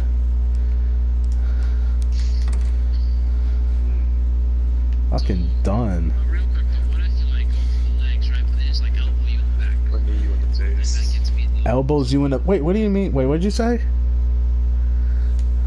No, like okay, so say you go for the legs, right? And you're trying to lift them up, but he quickly goes his elbows over, you squat and keep your head in your neck and your back straight, and kind of like look at the ceiling when you squat. When you go to single leg them, you keep your back and your head straight. You don't bend over, and when you squat, you have the power. They're grabbing your hands or they're clawing at your eyes. If it's a street fight, bite them. If their hand comes near your face, you bite the hand. Can you play dirty with weapons or no? Yeah, go ahead, play dirty with weapons. I like knives. Nothing affects the psyche of a person rather than like a guy with a knife lunging at them. Even if you don't stab them, you don't even have to stab them. It's like this a psychological thing. It's really psychological. You don't have to stab. Grab it.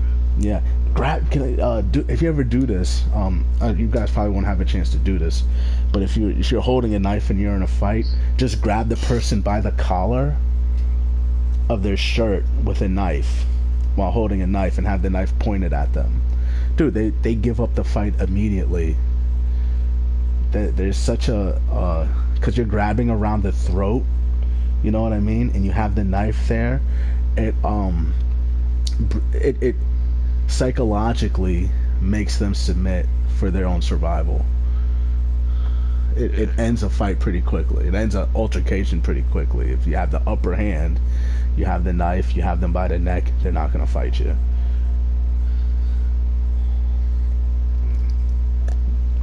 And it sounds wrong, but it's kind of a turn on for me. No,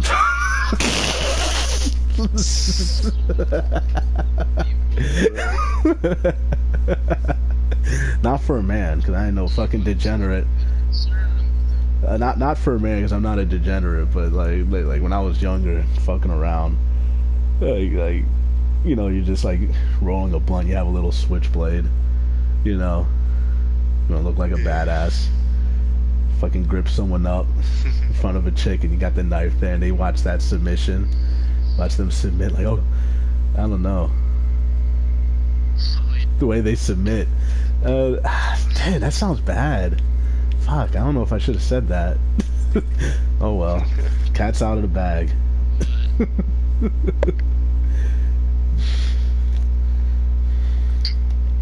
remember this kid from last year. He used to be in Career Academy. His arms, like, all across his arms, like, oh, I don't know what this is.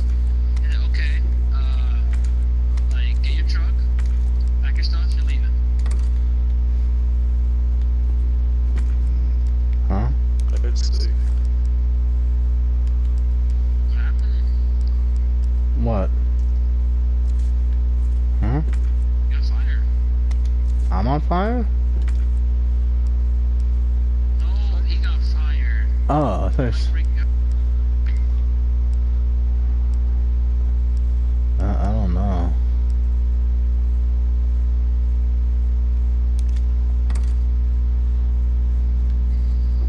Yeah, just kind of assumed it was him, huh? No, they didn't assume. They just like, do you know when the den happened, or did you know about the den? He knew about it, but he didn't say anything. He was like, no, I don't know anything. Try to act like a tough guy about it. Put his shades on, cross his arms out, and then he said, I don't know anything about it.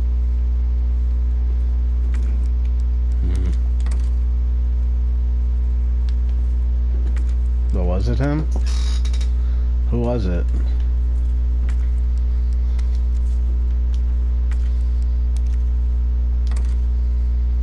Pony Boy, you can hear me?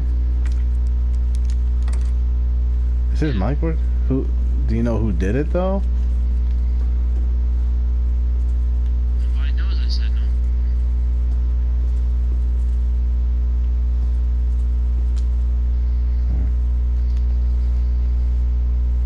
Not even the boss knows.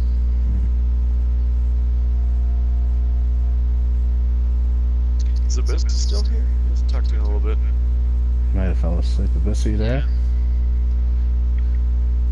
Yeah, I'm just. I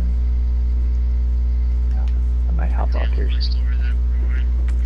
No, it's just I haven't slept 20 hours. So. Oh my God, why? I think you should take a little nappy pill. Don't be one of those people, listen. Please. What? One of those people who sleep? Don't sleep. What do you got, insomnia? All you really need is 2 hours. I said, That's all you really need is like 2 hours of sleep. You're fucking your whole system up by not sleeping, dude. You know that, yeah?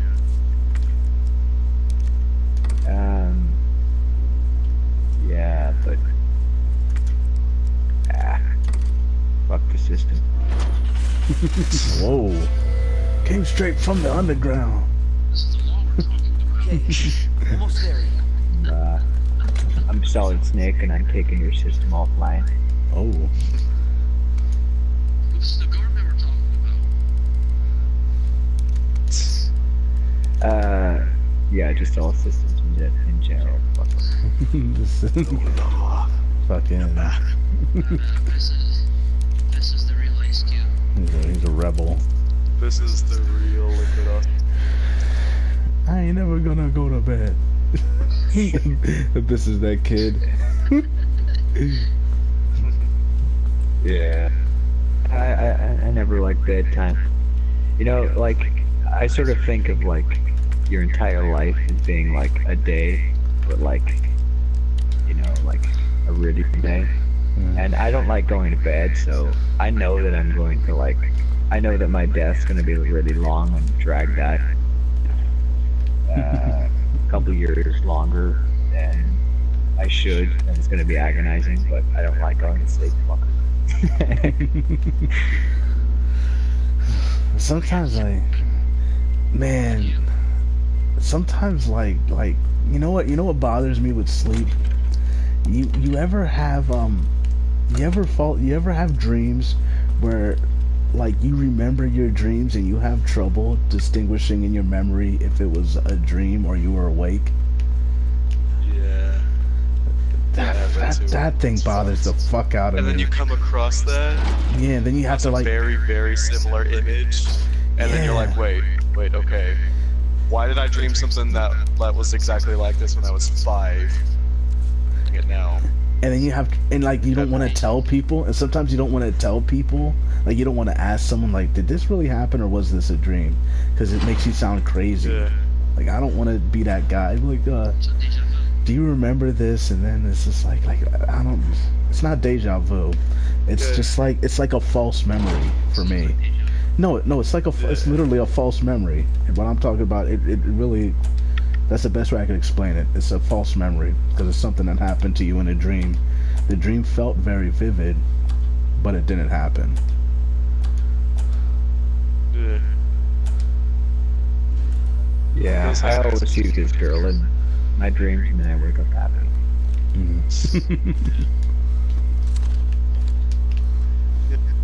I had that one time actually where I dreamt a fucking girl, there's like an entire relationship and things are fucking great, and then I don't remember what, and then like this person's dead or something, and I woke up missing this person that never existed. You know? Oh yeah. Yeah. Was it a continuous frame? Like you continue to dream about it? No. The only dreams like that is yeah.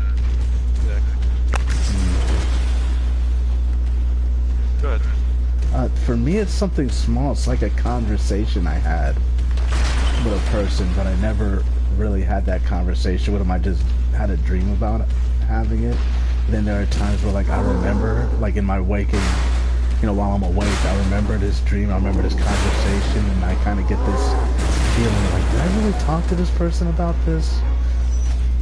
Or was this just in a dream?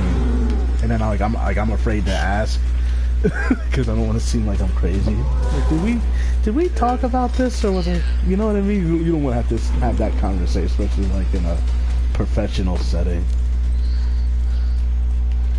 Yeah, it's weird. Isn't that weird how the brain is so powerful that it can like construct reality, manufacture memories? Yeah. Manufacturing memories. Every time you remember something, it alters itself very slightly. Yeah. So yeah, memory is really not reliable at all. No. Yeah. It's false. Fake. Nothing is real. But then it kind of like that's the weird thing. It's like that means it's just like you're a unreliable narrator for your own perceptions or your own reality. You can't even like rely on what you saw or what you experienced, because like shit could just be wrong. Shit could just be flat out a falsehood.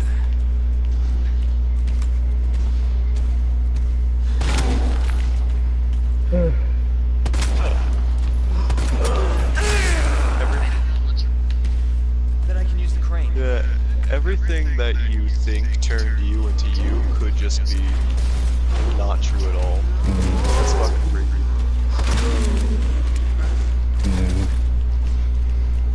Now I got you. Your life is a dream being had by someone else. Fucking Skyrim lore. It's getting kind of Joe Rogan-y here.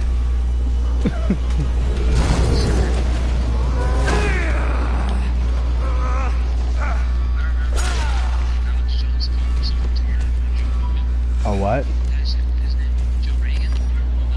Rogan. Joe Rogan.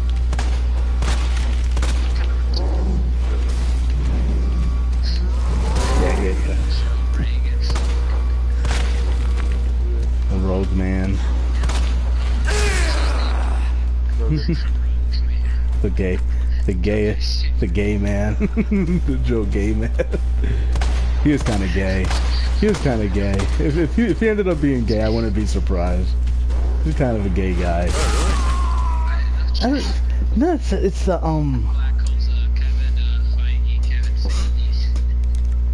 don't know, man. Joe Rogan's a little too lefty, like to be when you get red pilled enough, you start to realize like you know, you should abstain from a lot of degenerate behavior. Like, you'd be like, okay, I'm gonna stop, you know, doing drugs, I'm gonna stop doing this, I'm gonna stop impairing myself. But like someone like Joe Rogan, who's been red pilled enough, still pushes the idea of copious amounts of drug use. You know, he still pushes the drug maybe stuff. There's a point. Maybe there's a point if you keep taking red pills where you sort of swing back around. but it's like with that. Red pill is like, you know, like facing the truth. Yeah, but when you realize, like, if you mess up your perception, that you'll mess up the way your brain processes information and will affect the way you perceive the truth. You know what I mean? Yeah, but you're just after saying you can't even trust your own memory. So. You really can't. But shit, imagine how much fucked up. How much make that worse? Yeah, why would you make that worse by taking things that alter your perceptions even more? Your perceptions are, even as a sober-minded person, your perceptions are still, you know, fallible. You still perceive things wrong, but taking more substances to hinder that seems to be counterintuitive. Yeah, seems to be counterintuitive. Yeah, like the longer I live, the longer I seem to believe that like the perfect state of being, where between being conscious and being unconscious. Like rested. You know what I mean? Yeah, like, being well rested. Yeah. Mhm. Yeah. Like I can agree. But the thing with a lot of drugs, these drugs aren't like the same things your ancestors are used to. Especially marijuana. Marijuana is a genetically modified plant now. You know what I mean? Marijuana is a GMO now. Yeah, marijuana is a GMO now. It's not the same thing. Yeah. Like, it's at least like 10 times as strong as it was in the 90s. Yeah. Like, and it doesn't have seeds. Back, like, fuck, the shits don't have seeds, and they have like added chemicals. Added chemicals to help your mind preserve the THC feeling to make you stay higher longer. It's just completely genetically. You're smoking a mutant strain. It's every day, bro. Fuck.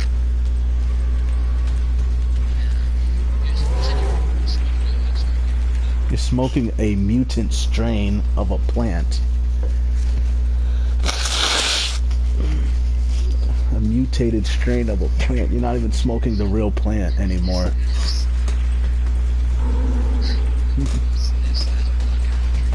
I had to blow my nose, my bad. I got a little bit of a cold.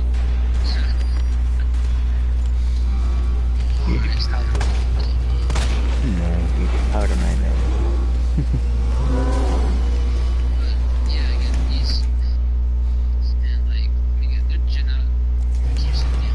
Degenerate.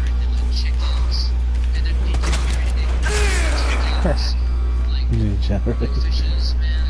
Oh yeah. Well, tilapia is a fucking factory.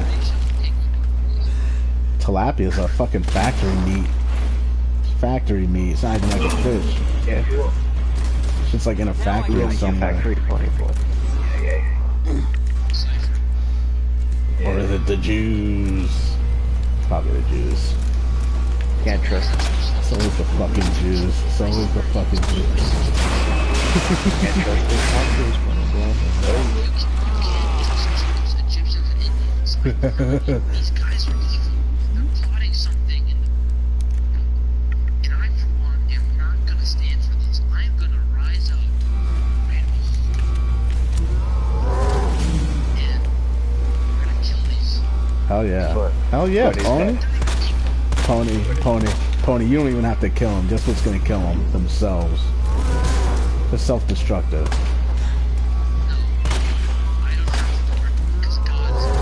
There you go. There you go. There you go. What the fuck are you gonna do? You're a flesh and blood. You're a flesh and blood man. Don't think you gotta sit there fucking policing the world. It ain't your job. Who the hell have you been listening to? Me. Yeah.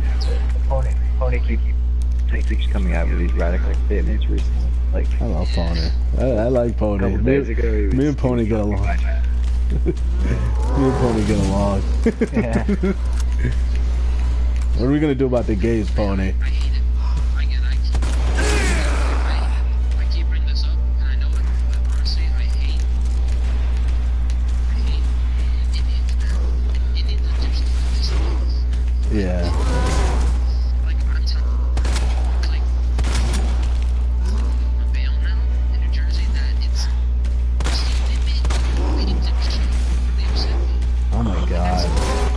stole pizza? Fuck those assholes. Don't steal pizza. Pizza time. Guess the problem is. Guess what the problem is. Guess what the real problem is. Who gave him the fucking money? Who gave him the fucking loans to do this bullshit?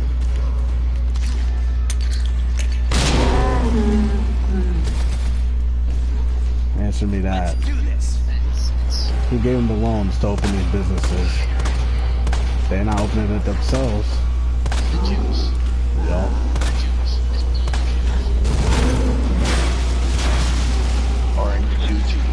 And guess where the Jews got their money from?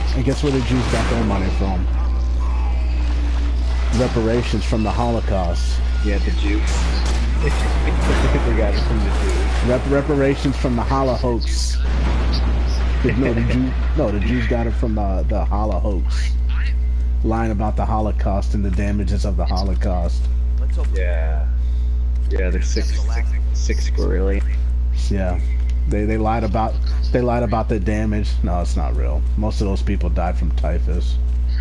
They didn't get put in a gas chamber. They just died from typhus. They used the furnaces to burn the bodies. Really, Steve? Yeah, typhus. You don't think white people are popular opinion these days? It wasn't even.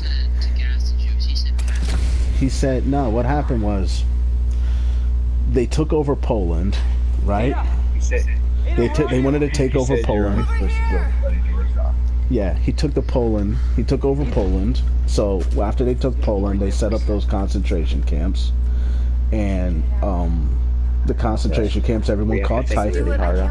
A lot of people caught typhus. A lot of people died in those concentration camps, and for the people who survived it, they realized the way they could have the UN help them out is first they have to claim that it was a genocide, that they were gassing them, and that they also had to claim that it was ethnic cleansing. They weren't ethnic, they were fucking Polish. They were Polish and German people. They claimed to be Jews. They're not. They just wanted welfare, and they got their reparations, they got their welfare, and they got their own country from lying. They've been lying since then, and the way you know about them now is that they've continued to lie. Right. They're not Jews. Hell no, they're thieves. They're fucking thieves, gypsies, and con men. They ain't the people from Africa. Jews came from Africa. You read the Bible, you read the what you call it. You got the Quran. All those places are in Africa. Those people over there in Israel now are blonde-haired, blue-eyed, fucking Polish people. Yeah, a lot of them do seem pretty white. Yeah. I think I can fit in my schedule. All the places they're talking about in the Bible, in the Quran, that's all Africa. It's all Africa, dude. All these people were roaming around. They weren't even like fucking living in Africa. They were like roaming all over Africa, just walking around the fucking deserts. Cable car will take us down to Nest. My wristbands are ticket to ride. Fucking field niggas. That's what they were. They're a fucking bunch of field niggas. Wild ass field. Never sent to gas to Jews, he sent to pass to Jews. Man, he said get rid of them motherfuckers. Put them in a camp, have them do some work. They all caught typhus, so he started disposing of the bodies using a furnace. If I had to guess, can I tell you something? Yeah. Can I tell you something? I don't even think he put a living person in that furnace. I think he was just disposing of corpses. Yeah. He just made sure they did CPR until they were removed from Ice. Yeah, mouse wits. Worse than it looks. Because it doesn't make sense. Because this is the Abyssa. This isn't the part that makes. This is what doesn't make sense to me. All right, if you wanted to abduct these people and kill them, wouldn't it just be easier to just like burn their village down and kill them right there? Why would you transport them and put them in a camp and then kill them? If you wanted them dead, you would just do it right there. Seems weird. Seems weird. I don't know, man. I try. it seems fucking weird. If I'm gonna kill you, I'm just gonna kill you and burn the house down. That's Mass it. graves, right? Yeah. Why would I? Like, Why would you I? would just... Yeah. I would just kill you right there and bury you. It's a big old political project, like the nation of Israel. It is. So It's much the that went UN. into it, and like the end product is that we finally got a fucking democracy in the Middle East. So I'm happy. Democracy in the Middle East doesn't help me out. You know what I was thinking? I can't wait for the FBI. That doesn't help me out. Doesn't mean shit to me. Doesn't mean shit to me. How does it? How does that affect you? How does it affect your life? This is a federal case. Once we get the G virus, I'm back on my own. How does it affect my life? Leon, trust me? It'll bear fruit. Dude, man, that shit. Man, those motherfuckers. They could just keep doing their same thing. They'll keep selling you gas, and it doesn't have to be democracy there. And I was right. They would keep doing the same thing. Doesn't matter. I can make sure what happened in Raccoon City never happens again. They're there. It's a welfare state to help a bunch of fucking liars. Look at me. A bunch of liars guilt trip the world. A bunch of liars guilt trip the world and lied. I'm not just gonna leave you here. What if you're attacked? And no one wants to admit they're lying, because the second you admit they're lying to you, you admit you fell for the lie. They're con men. Lying con men. God's chosen people, dude. God's chosen people who aren't from that area.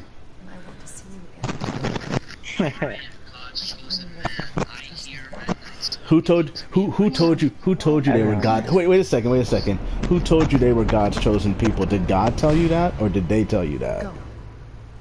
Please, we don't have much time. Yeah. God whispered in my ear. He's like, these are my chosen people. That's why. So that's why he gave them all Crohn's disease and let them die from skin cancer in their own land. That's why at every chance they get, every chance. Yep. Sorry. Go ahead. Oh, it's just like on page 260 something on the Bible. It's like God works in mysterious ways, nigga.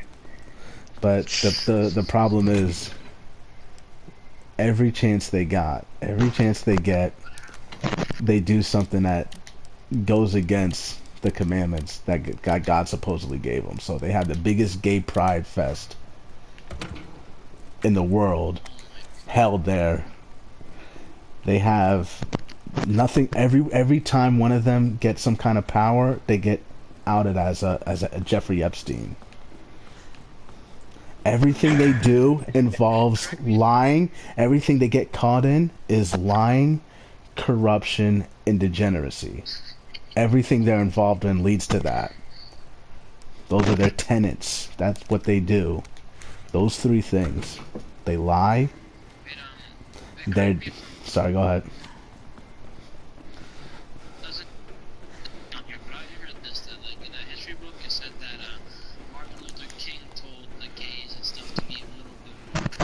Oh, wait a second. No, fuck that bullshit. Fucking, and the other thing, in their own book, the Torah, right? There is a prophecy that was supposed to happen to them that never happened. They were supposed to be put on cargo slave ships and brought to a place that spiritually would be called Egypt and Sodom and Gomorrah. Their race was never put on a slave ship. Their race has been in industry and owning things since the beginning. They've been bankers since the beginning. The real Jews in the Bible are not bankers. They weren't involved in banks. Sorry, bro. But the one thing that gets through my mind is like, I wonder who the first gay man was, and I wonder why he thought to himself, hey, I don't like pussy, I like dick. Like, I wonder why he thought of that. Probably the devil. If I did in history, I would go back and then choke him. Well, like Pony Boy, there's a chance that a man. That's a scientific fact. It's not like But Not like there was. but Pony Boy, in the Quran, they talk about how they talk about like different nations of people having like a different culture involved with them, right? So in certain cultures around the world, they didn't care if you were gay. It was all right to be gay. That's talking about Sodom and Gomorrah and shit like that. But there are some cultures, some people. Yeah, but God doesn't care what a fucking heathen does. God only cares what his chosen people do.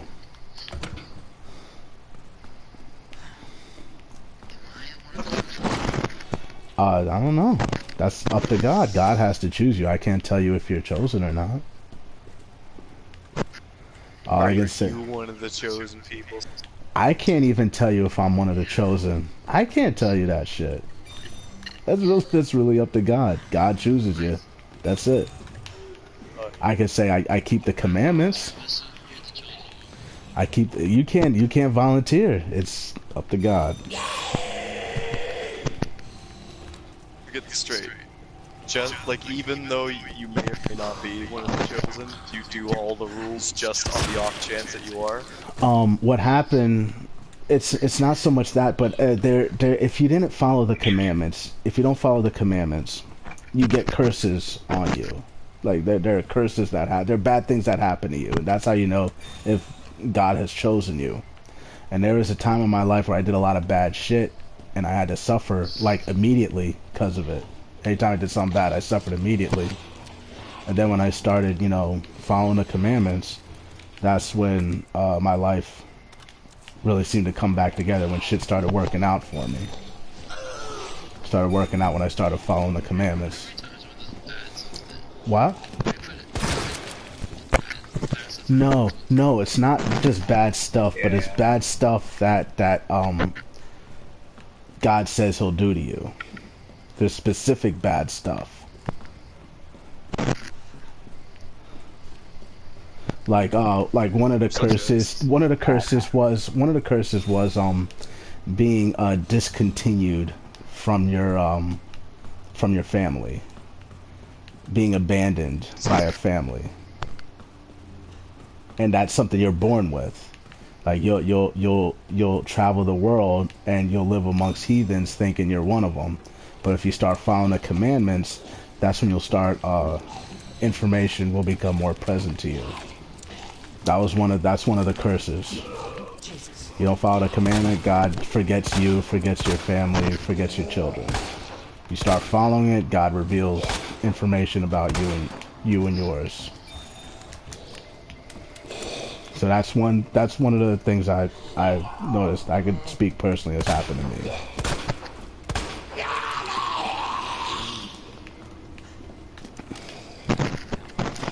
Another one was fucking being cursed in the cities, being cursed in the stores, not having money, not having support out there in the world, being vulnerable, being more vulnerable than your peers. You know what I mean? No one's there to have your back. I can attest to that. There was a time where I was vulnerable out there. I had no support structure. I was fucking just me in a violent world. Just me by myself in a violent society that was predatory towards me. I can attest to that. That happened to me. Okay. It's loneliness, but there's a vulnerable like I didn't have family out there to have my back, and I was living in a violent place. No one's gonna pay your bail. No one's gonna. If you get jumped, you're just, that's it. If you get killed, if you get robbed, if you get assaulted, that's it. It's just you. I could attest to that when I was living by the world's code. I was living in the world like I didn't have to follow the commandments. A lot of these curses were happening to me, and I used to get depressed. I'm like, why does this shit happen to me and not anyone else? Then I always say I'm not one of those people who said like, yo, I found God. Like, no, I found the devil first, and then I found God. That's what I saw first. I saw evil, and I didn't see evil. Yeah, not even rock bottom. Like fucking. Hey,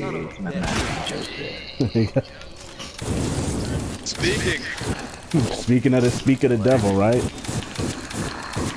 Little synchronicities like that. Little synchronicities like that. How you doing, Joe? Are you fucking serious? Little. What happened? Joe, please.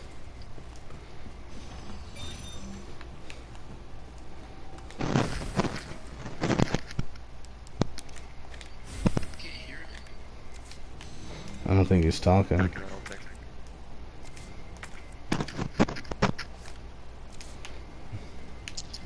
Synchronicities, huh? Like what? Speak of the devil. Oh, you think Joe's actually like something to do with the devil then? Nah, maybe. I don't know. Maybe. if the devil had a had things he would do, like I could picture Joe. I picture Joe would be alright and pretty cool with the devil. Joe would pick up a lot of the mannerisms. Because Joe's kind of nice to you. Because you know how like Joe's kind of nice to you. I would picture the devil as being nice to you, but tries to influence you into doing bad shit. Kind of reminds me of Joe. Yeah, he does. He does talk about justice a lot. That's weird. Yeah. But it's like justice that he sees as justice, not like what you call it. Not one that involves proof, but not justice that involves proof, but justice that involves feelings. He does talk about AR-15s a lot. That's weird. I like AR. He defends himself with that. He does say a lot that he wants proof for everything. Yeah. Like it would be remiss that I don't think he would agree with that if he were speaking. No, wait a second. No, because there were times where I would tell him to look something up, and that would be the proof, and I would try to send him links to it, and he just would purposely like, nah, I'm not gonna look into that. This is not proof. Well, okay, but the thing is, that's you, like, yeah. Like he has often said, like, you need proof to convict somebody. Like, same thing where she was threatening to commit suicide. He was really fucking like saying that you couldn't know whether or not she actually was or wasn't mouth shut. Like he was white knighting like a motherfucker. So I don't know. I'm not sure I'd agree with that. Are you gonna play some of that also? Some of what? Happened. Some of what? Oh yeah. I don't know. Well, I mean, No, the thing is, but the thing is, do you really know Joe that well? Not really. Like I think all I know about him is he's Canadian. Yeah, like you need to give people a chance sometimes. Yeah.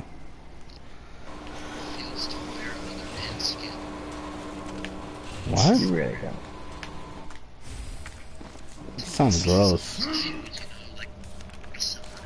No, I don't want to know. I don't want to know.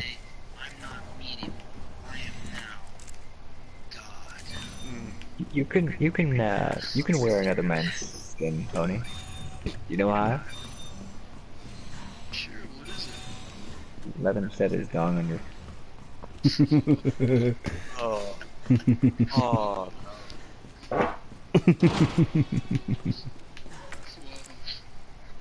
It's spicy. Spicy. God damn, Vissa, you became savage in the last. How long has this party been on? Like 4 hours? Oh, I don't know. I don't even know. Well, you know, like haven't slept and all that. That's true. Age has its Yeah. I had to. Yeah, not sleeping is kind of like being drunk. Actually, I've experienced that. Technically, it is. You get to hallucinate, you know, like that's awesome. Very much so. I'm mad I never got to experience that stage. Of what? Where you start hallucinating. You don't want You know to. what I was actually kind of interested in? What? That we stopped talking about? What? Like more of the curses. I'm actually somewhat interested in the curses that you were talking about. Oh, well, some curses are the discontinuation from your heritage, not being able to speak your native language, ancestors being slaves. Fuck. Your ancestors, first off, it's not just curses with you, but there's also ancestral curses you have to look into.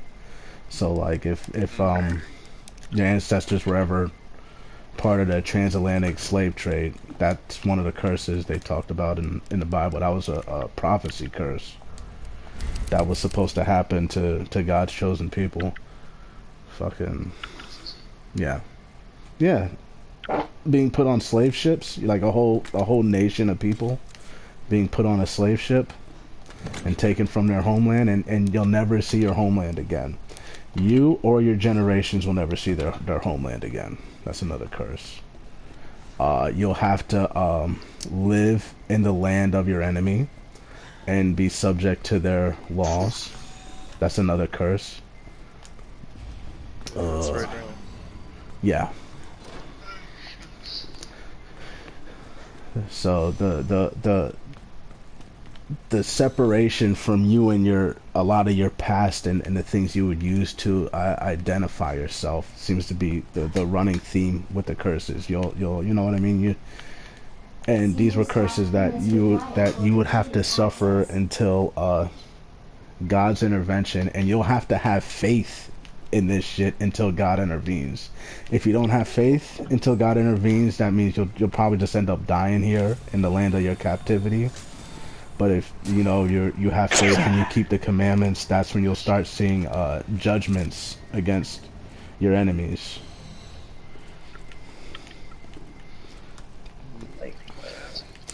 So this is the choice you have to make. It's either you're going to submit yourself to God or you're going to submit yourself to your enemies. Those are the choices, and those are the curses you have to contend with. A lot of people. I don't know. It's always submit yourself, right? It's like if you choose to submit yourself to either. If you choose to submit yourself to either, that means your enemies can do what they want with you, and you'll have no backup from God. God be like, you want to take them on yourself? You want to be like the Black Panthers and try to take on the federal government? God's just going to let them do whatever they'll do to you. So really, yeah, it's one or the other.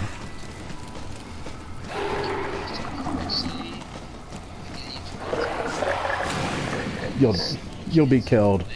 You'll be killed, dude. If God ain't with you, you're gonna be. If God's not with you, the federal government's gonna kill you. Easy. They practice on ways of killing you all day, every day. They practice it. Beast of them all. Yeah, they practice killing you. You know, and the cops do the little practice here and there. You know what the practice is? They're practicing on kicking in your door at this very moment, killing you and planting a gun on you. They practice that shit. What do you think the drones are? What do you think fucking people just catching these crazy ass diseases from nowhere? What do you think that shit is?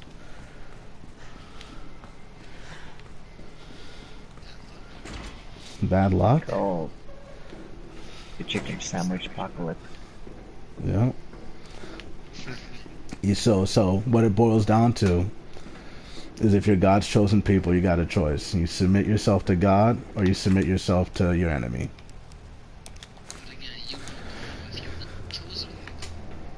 The only way you'll know you're the chosen one is if you suffered those curses I just mentioned. That's the only way you can know. You had to have suffered those curses. I mean, but what if someone is experiencing the same, but he's still not God's chosen? What did you say? Some people, some of these things, that's what I need to remember that better. But experiencing the same thing. There was only one nation of people put on slave ships. There was only one. That only happened to one people in the history of the world. There's only one recorded instance of a whole nation, race of people put on a slave ship.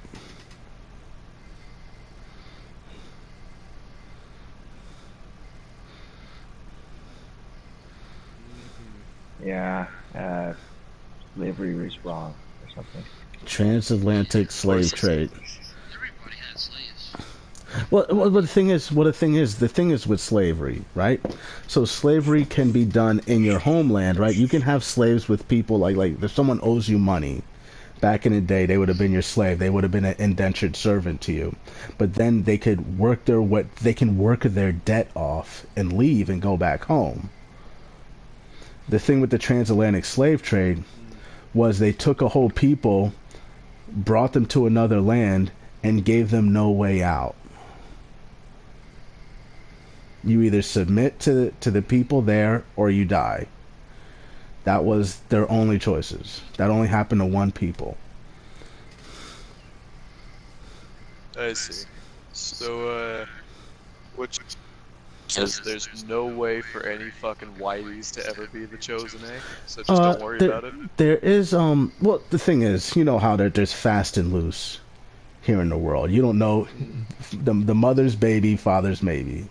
You know what I mean? So anyone, it doesn't matter what you look like. You could be the chosen if you follow those curses, or if you feel those curses in your personal life. So I'm not gonna say. Dude, I come from like Sweden, so I'm pretty sure there's none of that in me. Yeah. Oh well. Yeah, and that's pretty much what it boils down to. And it's not up for me to decide who's God's chosen and who's not. I'm not gonna tell you that who's who. I'm just gonna tell you what the book said. And I'm not going to sugarcoat it. God does not love everyone on the planet. That's why bad shit happens to people.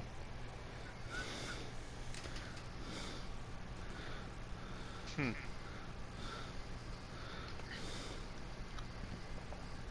know, if you think about it, it's kind of like God put a bunch of guinea pigs in a zoo, but then he like painted just one of them with number 7 or something, and then just had them race each other.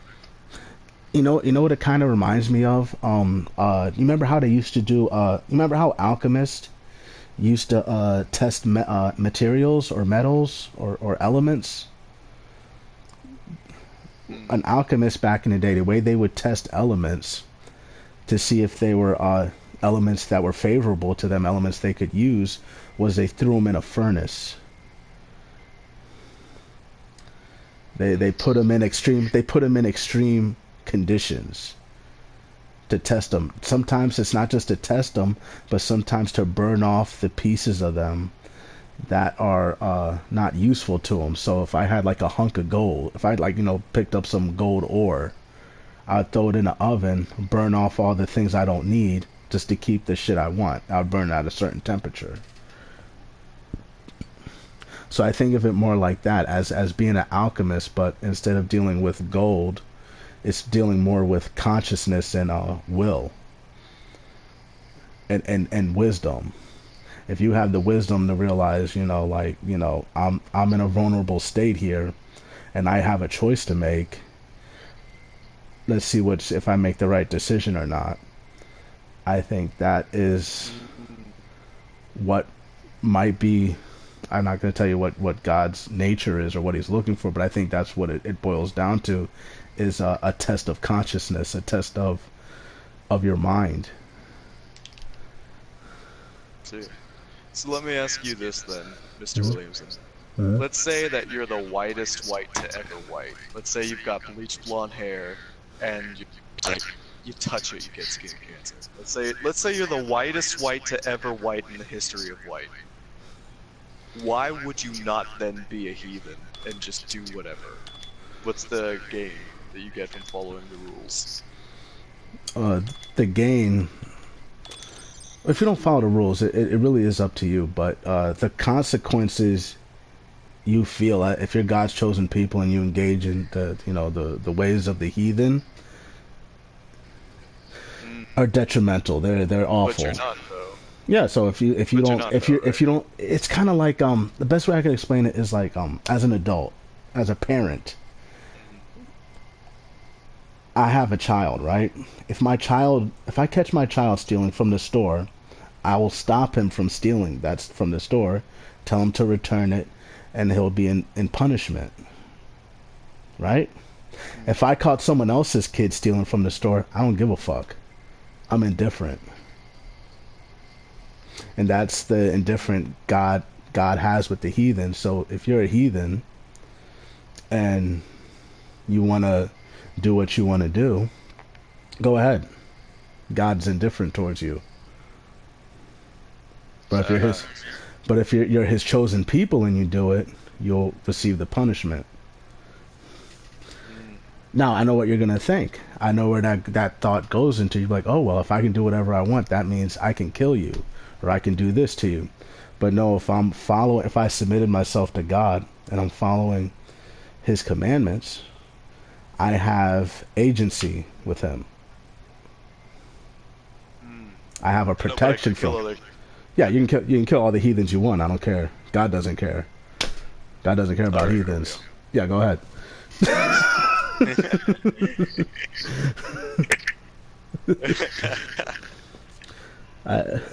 Go ahead. God doesn't care about them. Well, I don't know, dude. Yeah.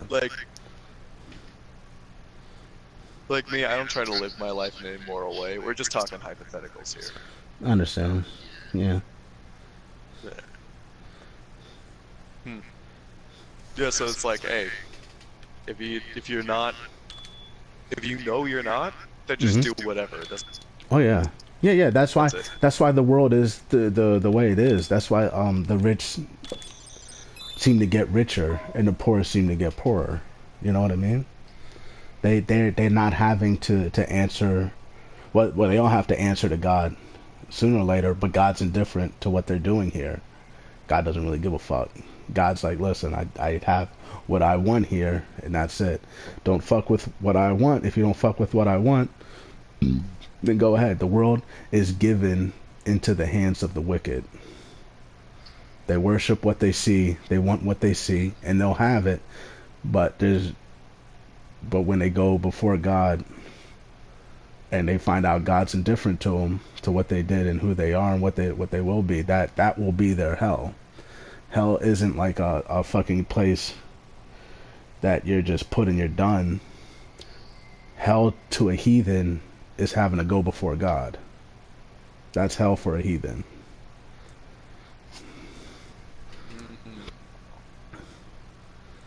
Yeah, why wouldn't you just like fucking blink them out of existence? Why would you? Well, the thing is, they know they're wrong. You know they're wrong. But it's not. It's like, how can I say? If we're gonna do the hypotheticals, which sometimes I'll do, sometimes I don't. This is a person this is God who made up consciousness, which he knows what consciousness he wants and how to torture a consciousness, how to punish a consciousness, how to use consciousness as an example for his chosen. When they talk about God in the Bible or the Old Testament or the Quran and all that, he has things he wants to do. It's like if you're a gardener, right? You don't want to just torture a weed. You don't just want to hurt a weed. It's like you just take the weed and just toss it and that's it. You're indifferent towards it. You don't sit there, I'm going to punish this weed forever. Where the punishment comes for with a lot of these people who are, wicked, this and that. What it comes through is when they died and they realized they were created by a God who is indifferent towards them. God doesn't torture them. God just doesn't care if they're tortured. You know what I mean? But isn't that gonna happen either way? Based off pure luck of the draw. But I think that's where the but then again, I don't even really believe in luck. Everything happens for a reason, right?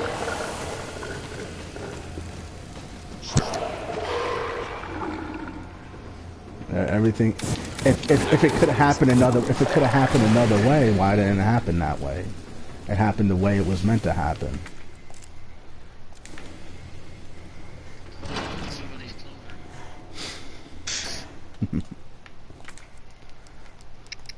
If things were going to happen another way, it just would have happened that way. Engaged. Adjust amount of solution to match cartridge capacity. If it was meant to be that way, it just would have been.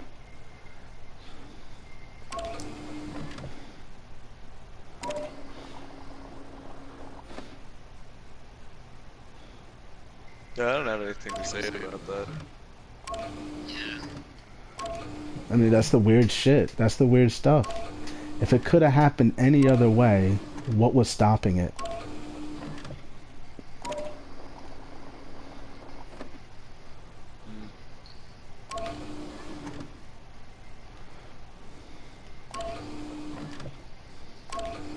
I mean, if you want to think about it that way, then ship.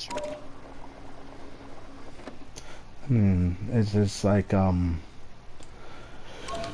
it's not so much as like I want to think of it that way, but it's just that it's like the thing that people used to say to me when I was younger that would upset me is just it is what it is. And the way I think the reason as I got older I realized that upset me was like it didn't matter your involvement. There was no agency on your part. Things happened because they were going to happen. Nothing you could have done about it. And I think that kind of bothers a lot of people when they realize in your life it is the way it is. Bad shit's going to happen to you. And there's really nothing you could do about it. Everyone wants to feel like... Yeah, everyone... Yeah, everyone wants to feel like they're in control. But the second they realize they're not in control, that's upsetting.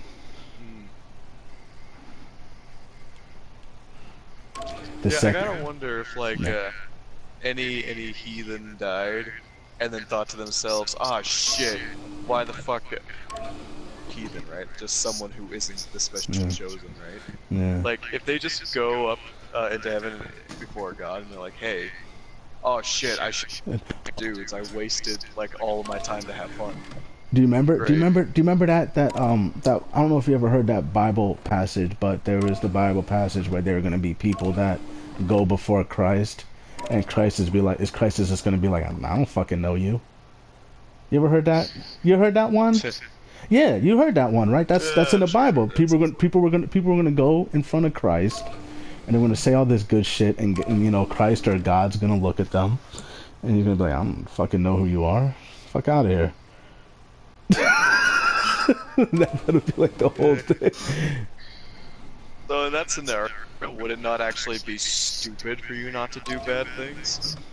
It would be, but the thing is, you're gonna do the bad things, right?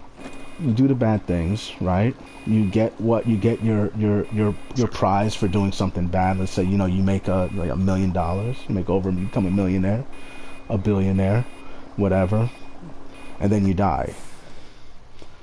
You share the same fate as a homeless person. I don't know, a homeless person, you know, fucking gets y'all wind up the same in the end. It's all a finite existence, and the shit you did during it that didn't really matter to anything, didn't really change anything or last into the eons. And then you go before this God who, you know, you're going to tell him you made this, you're a millionaire, you had all this, you know, wealth and power on earth, and he's just going to be like, I never fucking heard of you. You know what I mean? You know what I'm talking about? He's like, Wait, so wait, hold on. yeah. Like, you say, like, when you're talking to God, like, say you talk to him for an hour straight, you know, like, how what you did, and in the sentence, at the end of it, he's like, oh, I don't know you.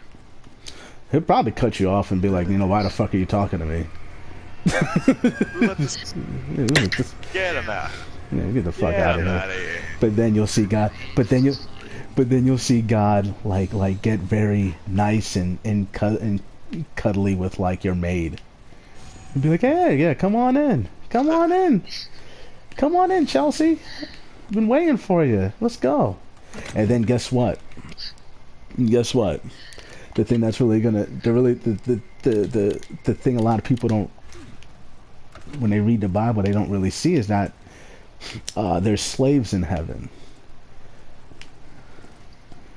There's going to be slaves. Yeah, there's going to be slaves. Who do you think the slaves are in heaven? The heathens. No, the heathens. The heathens are slaves. In the Torah, it was said that it would be the people who oppress God's chosen on the earth is going to be their slaves in heaven. Because it's not like children. You don't come back. It's not children they're taking. It's the oppressors that will be slaves. Because there's no children in heaven. There's going to be this. That's dealing with the spirit. That's dealing with the spirit that binds us all. That afterlife. That kind of like ethereal plane of existence. There ain't no children there. And even if there are children, or even if there are children, what does the Torah say? What does God say? It says you are your father. You're the generation spawned from your father. You are who your father is.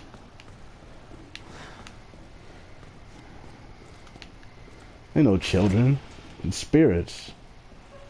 No, but they said that if they die like during childbirth, they said that again if it was like a Christian kid who died during childbirth, again that kid never been judged in his life at all.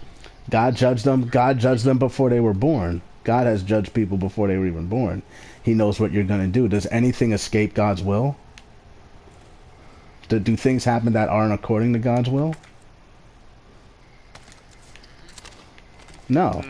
God knows what you're going to do before you're born. He knows you're chosen before you're born. The only people he cares about are his chosen. In the Torah, in the what you call it, in the book you read, what you call it, in the Quran, they talk about God's chosen. That's the only thing he cares about. That's the only thing in existence God cares about is his chosen people.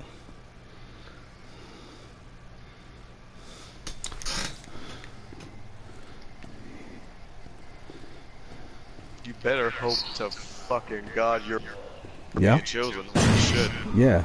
And they said that was the reason for a lot of the wars and a lot. It truthfully is. It's a reason for a lot of the wars and the chaos that happens on this planet. Some people lie about being God's chosen. Some people attack God's chosen. Some people just, they say, oh, well, I'm not God's chosen. I might as well do what I want. And those are the three outcomes you have. So, if we're all here, then does that mean we're all unique in a way? Unique? Yeah, you're unique. No, you actually, you're who your father is. There is a you that came before you. You're just living out the same loop. You're living out a loop. Like, you know how your week goes by? You go through the days of the week. Well, there's a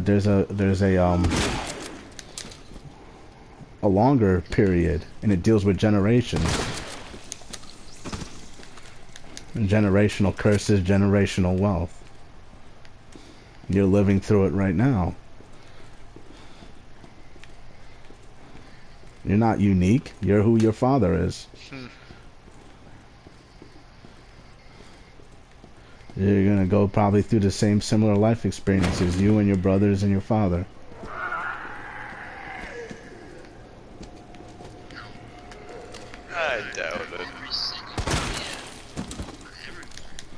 Every what? I hear you. Well, most of you're gonna live them. You're gonna go through them. The same shit your father went through.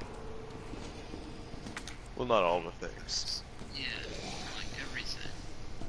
I don't even know that. I won't even answer that. I don't know what you're gonna go through, but I can kind of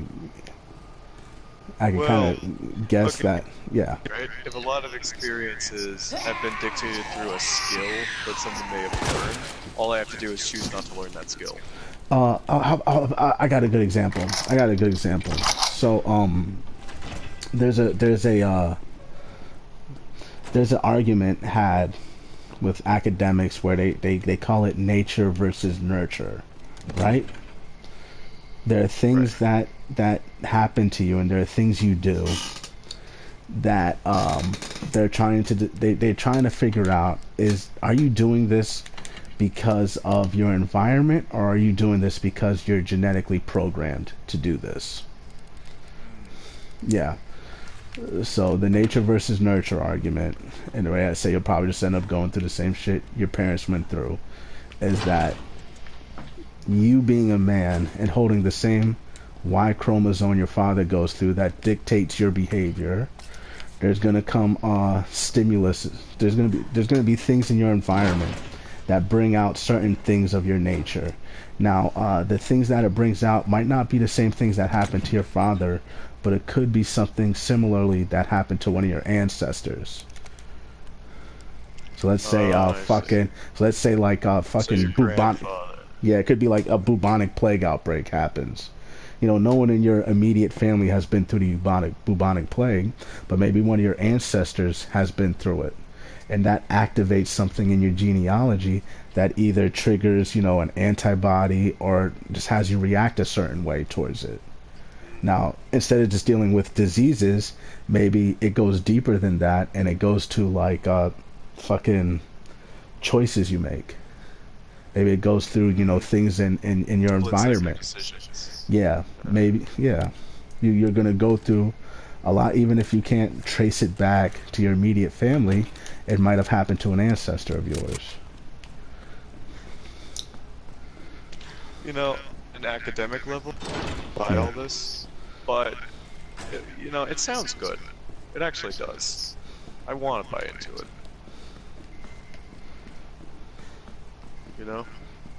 Because I think, that's kind of cool.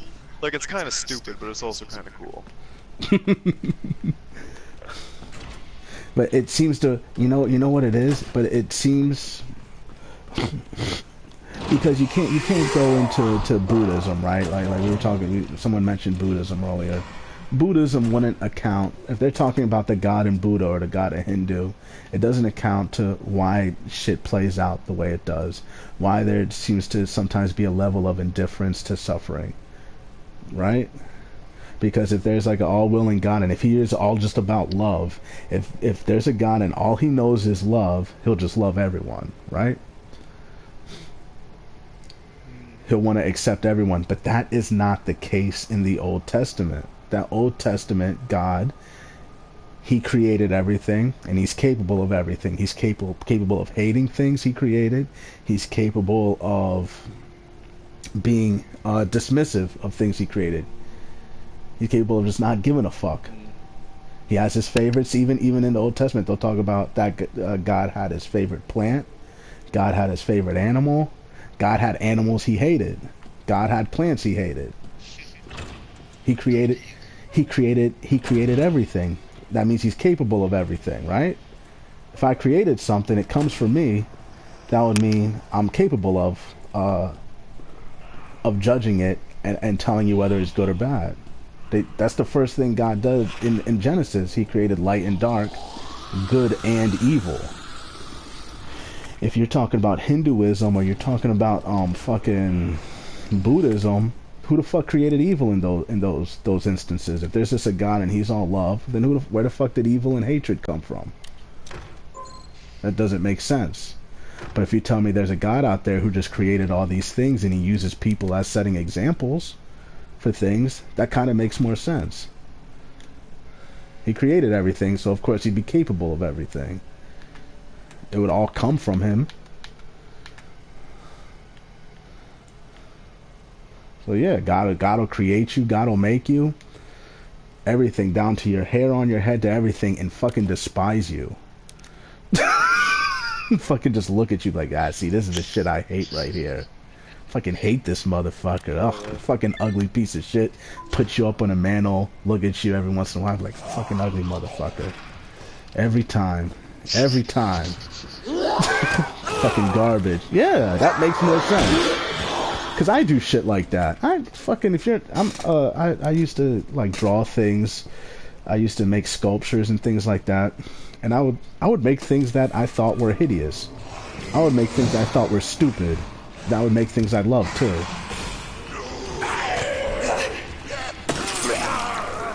No particular reason. I just made them because I can.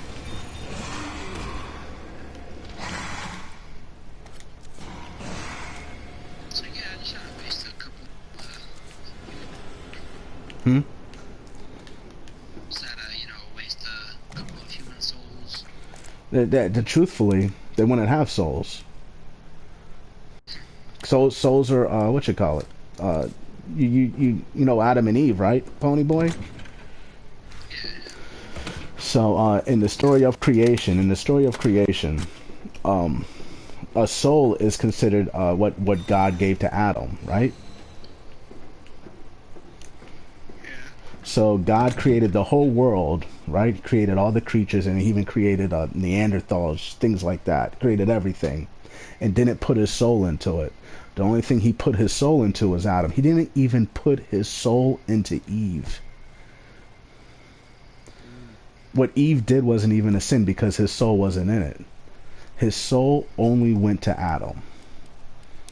So that means all the other nations, anyone who ain't God's chosen, they don't have souls. They can't even be considered a part of God's essence. They don't even contain God's essence. He didn't waste no souls. It's like a fucking animal. He's indifferent to him, Pony. How could you be indifferent to something that contains a piece of your essence? The reason he's indifferent to him because they don't have any essence to him. They don't have any soul. He doesn't care about them. There's a reason he doesn't care.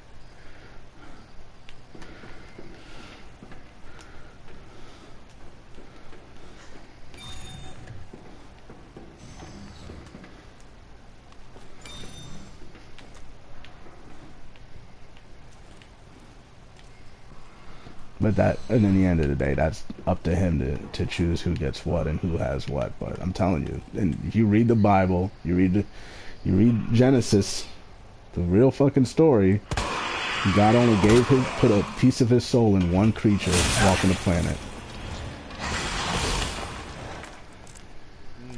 Only one creature God got that. He didn't even give it to the female of the species. He gave it to the man.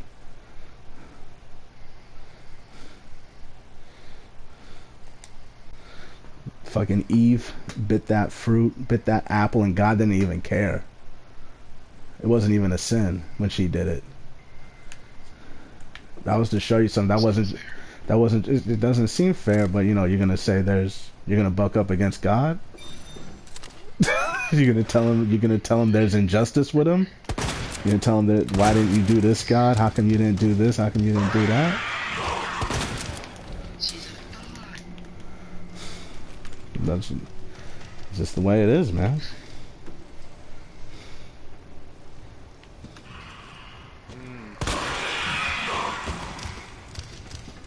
No, I really don't want to insult you. Mm-hmm. Really sure how much of this you should really buy into as a human being, right? But yeah, I'm gonna say this: you do realize that any person could very, very easily construe this as black people good, white people bad. They could, but that's not up for me. That's not even up for me to even fucking care. How people okay, first things first. I will say in the Bible they talk about the curse of false faceness. So like I said, you'll be discontinued from your heritage. That doesn't just mean you won't speak the language or won't go to your homeland anymore. You'll no longer look like your ancestors. You'll look different. You'll be a different person. You'll contain. Don't we all kind of come from Africa? No, because Neanderthals don't come from Africa. Neanderthals. They don't come from Africa. They come from Caucasus Mountains. They come from fucking Asia. Yeah, Asia. Yeah, they come from Asia. And Neanderthals. Where do those fucking people come from? Who? Those people? Well. Yeah, they're they would. A Neanderthal would just. They would just. No, they would. Yeah, they would just be like a beast of the earth. They were a beast. They were a beast. They weren't people yet. You're talking about in sub-Saharan Africa. They don't have Neanderthal DNA. That means they came out fully formed humans.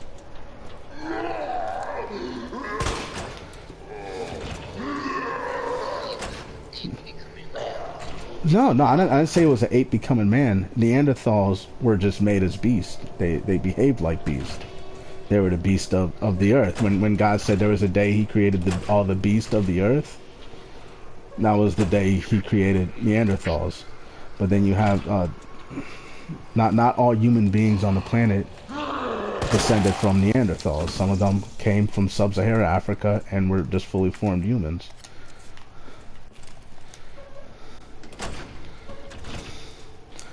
Now, I don't want to say it's a racial thing. I don't want to say this race is this and this race is that. I can't fucking tell you. I can't tell you that. I don't have the ability to tell you that. But all okay, I'm gonna, so let me rephrase what I said before.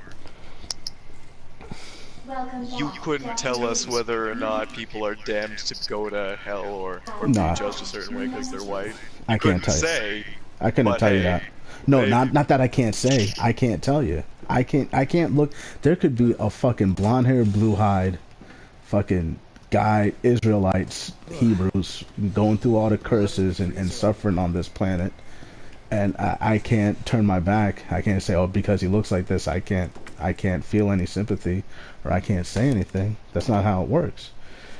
When the Hebrews, when Rome conquered Jerusalem, all those people in Jerusalem, all those Hebrews, were spread all throughout the world for generations. I don't know what they look like now. They're my people, and I don't know what they look like. I don't know how to communicate with them. They're hidden. God hides them. God just doesn't say, oh, they're always going to look like this. There's exactly. Sleeper fucking agents. I can't, it's like dealing with spies. I can't sit there and be like, oh, well, it has to be all black people. Has to be all black people. I can't even say that. It's not true. Fucking, they were spread out throughout the world. I don't know what the fuck they look like anymore. They've been discontinued.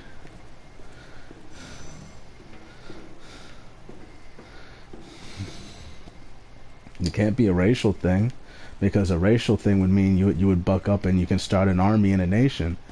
God said that's not how it's going to work in the Bible. God said it's going to just be straight up divine intervention, dealing with the sleeper agents, and that's it.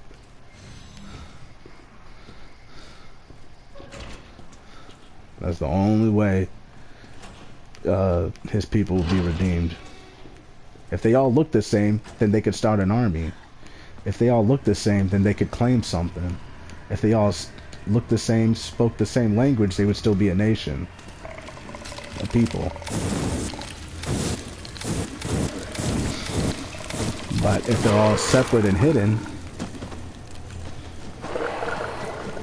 that would mean they would have to rely on something else.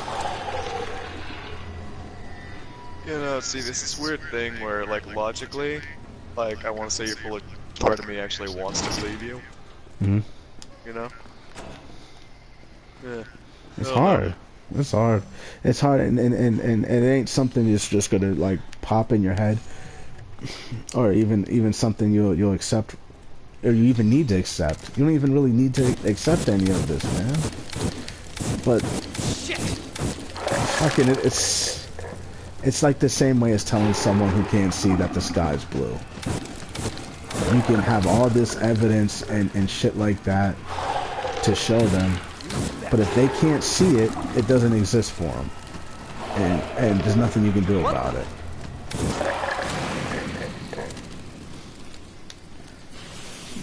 The sky doesn't exist for them. And you ain't gonna convince them just from like telling them shit. But if they ask you a question, yeah, you can give them the answer that you came across. But you know, it boils down to, you know, faith on their part and fucking revelation on God's part. What God reveals to them. I'm just answering questions to the best of my ability. That did the trick. And I don't even have all the answers.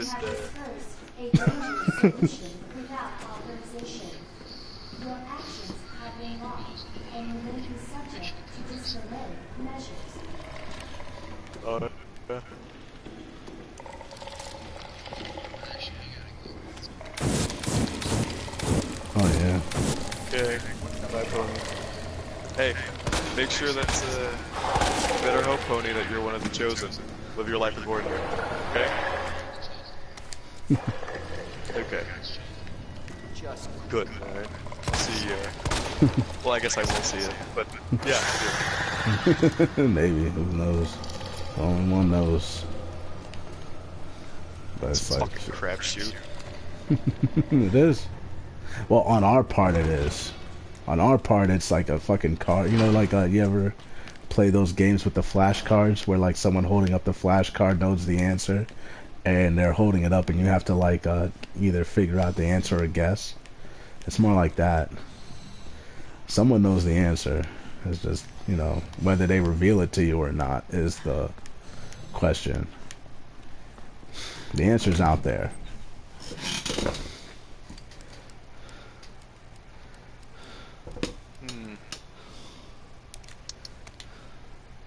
Yeah, there's a lot of, okay, like, when I talk about this, I'm talking about, like, how it works, alright? So I'm not trying to make fun of it or anything.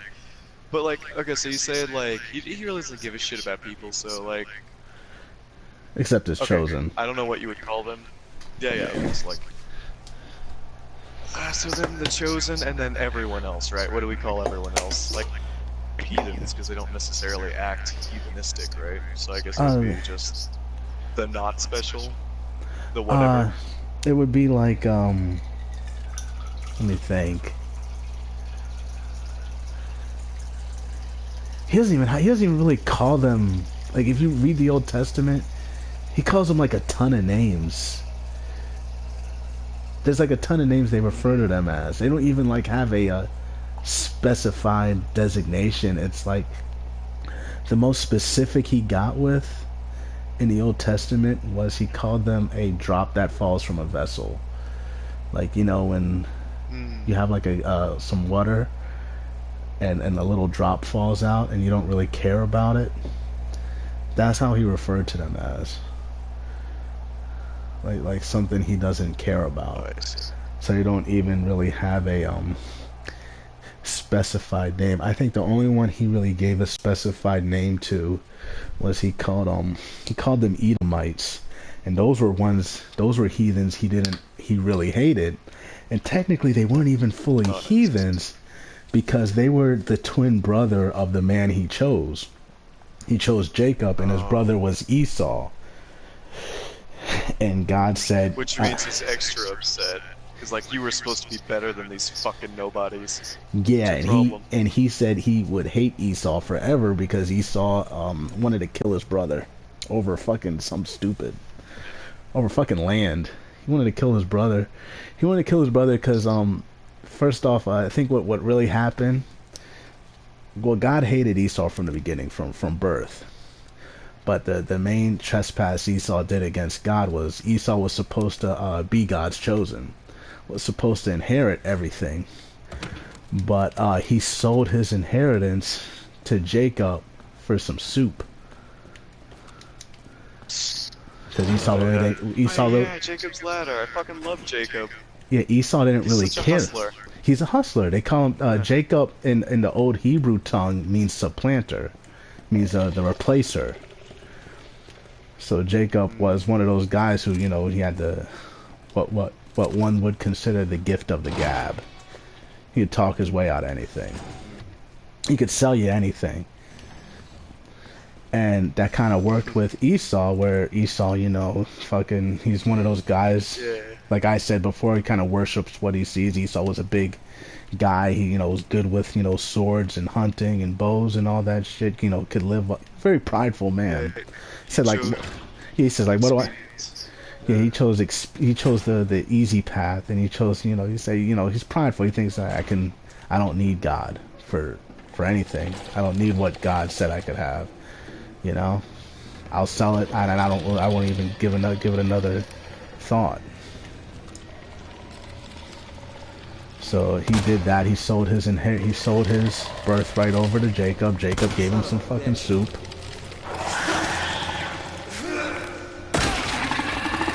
And God hated him ever since then.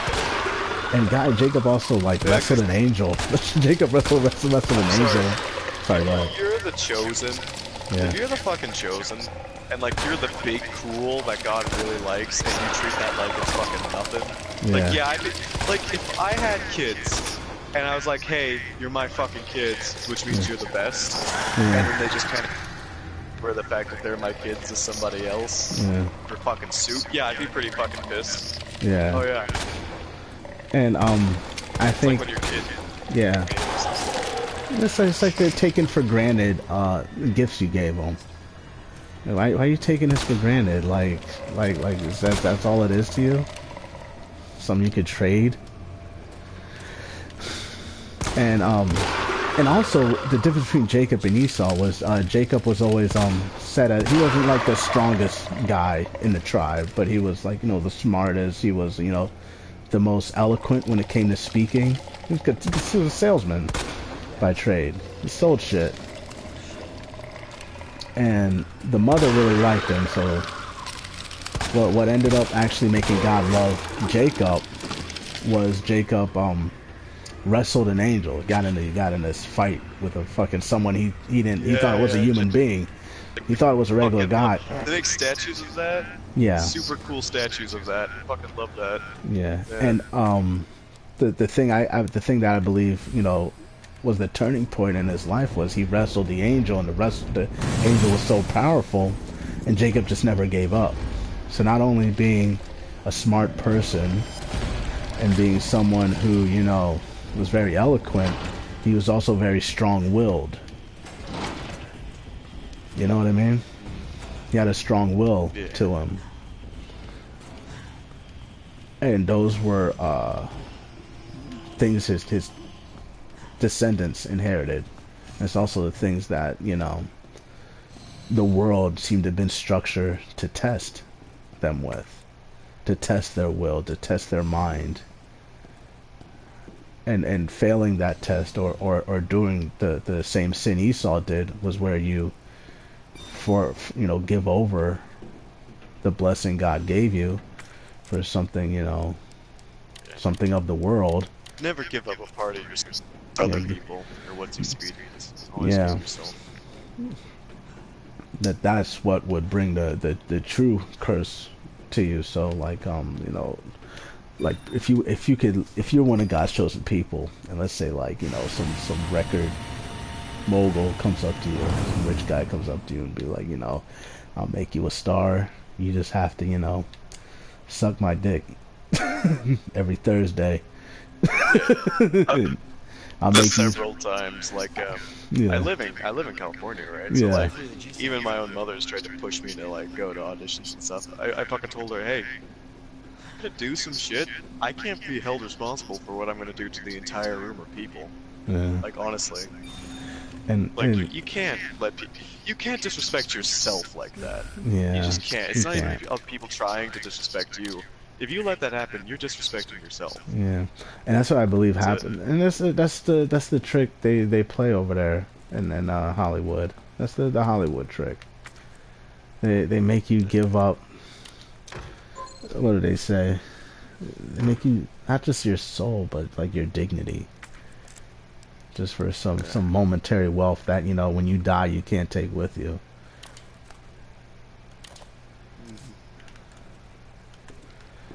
Yeah. So fuck that shit. Man. I don't know, man. Like, the amount of times people fucking... Because they don't give a shit about themselves. They're extremely selfish, or they don't give a shit about themselves. And how the fuck is anybody gonna give a shit about you if they don't care about themselves? It's they worship what they see.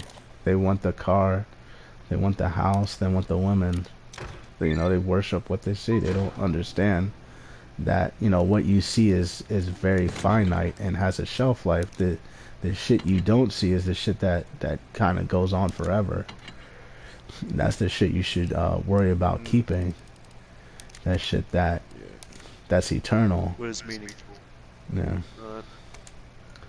Not what's gonna help you out right now, because, you know, fucking right now, shit, fuck, you do what helps you out right now, then you fucking what, die tomorrow, and you don't even get to reap the benefits of it. What's the point? Yeah, that being said, you should try to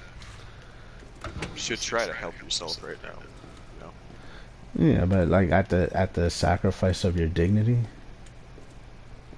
Nah, no, never that. Fucking suffer right now, and you might be better later for it. You'll suffer right now, but later on, resilient. 100%.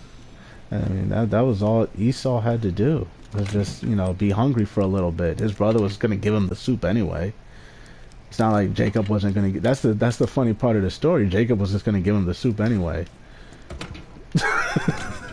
Jacob wasn't gonna let him starve to death. Jacob was gonna give it to him anyway, but his brother wanted it now. He's my favorite person in the whole Bible, honestly. Fucking like, what a scumbag. I fucking love that guy. What a hero scumbag. Pretty much, yeah. And you know what else was funny was the same kind of characterism can be said about Lot during Sodom and Gomorrah, when, you know, God came to him and told him he's gonna kill everyone in Sodom and Gomorrah. Lot didn't get scared. No, when the angels came down and told him that, like, anyone else would be scared. You see angels come from heaven and tell you they're gonna burn your hometown, and when it'd be like, whoa, but Jacob was like, fucking Lot was kind of like, hey, you sure you want to kill everyone? You don't want to save a couple guys? They're not all bad. Come on, God. That's a little rough, dude. I don't know. I kind of like how they show him as like when they had interactions with these heavenly bodies. They kind of have a instance of talking to them like they're just like it's like a normal everyday occurrence, which I always thought was kind of funny. Like, God, really, dude? You're gonna kill everyone in Sodom and Gomorrah? You're not gonna save a couple guys? Are not all bad. God, come on. And God, and the funny thing about God just would be like, no, don't talk to me like that. Shut up. God would be like, oh, wait, all right, tell me, what are you talking about, dude? Come on. What do you mean? What are you talking about, guy? Sit there arguing back and forth. Sit there arguing back and forth. I'm like, dude. It's a great fucking thing. This is just like tough. Really? Alright, let's hear your argument. What you got? What you got? Let's test this. Test it. Let's hear your argument. If it was like a Buddhist or a Hindu thing, like they fucking this shit was all crazy. Shit didn't make sense. Talk about spaceships. They go in spaceships and fight. Fucking dude, come on! Don't tell me that bullshit. I'll believe it more. I'll believe it more if you just tell me fucking. Because even when they talk about the angels, or they talk about Nephilim, like they're at the end of the day they're people. They're people with fucking walking the planet that just fucking. I don't want to say had access to stuff, but just like, you know, like the same shit that's going on now, where it's like people can call in drone strikes, people can call in fucking missiles, people can call in air support. You don't know what they say. There's nothing new under the sun. So to think that like we're just now dealing with missiles, nukes, and this and that, dude. If that shit was around back then, how would you even know about it? That shit could have been around for like ever. if you ever saw it, that shit would be magic. Yeah, that shit Straight would. up. But the funny thing I liked about the Bible, they never refer to it as magic. They don't say, "Oh, it's magic." It was, "Oh, is it?" They just said, like, fucking, I don't know what happened. I saw a mushroom cloud, and Sodom and Gomorrah was gone. I don't know what the fuck happened. Oh man, God just dropped a big old nuke on Sodom and Gomorrah. Yeah, God could have just had, like God says, like, fucking, he hides things. He has things hidden on the world. He has races hidden on the world. He has workers hidden on the world. He has sleeper agents hidden on the world. Who knows what the fuck's going on here? Fucking the U.S. government's over here chasing UFOs, and they don't know what the fuck they are, and they don't want to admit to anything. It's fucking UFOs. It's fucking UFOs. No one wants to tell you what they are. No one knows what they are. Fucking shit. That could be them angel sleeper agents. Who the fuck knows? Yeah. Something. Yeah. All right. Now back to Ada. The shit has got hidden. Like the idea. Like, how does that translate at all? You know? What do you mean? Well, I mean, if you make a comparison to like Tower of Babel, you know, World Trade Center, how does that translate at all to like Nephilim? What's their whole deal again? Half angel, thing like that? No, they're not half angel, half man. That's like the fucking shit with Lucifer, like shit that's in the Bible that, you know, they try to say the devil's Lucifer. A Nephilim are I don't even think that term's in the Bible. That's another post-Bible translation or meaning. God's said to have had sons on the earth, but then I can consider that as being God's chosen people. God's sons. He gave his soul. He gave his soul to Adam. His terminology. An angel, pretty much. They're kind of like middle managers. You know what I mean? Like you know, when God created everything, he created he created 5 angels, right? Before he created the world and everything. And amongst the angels, you know, Satan was there. So Satan works for God. And he told the angels what he's going to do. And first off, with the way they explain it in the Bible there, so the 5 angels are sitting there, then God shows up, and they all get shook. Like, they're all fucking scared when they saw God. They were like, oh shit, these were angels. They're like, oh, what the fuck's that? It was God. God told them what they're going to do. He set them in motion, had them working with mankind. And the post-biblical shit was like they tried to say things like Lucifer led a revolt in heaven. That shit ain't in the Bible. Lucifer was like a Armenian prince. Fucking Satan was one of God. Yeah, Satan works for God. Satan worked for God, and Lucifer's just a dude who was a prince in Armenia. The Prince of Titus. How the fuck? Prince of Titus. How did that even happen then? How did they just pluck this dude and just put him right there? Dude, they fucking do. They lie on the Bible.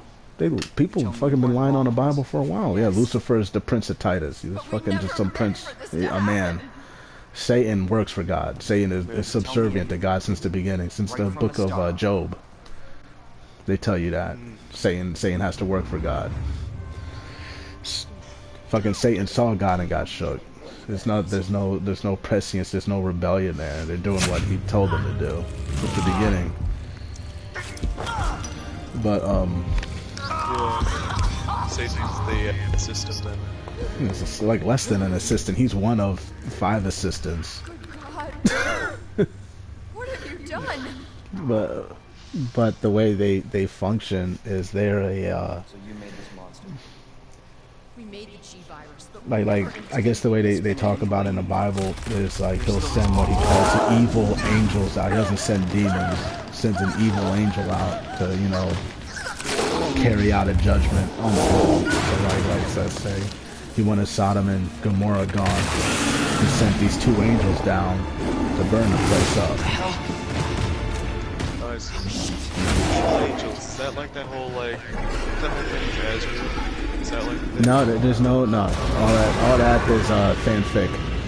All that shit's fanfic. There's 5 angels. There's 5 angels. That's it. Yeah. Not even New Testament. Not even in the New Testament. There's 5 angels. That's it. 5 angels. They answer to God. People make shit up, dude. That came from Book of Enoch. That Book of Enoch shit they try to say it should have been included in the Old Testament, but you know, there's no mention of anything in there. That say a man walked with God, and he's the only one who ever saw. No one saw it. No one fucking looked on God. No one saw him. Only people who saw him were the angels, and it fucking shook them. Those were the only creatures. Those were only creatures on Earth who saw God. They saw it and they got shook. Yeah, so it's just been God. 5 angels. The 5 angels are actually beneath you too. If you're chosen, the 5 angels are actually beneath you. Yeah, that's weird. They're fucking like your babysitter. Fucking babysitters. Yeah. Because you're the only one who would contain God's essence. God's essence isn't in the angels, it's in chosen people that walk the earth.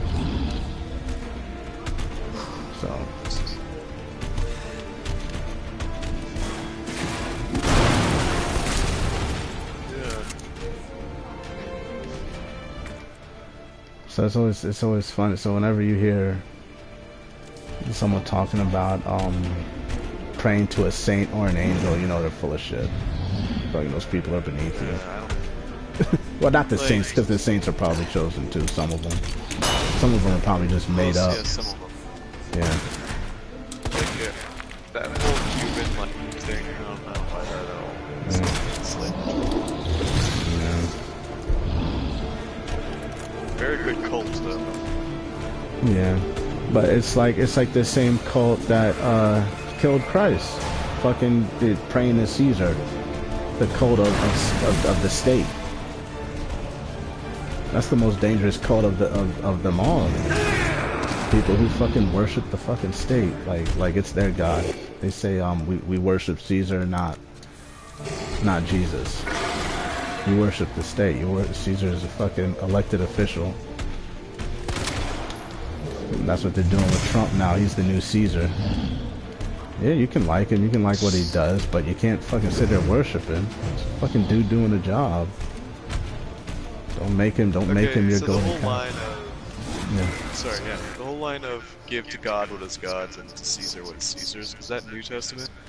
Yeah, but it's very true too, because you know, while living here, you do have to pay taxes. Because they used to say that that was about the Jews paying tithes rather than taxes, and Jesus was like, yeah, but you know, you live here, so you should pay taxes, technically. But don't sit here worshiping the guy. Yeah, pay your taxes. You know, you use the roads, you buy shit here, you live here, your family's here. Pay your fucking taxes. It's not that crazy to say to someone. Apparently don't. It's like 12 times a Diet Coke a day. Oh god. Like, I'm not gonna worship a guy that looks like that and won't do anything for Jesus. Fucking, ugh. He has too much money for his own good. He needs to know. But he'll never know. I say again, he was pork rich. Yeah. Oh yeah. But that's more of the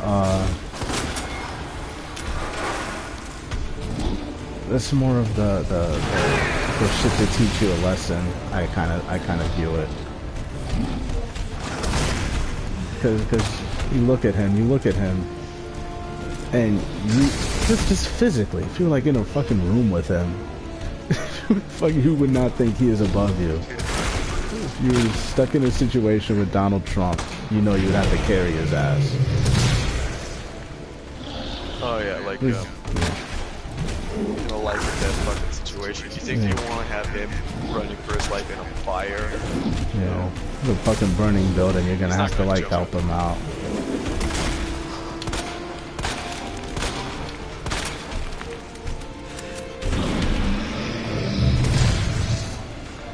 that always kind of makes me laugh with these people. But he's the perfect representation of them also, you know what I mean? He represents the American public so well. He is, I think they have so much fucking eating McDonald's. He is American. Fucking American. I would say he is. That's the funniest thing, it's such a parody. You would think it would be a parody. You would see Americans, you'd be like, I wonder who their leader is. Then you would see Donald Trump and you'd be like, oh. Makes sense. Yeah. Dude, it's like... Man. Yeah, so... It's just... And he's such a big, dumb loudmouth as well. Like, he's mostly just talk. That's America, isn't it? Mostly just talk. Pretty much.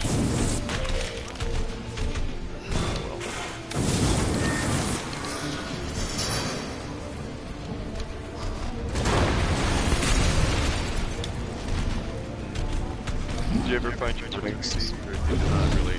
What? Did you ever find yourself going to the polls and voting, or no? You're not really? No, I don't engage. I don't engage. It doesn't mean anything. I think the best voting you do is with your wallet. Yeah, it's true. I feel like a fucking idiot for buying Survive, but I just had to know, you know? Yeah, I lost it. I had it. I fucking lost it. I don't know where the fuck it went. I don't even really care. Fucking, I did everything. It's like, yeah, you're gonna lose sleep. Yeah. Like, no. I think I did everything you can do in that game. It's fucking done. Yeah. Yeah. Fucking Survive. Terrible fucking... I think all they had to do was just make Survive a completely multiplayer experience. And it would have been fine. Just do little... Yeah, like if you could co-op in the open world, it would have done much better, I think. Yeah. And you could have made it a linear experience, I believe, with co-op. You could have just had it like dungeon crawls. Should have. Fucking just a dungeon crawl game. It would have been fine. That was easy. Well, you know what it really was? Yeah. It's how do we reuse Phantom Pain's map and then pretend like that's adding value, that there's an open world. You know, it's the illusion of value. Yeah. Fucking game is even the story. Like, I didn't like how they did the cutscenes or the codec shit.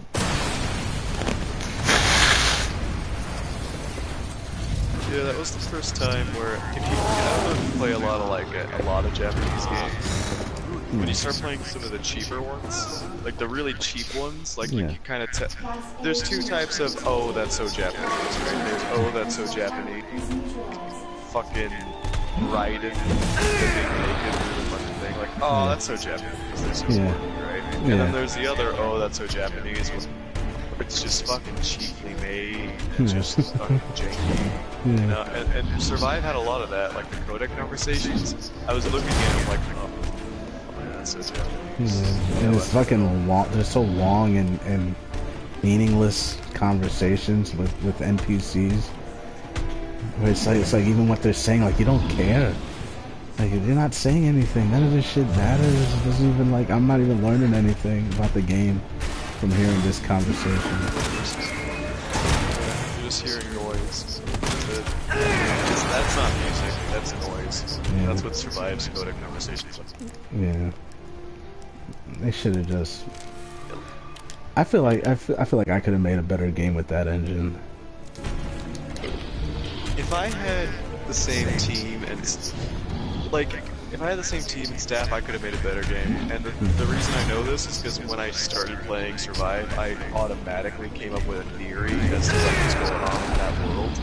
And when it ended, my theory was 10 times better, and I was so disappointed because I went crappiest, fucking schlockiest ending I could come up with, and it was still better than the real thing. I assumed that the world had gotten that way because the skull faces mutating or something, and like it was built in to the fucking game, like that. But no, it was fucking sentient nanomachines. Like really. And you know it's a movie with zombies. It's a game with zombies in it, and no one got fucking eaten. Yeah. No one got fucking eaten. No, what's it matter? What's any of this matter? There's no. You never seen anyone get torn apart. Your character never got torn apart. And that's the fear with zombies is that they're after you to tear people apart, and that's where they fucked up. You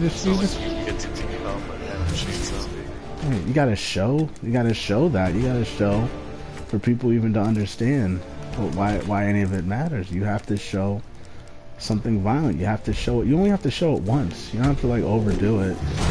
Show it once. Show one person get torn apart. We'd all understand. It would all make sense in the end. We'd all be like, oh, okay, I get it. So that's scary. Oh, that's scary. It's like there's no future. There's no future on that world. And like really make a society in that world? No, so death's not that scary when there's no future. Yeah. I think I thought it was, you know what I originally thought it was supposed to be? I thought it was just like a stand-in saying like your character died. Thought you were in hell or something. Your character's dead and this is just how they perceive hell to look like.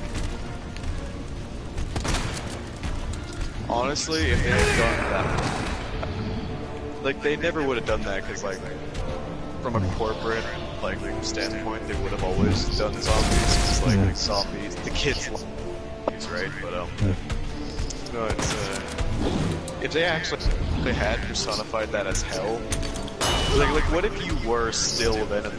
Solid Snake kills Venom Snake, right? What if you're still Venom Snake or the medic after getting killed by fucking Solid Snake? And that's where you went. That would have been so much like you would remember like I died, didn't I?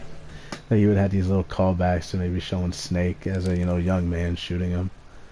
You're like, wait a second. But fuck, dude, they really fucked. I would have made it a dungeon crawl, and I just would have put a bunch of like cutscenes, not long cutscenes, but like custom cutscenes to how you play. Like anytime you get eaten, it's its own cutscene. And you know what it would be? Because you would be talking. I wouldn't make any too many characters for you to talk to. I would just make it co-op. So you just talk to real people, and that's your cutscene. That's you engaging with other people. Yeah. But when you died, like for it to be a horror game, you gotta put the horror element in there. So of course the deaths, that would mean the deaths would have to be very gruesome. Yeah. People are like, oh, what happened? And then people want to keep playing. They're like, oh, I wonder what would happen if I died this way. You know those guys. Dude, that's what people do with that one Tomb Raider game. Yeah. Where it's like the deaths in that Tomb Raider game were so hyper specific and ultra. People were throwing themselves from the rooftops and trying everything to just unlock something. Yeah, and you just do it like that. Fuck it. Like, I don't care. I don't care about any of those characters in Survive. I didn't really. I don't remember their names. Yeah, you know whose name I remember, and he's the only guy who I remember. And this is really hyper specific reason why I remember it. It's that guy Reeve, like the XOF soldier. Oh yeah. The only reason I remember his name is because he kind of looks like me. That's how shallow it is. Oh, that'll do it. Yeah, that'll do it. I remember the chick too. I don't remember her name. I remember there was a girl in there. Yeah, the nurse. Yeah, the old Asian. Yeah. The guy who looked like Morpheus.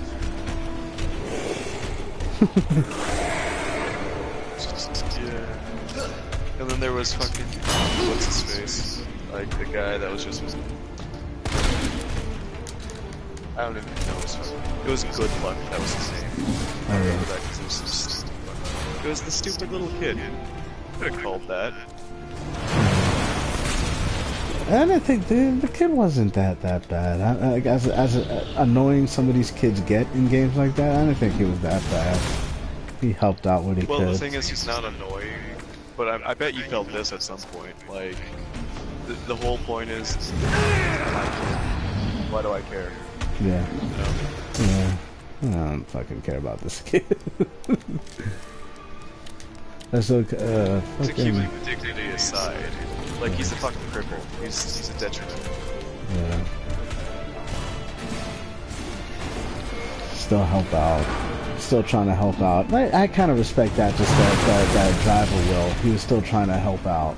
You know what I mean? Even because most people, there are people who are able-bodied who won't help you, no matter what. Yeah. Even if it's, you know.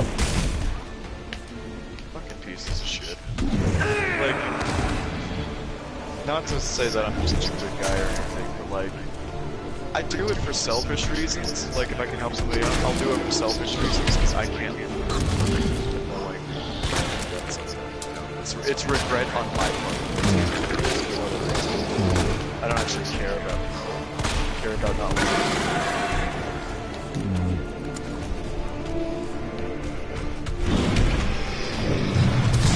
But it's like I have I have like a low tolerance for like the BS, and some parts in that game just seem like fucking. I'm like, yo, why do I have all these people on my base and they don't help me with shit?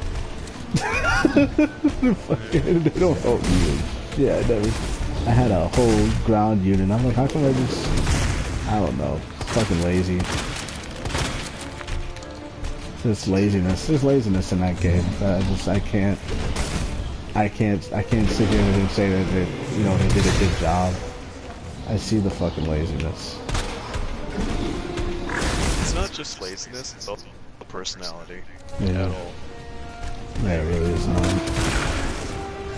Even Phantom Pain, it's like you walk up to your soldier, you fucking knock his ass, gets up and says, "Thank you, boss." Oh, you know what was the person? It was the music. You had the music, and then you had like some dumb scene where it's just like you see quiet sunbathing. Like little shit, like shows you their personality of the crew. You know, she's over here sunbathing. She's working on her tan. We could have put that in fucking the game. Just have people doing little dumb shit like that. Maybe playing craps. I would have had. Yeah. Slowly relay low. Yeah. You could have had that. I would have had people playing craps. fucking on certain days, I would have had like certain members be like drunk, because you know they're gonna get, someone's gonna be fermenting wine, making some kind of moonshine, but they're Japanese, they don't even think like that. Yeah, it's weird.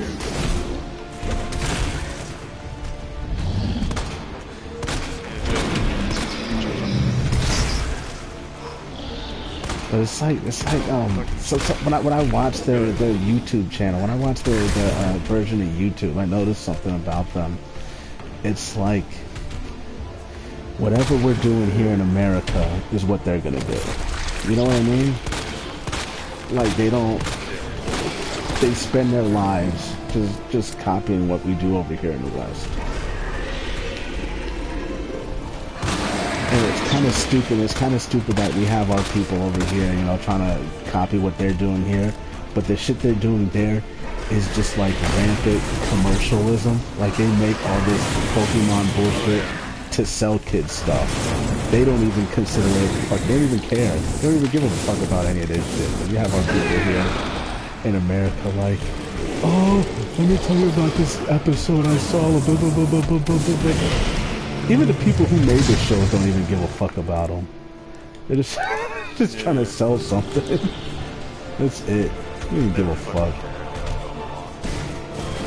They don't care about Dragon. The guy who made Dragon Ball doesn't give a fuck about Dragon Ball. He draws that shit so easily too. If you ever watch how this guy draws the Dragon Ball cartoons, he draws it like it's nothing. It's fucking it's just a bunch of shapes that he makes. Like he'll make a triangle, square, and a circle for every character, then just erase it little by little and draw in their body. Like triangle for the legs, square for the body, circle for the head. That's it. These people fucking go. That's why I hate these people. I hate these fucking people. I really do.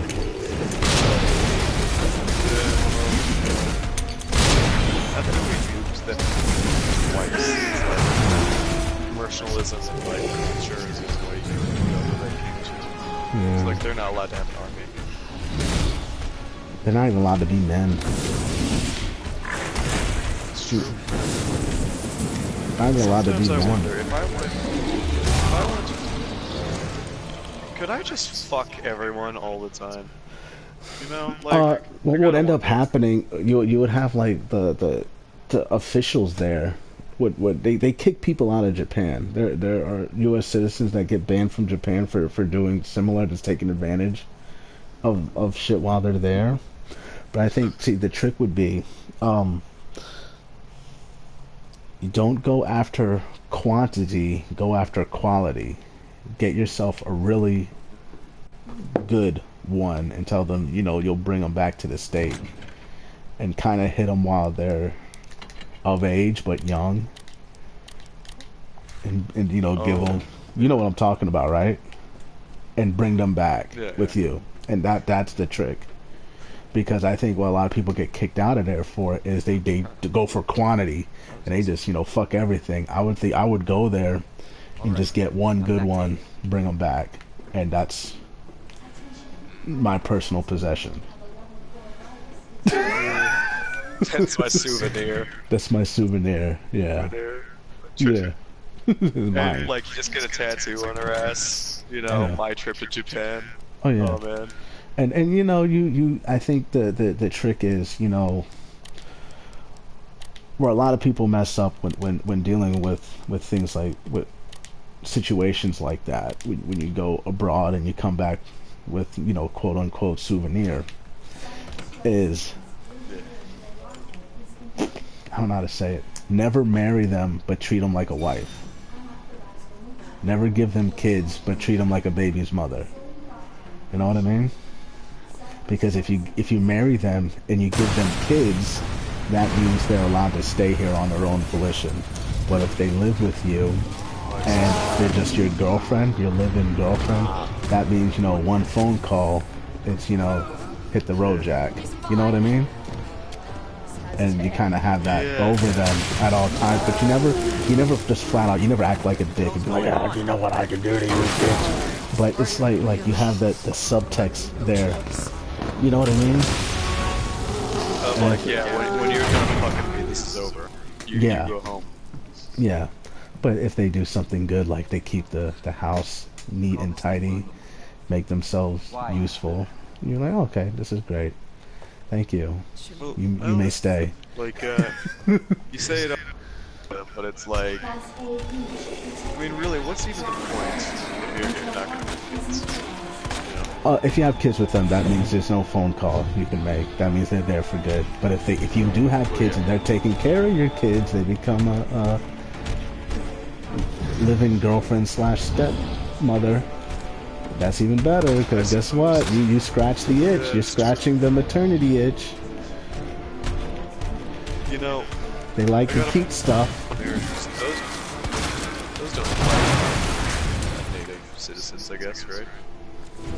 What happened? What about common law marriages? How would you deal with that? As long as you can still make the phone call if they fuck you over. And they know it, that's all that matters. So you have to know that it's there, that, you know, if you get upset with them, they have to go back home. I think that's all that really matters. Weak-willed men. Yeah. Okay. You like a princess. Yeah. Oh, man. Weak-willed men who, you know, aren't American, know, your parents and grandparents, or, you know, you have she's living in America, and, you know, she has a family. Yeah, she has that, she has this, that. As long as they could go home, you know, talk to their people they grew up with and their family members and tell them about her stories from America and make her feel like, you know, she's someone important. That's all that matters to them. I wonder. In the end of the day, you she's just pick a good one. Pick a good one. How would you even find a good one? I can't speak the language. Yeah, I would say learn the language. You gotta learn the language. Look at the family structure she comes from. Usually that's a good tell for women, because the difference between women and men is men have the agency and you know, we live on our own, but with women it's the family unit. If you go to the family unit and you see like a let's say she's like really close to like her father, and like close enough to where it's like they're almost like husband and wife almost. You ever seen that type of shit? Not like they're fucking, but it's just like, you know. Well, yeah. That's his little princess, yeah, like and he, house. And they never kicked it. They never kicked it. Yeah. You can't deal with that. You can't deal with that as a person, because you're gonna be the number 2 man in her life. So that's a negative. So look for a woman who's kind of distant with her father. It could be the father's not in the picture, or she's just distant. Because sometimes that does damage to a relationship she'll have with men in the future, if that she's too damn close to her father. Yeah. So, how long do you need to stay in Japan to find all this out? That's the real question. I would maybe get a little job there. I would start you get a little job, and you meet people, you talk to people, and you know, you go over people's houses and things like that. You have little cookouts, you know, get acquainted, go to bars and shit. And not fuck your coworkers, no, but you'll meet people through your coworkers.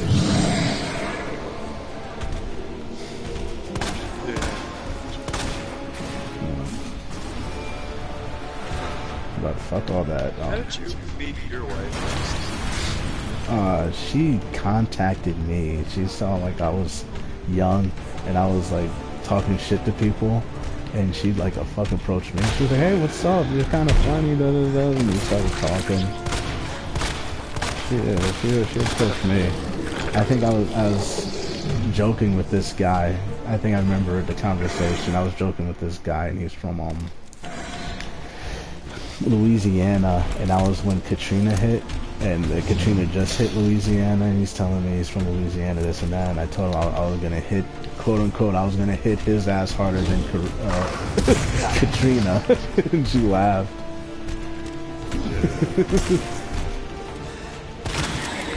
Yeah, that's how I met her, fucking around. That was easy. It was easy. It was easy. She approached me. Well, most women, in my life, I think, approached me first. I don't think I had too many women. There's one I approached first, but most of them approached me. Yeah, same actually. I was telling Abyssa earlier, like, yeah. I'm just not going. Yeah. No. Like yeah. Who the fuck am I to be chasing people around? No, it doesn't work.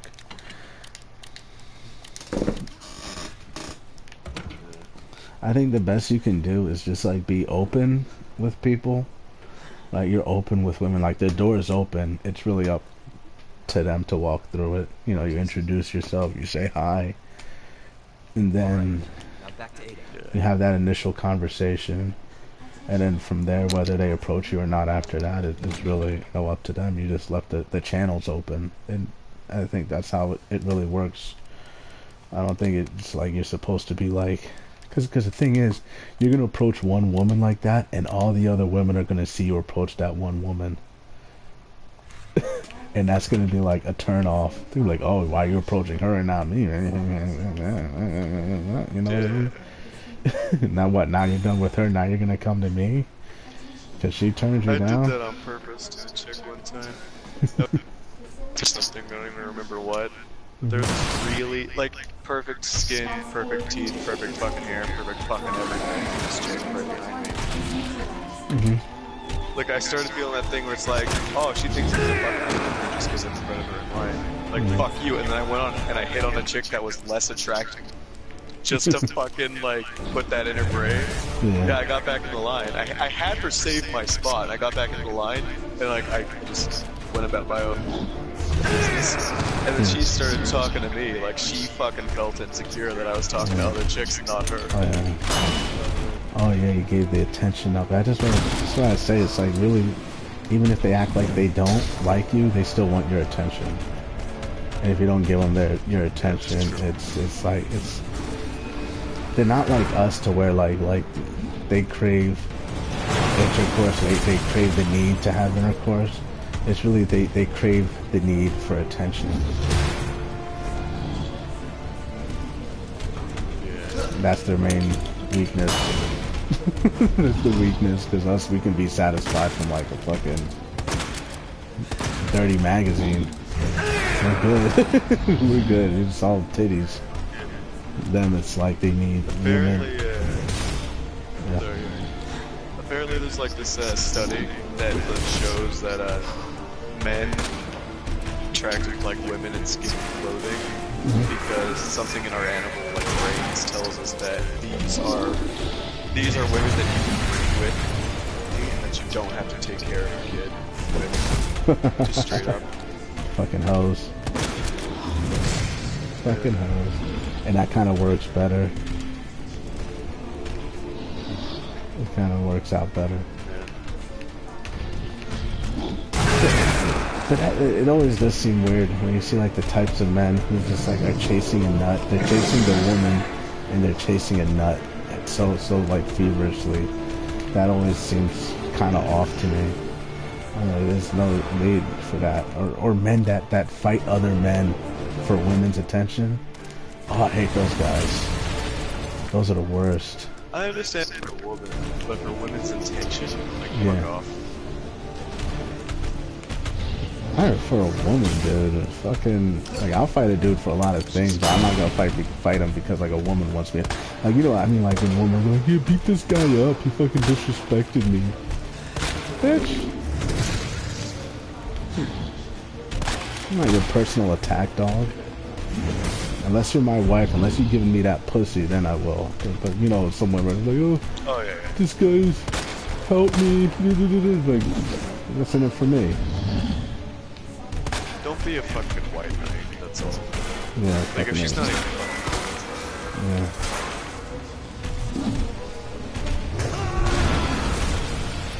That's a female. Yeah, honestly. That's a female. Yeah. I hate those guys. Who knows? She might fuck me if I'm nice to her. Like, get out of here. Fuck off. Those guys are the worst. Don't get me wrong. If I saw a woman, like, almost getting fucking raped on the street, I would do it, but not because I want to be with her.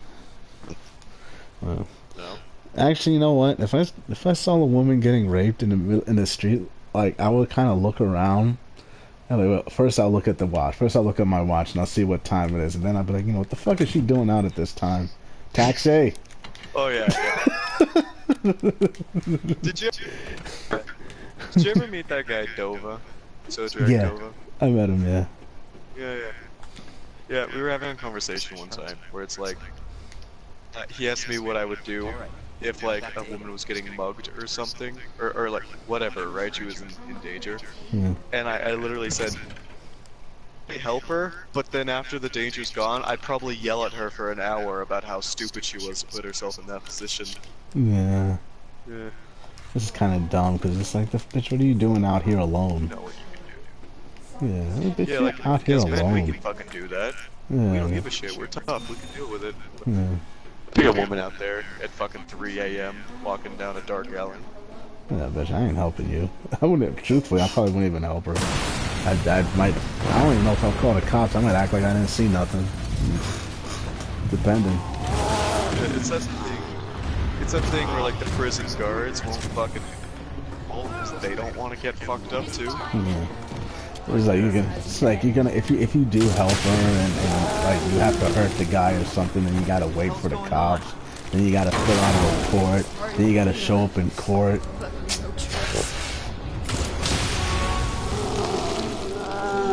Because if it's in the street, if it's in the street, I'm not gonna pull him off and be like, yeah, get out of here, dude. I might have to kill that guy.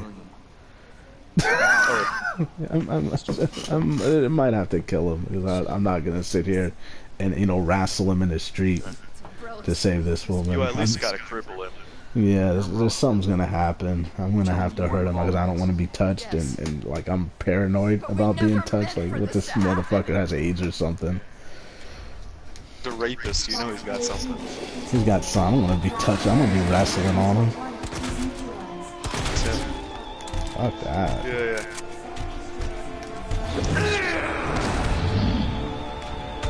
Motherfuckers be riding dirty out here. So we got some dirty riders out in the streets, dude. Yeah, I don't know. Like the only reason I'd even stop for the chick is literally just I don't think I could live without regretting not having done something. I could. Fucking dumb bitch. Why is she out at this point? At this time? Yeah, that's true. But I don't know. It's not really on me to judge other people. It's on me to judge people. Yeah. Maybe you help her. Maybe save her life. Maybe she's Mother Teresa and she was just I don't know going out for a late night stroll down the back alleys. But, then again, maybe that's her fucking boyfriend. Maybe she's just a fucking whore. Maybe she's just a fucking whore. Who knows? Who knows? Maybe she stole that guy's wallet. He's fucking her up.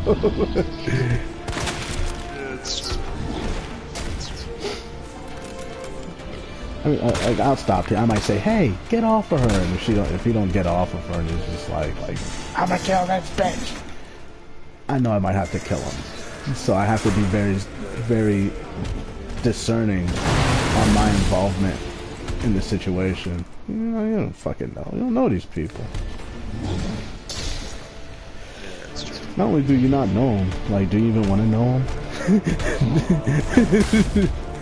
Do you even want to know what's going on? That's why you don't associate yourself with the people that are into drugs. Just don't. You don't invite that to your stuff. You just don't.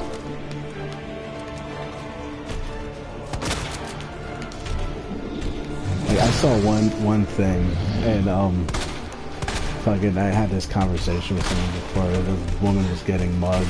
The guy was stealing her purse.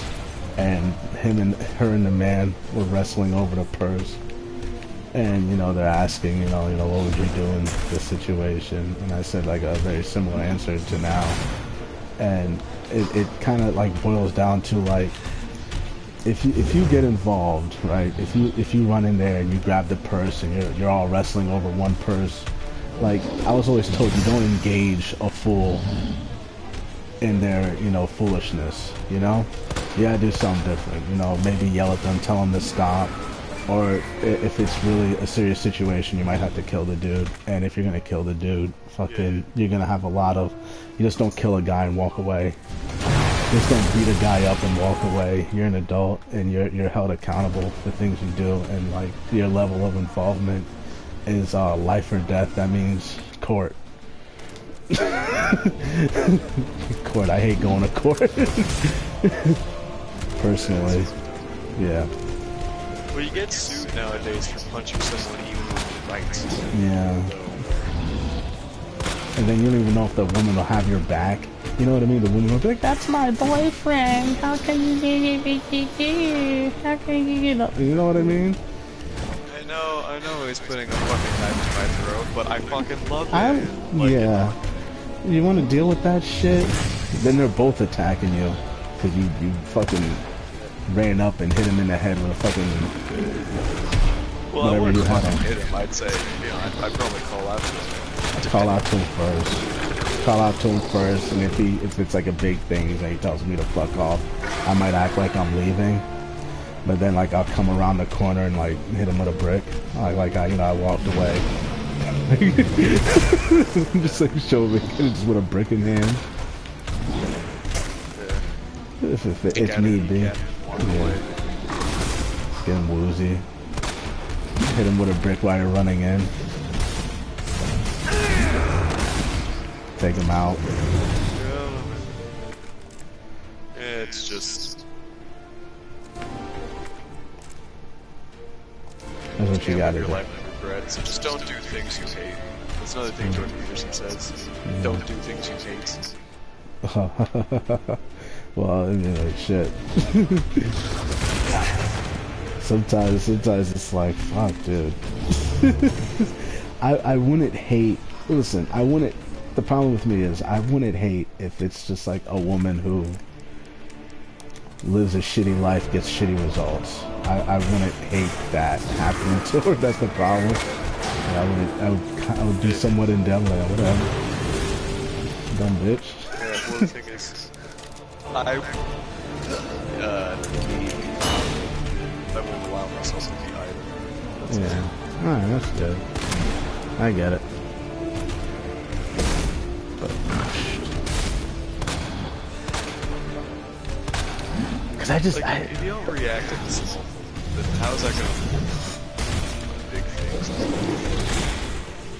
See, that's the thing that is different. I know I react to my family. I have before. I do react to my family. The problem is I have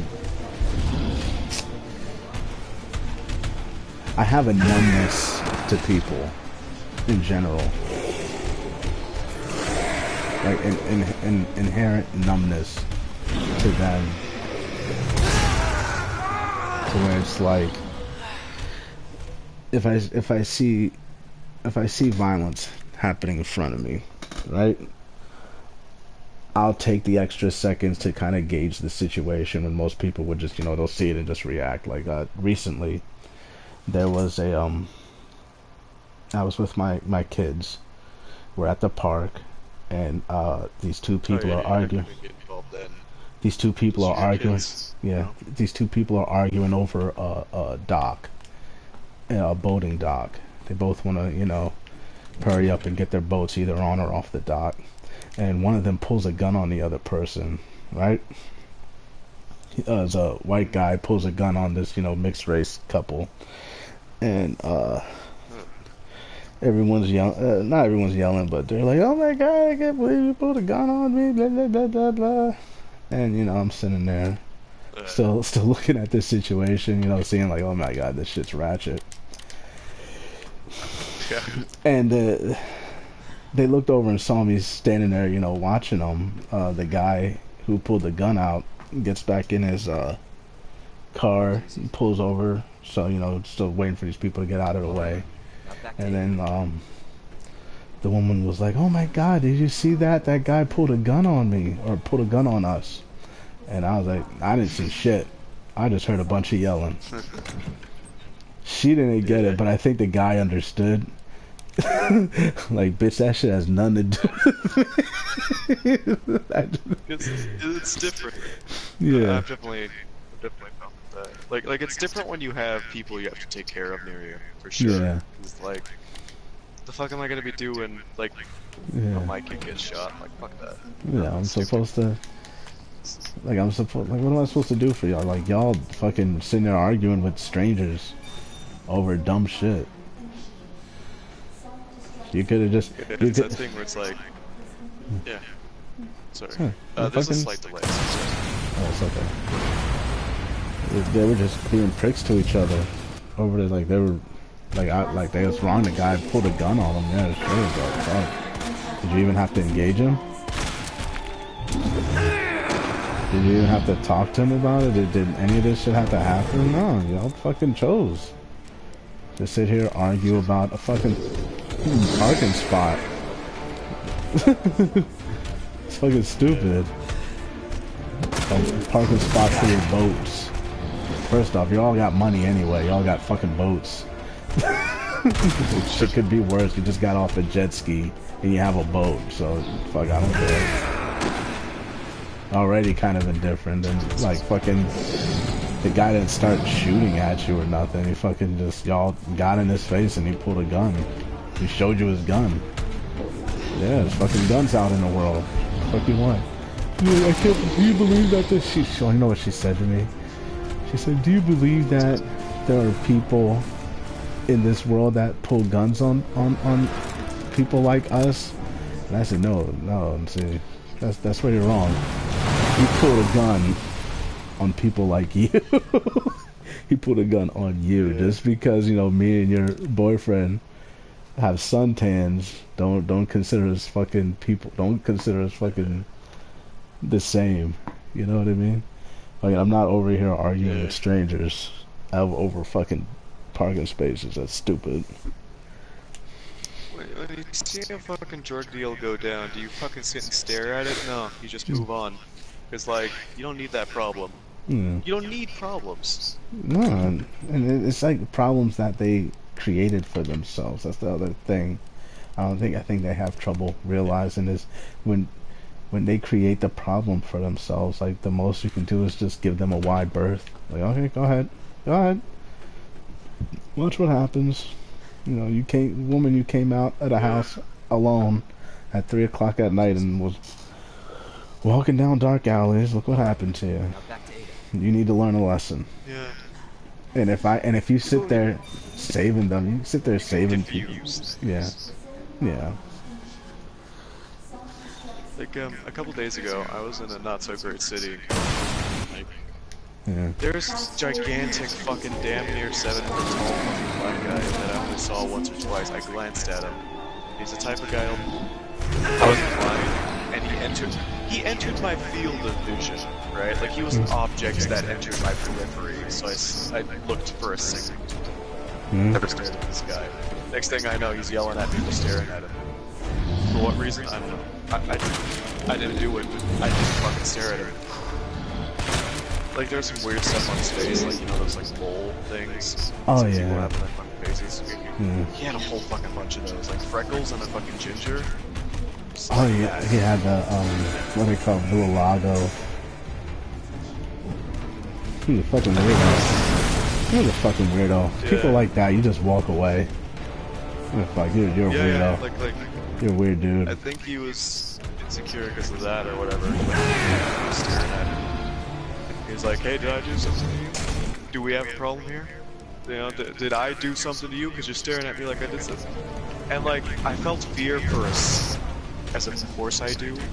Like, out of nowhere, someone's yelling at me, but it was only for a second, and then I stayed completely calm. And I said, no, sir, you did not do anything to me. And the minute I called him sir, it just completely deflated his anger. I don't know what the fuck it was. No? It's probably just... Literally nothing. Yeah. He was looking for an excuse to act up. Yeah. Nothing you can really do with people. Some people are fucking drugs too. You know, you gotta remember, some people are like chemically unbalanced. Drug addicts. Getting mad because someone looked at him. Oh, nigga, you look weird. Fuck, what did he say? I didn't look at him. I think it was literally, what happens when something enters your periphery? You look at it for a second. You know? That's all I did. I did that twice. But, yeah, and it's not, there's really nothing you could... deflating. The most... I think, like, sometimes the most you could do in those situations is, like, chuckle. You know what I mean? It's like, haha, you joking? That catches people off guard too, saying that. Like, are you joking with me? You shitting me, dude? Yeah. Cause then you'll be like, no, I'm mad serious, bro. And you're like, oh well, sorry. Get a little laugh out of him.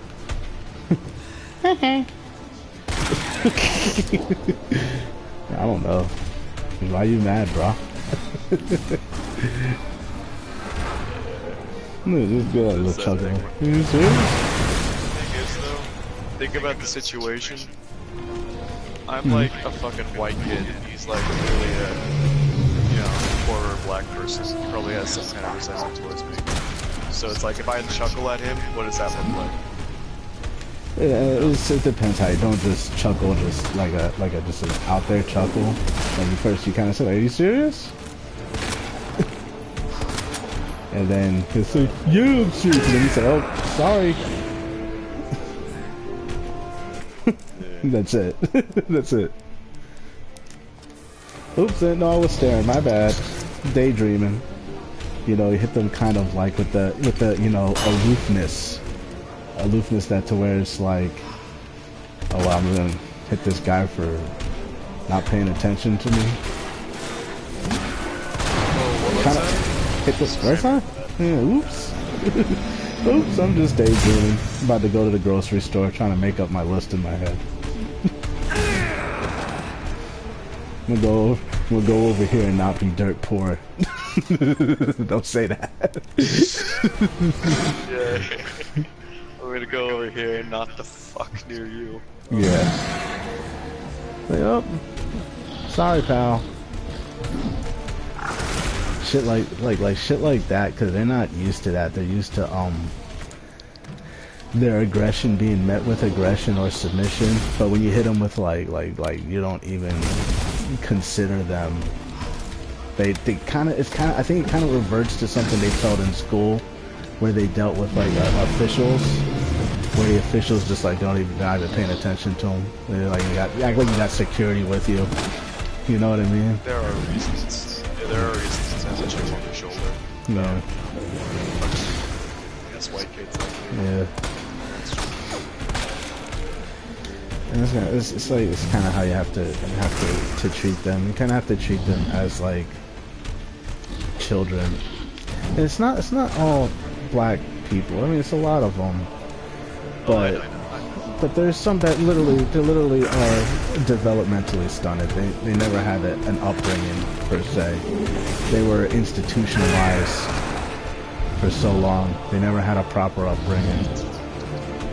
So nothing you really say to them.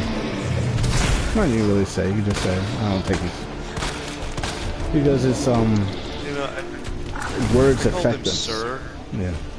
He was instantly okay with me, but then I called him sir. I think just that little bit, maybe respect or maybe civility, made me feel like, oh wait, maybe this kid's not a Nazi. Oh well.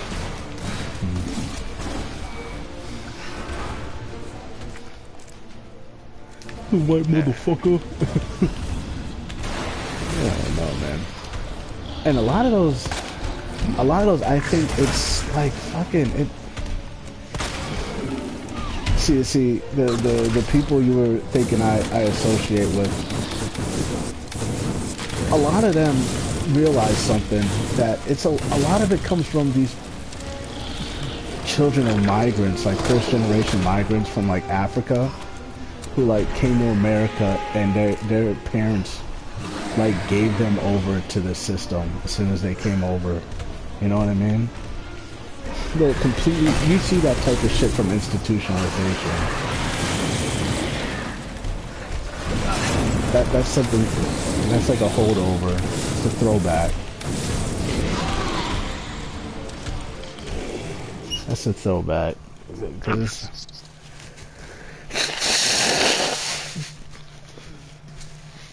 Because even if they had like brothers or sisters or family they were close to, like they don't talk to each other like that.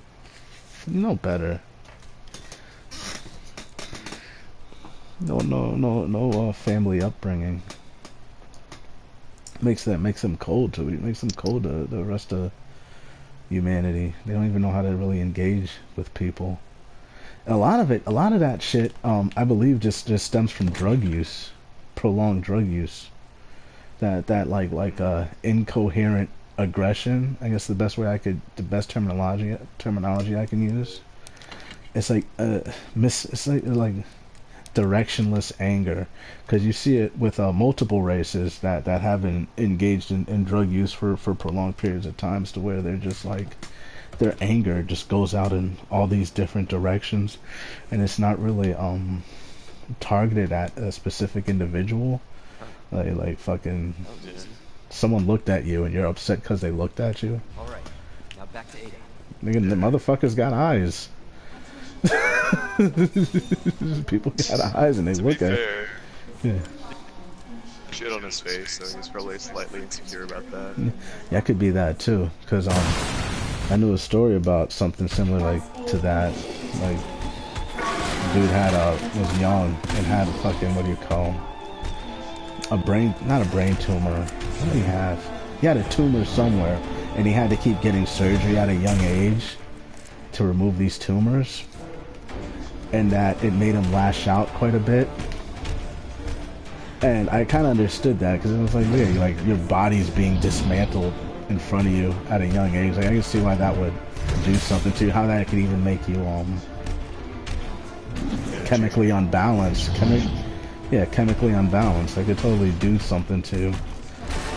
So a lot of people are like working through situations like that, and it's really like nothing you as an individual can do about it. Nothing you did, nothing you say will help you in that situation, because they chose you to be the bad guy before even knowing you. But don't get me wrong, if I were a piece of shit, I would deserve everything I would have gotten, but I literally walked in the front, looked at him twice. Oh man. And the only way he would know you looked at him is if he's looking at you, so... The only way he would know you were looking, if he wasn't paying you any attention, if he was just minding his own business like you were minding yours, you wouldn't even know. You wouldn't even know. For the fact that he was looking at you, you know what it is? He targeted you. Yeah. Had about him was, oh, that guy's tall. That's it. That's the only thing.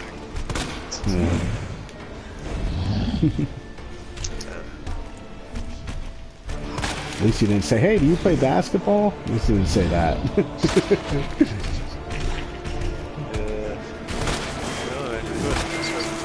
He said, oh, look at the stems on you, fella. You play basketball?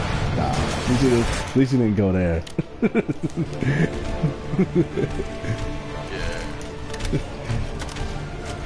know, people say they don't see color. That's like bullshit. It just Everyone sees color.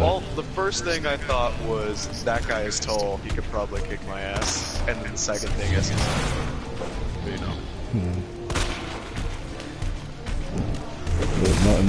Dude, most tall guys I've met can't fight. I haven't met, because no one ever tests them. But they all think the same thing. Oh, yeah.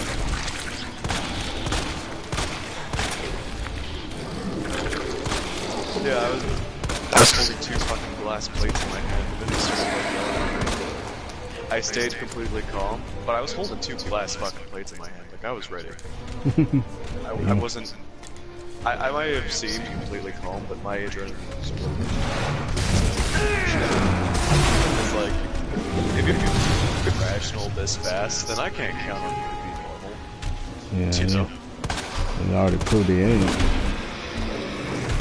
What are you looking at? What? Was I staring? It's on daydreaming. What's up?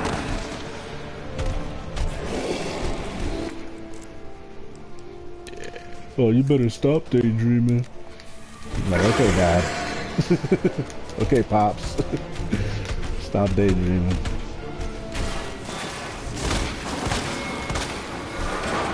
Yeah, I have this habit of calling people sir and not because I'm disrespectful, but simply because I don't like them. I don't know your name. Well. Yeah, I don't know your name.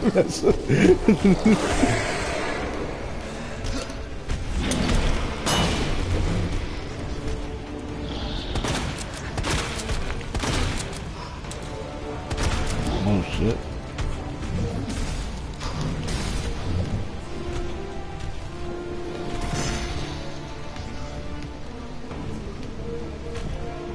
I never was much a fan Because I would run across things like that in work environments where you just have these people, not even with chips on their shoulder, but just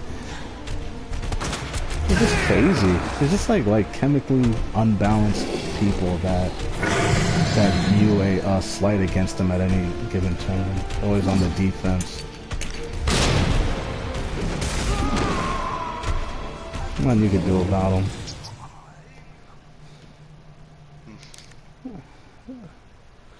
It's just, and the best thing I think, like, the only way you could kind of insulate yourself is, like, you have to have that detachment from your emotions.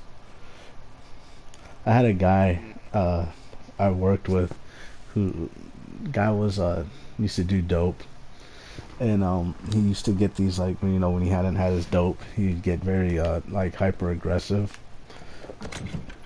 And the best thing to do when he got like that is start making fun of him. like start like not talk shit, but like, the type of making fun where other people laugh.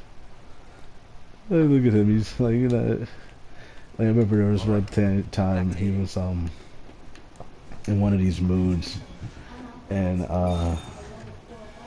we were talking about birthday cake or something, and he was talking about how upset he was, or like something similar to what you said, like asking people, what the fuck, who the fuck's looking at him, and I was like, man,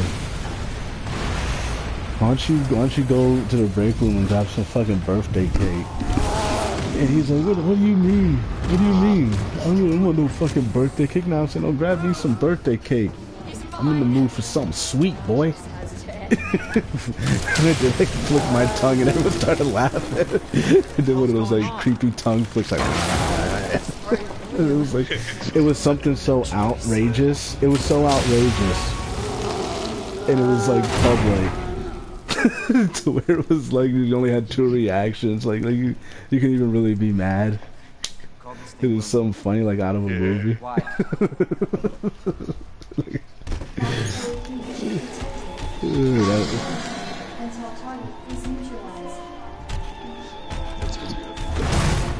It's like you have to make them a joke. You have to make them a joke, not talk shit on them, but kind of make it something lighthearted come out of it. Almost childlike. Yeah. Almost kind of goofy. Yeah, goofy without being off-putting or corny. Yeah. Then later on you can be mean, when at least expecting it. You can hit them with the meanness. You gotta keep them like off balance. You know what I mean? You always keep them off balance. Yeah. Seems to work. Works wonders.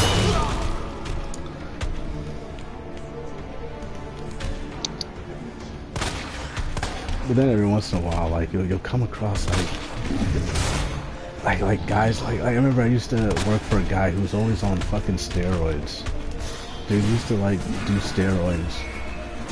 Like there's no tomorrow, and he was like younger than me too. But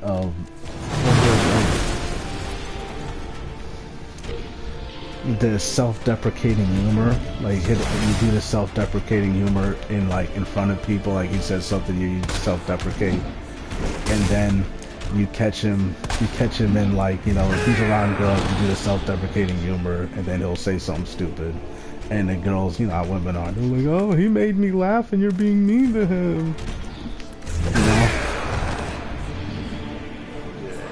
hit him with one of those, and then you have like we'll have like the guys working there when it's just us. That's when you hit him with the van. After you start hitting him with the shit talking that he was hitting you with you. Yeah. So around girls use the self-deprecating humor, but around guys that's when you can do the real shit talking. Yeah. It's weird how that works, right? It's because women don't want to see they don't want to see macho arguments happen, And if you're able to make them laugh, they kind of like appreciate that more. Being put at ease. But like a lot of those guys don't really understand how that balance works. They kind of, since he's already doing the steroids, it's already, you can already assume he's, like I said before, chemically unbalanced and not working with a full deck of cards. You can use shit like that against them.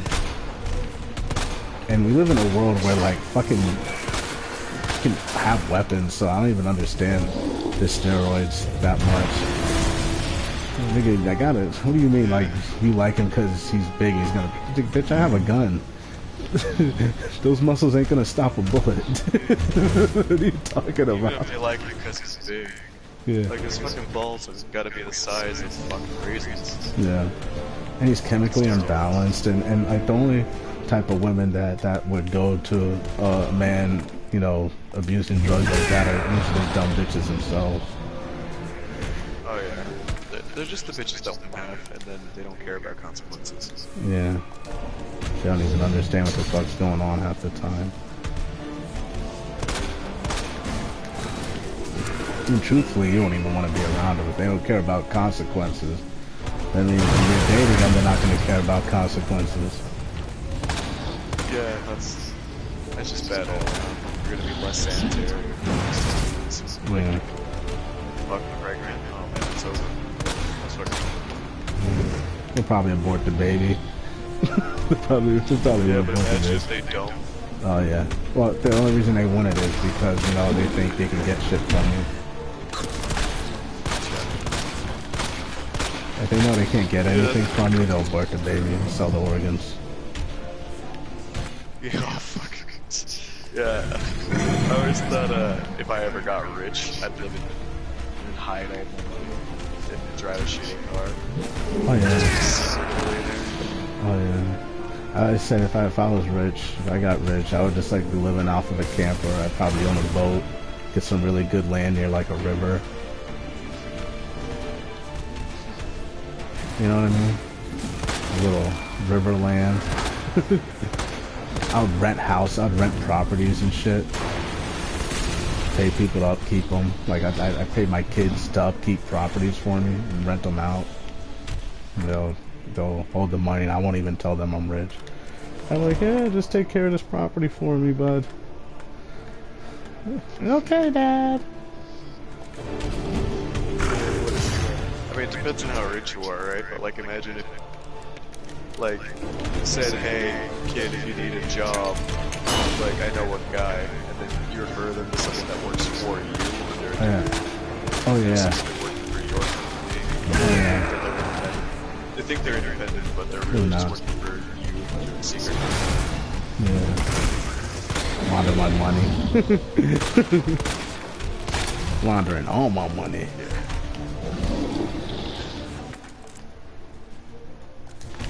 Maybe they get their fucking friends on it. Got a little pyramid scheme going. Oh yeah. And you can go talk to the guy every once in a while. Like, this is what I want you to do today, alright? This is what I want you to do today. Whispering in his ear. Get very, like, specific. Like, nah, you have to say it like this. You have to say it exactly like this to trigger a PTSD, because I know it gets under his skin. Like, what the fuck? Put these smells in his office. Oh no, that's too much. That might be too much. Like, I would do, oh my god, if I had the resources, I would play fucking mind games for people. Like, especially if I had the time and resources. Like make certain people in his life wear like certain perfumes and colognes.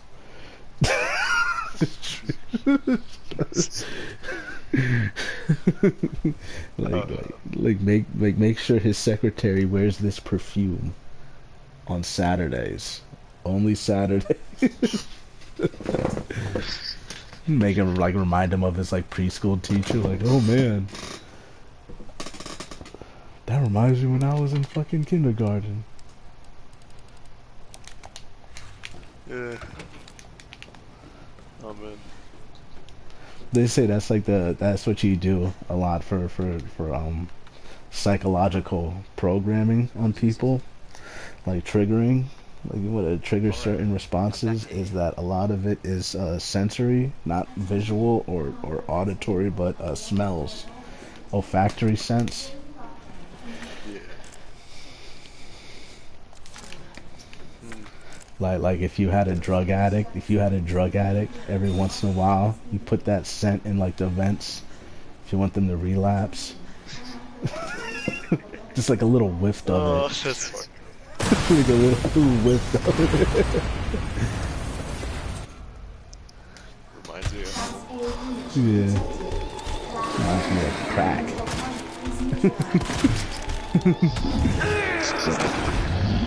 Well, man, that would really hit the spot right now.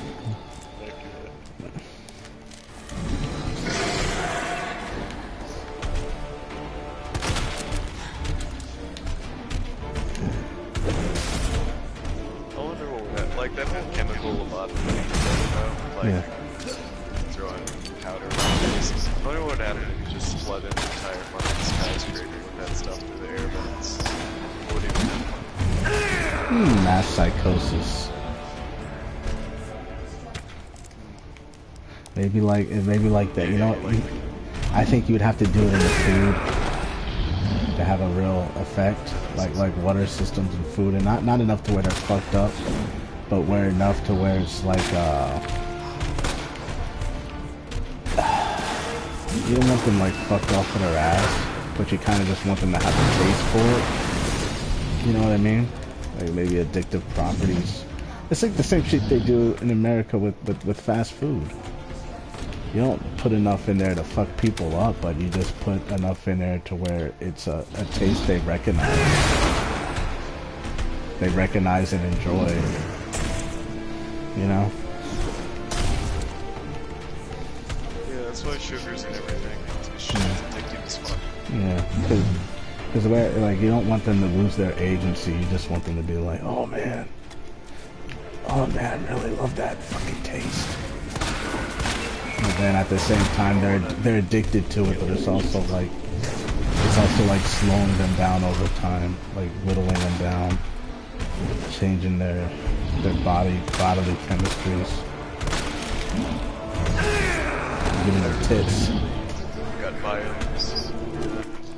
I really believe if corporations had their way, fat and stupid and sad. Oh yeah. So you buy stuff.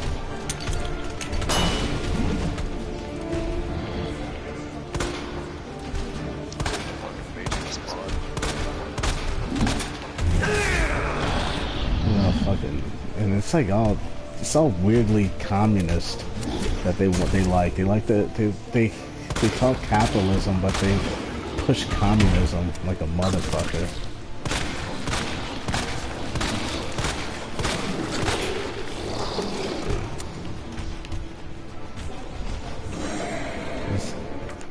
Like your mouth is saying capitalism, but your actions are reading as communist. Because you're wanting people like to co-live in places, and then you don't want them to have families.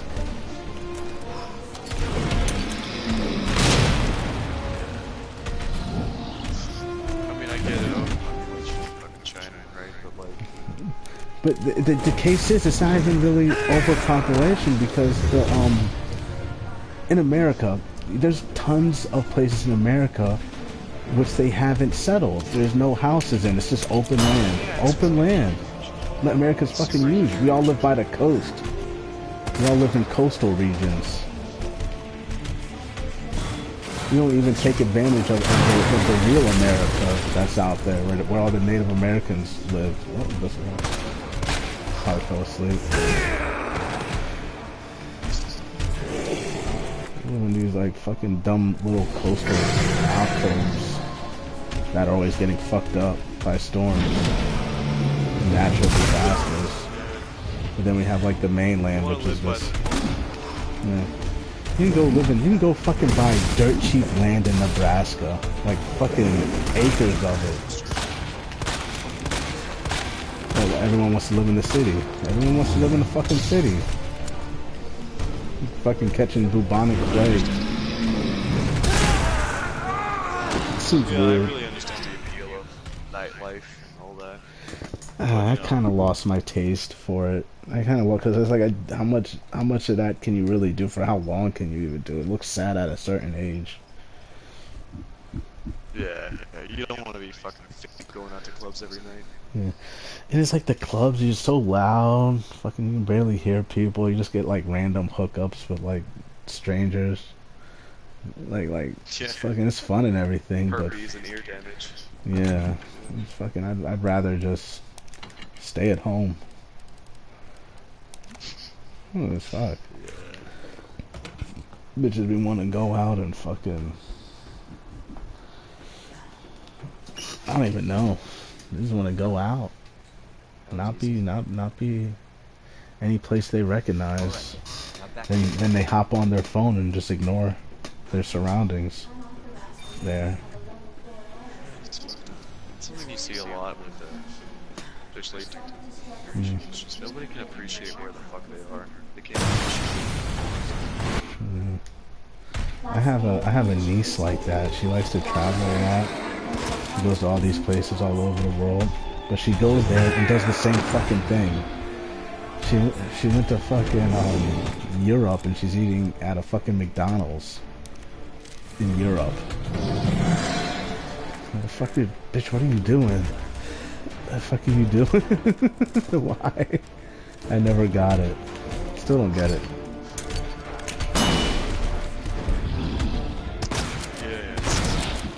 And it's like, for what reason? It's like a waste of money too, because she's just going there and like not accomplishing anything.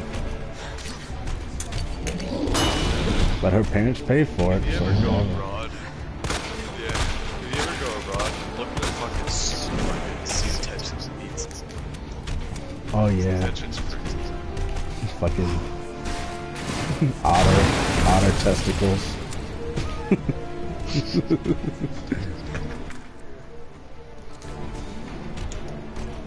I don't know. Like, maybe I haven't looked hard enough, but, I've, like, obviously I'm a Metal Gear fan, so I've always wanted to look for some snake to eat, and I've never. And come to fucking Florida, you can eat a snake here. All over the place.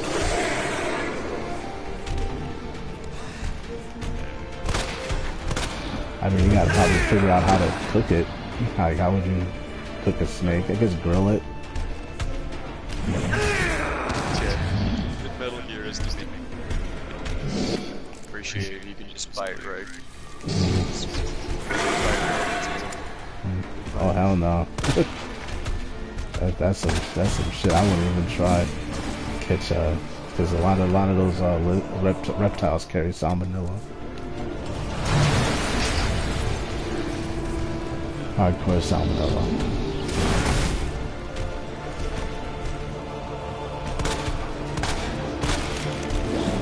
Yeah, you can't even touch them because they crawl on the floor all day.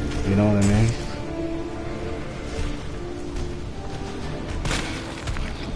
I'm sorry, like, I don't mean to break away from the conversation here, it's just, like, that message that we get, it's just someone fucking typing, and like, that would be weird enough, right? But then I just got 3 more, just floop, floop, floop. What's that? What's up with this? That's silly.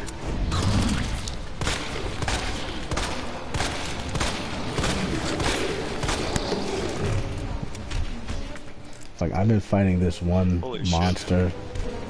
I think I'm about to give up. I've been fighting this like one monster this whole time. Usually when you step away from it, you come back, you wind up doing it first or second try. I don't know. Oh, it's because it's like a hardcore mode, and it's like all he has to do is like hit you once and you're dead. Fucking cheap. I wish they just gave him like a different attack and just not make him like hurt you more than he usually can. Yeah. Give him another fucking attack. Yeah. Fucking cheap. What I really hate is playing something on higher difficulty and it's just the enemies take more to kill. Yeah. Like now instead of 2 bullets, it's 15. Enjoy. Yeah. Fuck. I used to. You know who did it better? You know who did it better? Who did the hard modes better?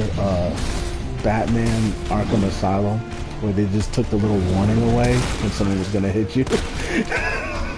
That's smart. Yeah, that was actually smart. You just like everyone did the same thing. There's just some more enemies here and there, and they did extra stuff. It was like you didn't have any warning when they attacked you. Yeah, smart. Yeah, it's just that kind of combat system that everybody copied. Yeah, I did kind of like that combat system. The only thing that always kind of upsets me with Batman. Still kind of does. It's not that he doesn't kill, but dude, he could totally be using non-lethal rounds in a gun. That would even make more sense. Like a fucking taser. They did that in the last game. They just had him in a fucking tank with non-lethal rounds. Yeah, that seems smart. The batarang shit doesn't make sense to me. It doesn't make sense. Why don't you just put it in a gun? Why don't you just put it in a... Just throws a little gun. You know how many he has to carry? That's unrealistic. Talk about a guy in a costume. Yeah. I think... About like what? Like metal knife, basically? And Yeah. Military versus how many fucking clips in the magazine. Or Yeah. how many clips can you carry. That's why, like out of all of them, all of the DC guys, like my favorite, I kind of like Deadshot. That kind of makes sense. He's just a guy who's really good with guns. Well, it kind of makes sense. I see it. Good with guns, has access to really cool guns. And that's it. Something simple. Nothing out there. Nothing outlandish. Yeah, I mean that's another reason why I like to write it. Because he's just a fucking dude. Just do 2 tons. And the thing, but the good thing about Deadshot is not like the whole thing where like I'm gonna go fight the criminals. I think Deadshot's like, nah, I'm a piece of shit. I'm a piece of shit. So what I'm gonna do is I'm gonna fucking snipe people. That is it. That is my game. You ever see how fucked up, like, Which one? Deadshot? Well, I think it's like the one where, like, yeah. Yeah, he got to kill his brother, right?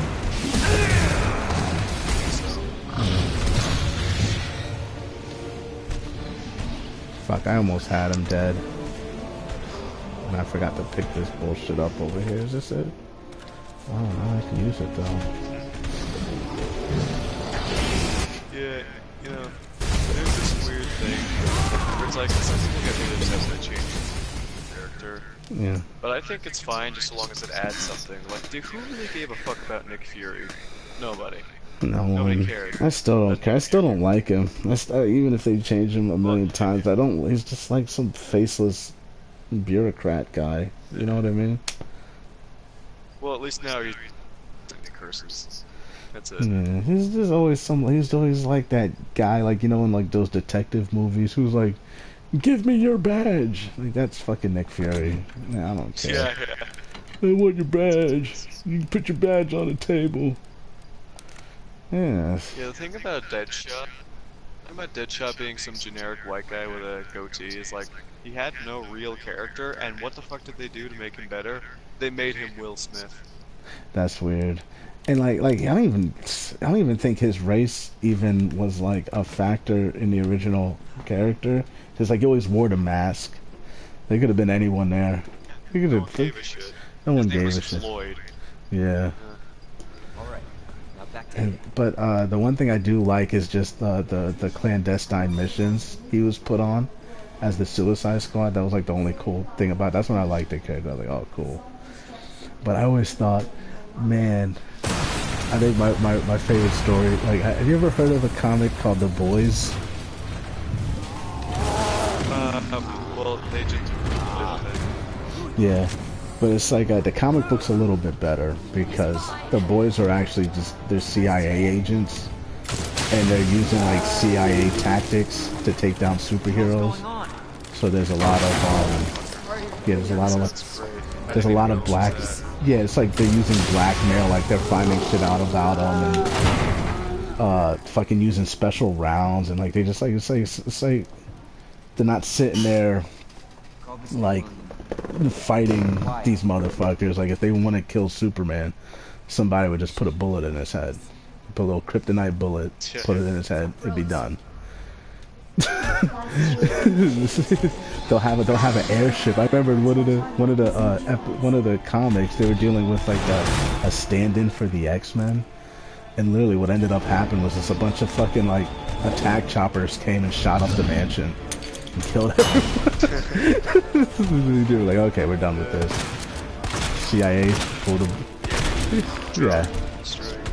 And they had like a stand-in for Captain America during World War II, and he was like completely useless. There was a guy with a shield who could like barely lift a tank and wore this shit, and they were really just using him to sell war bonds.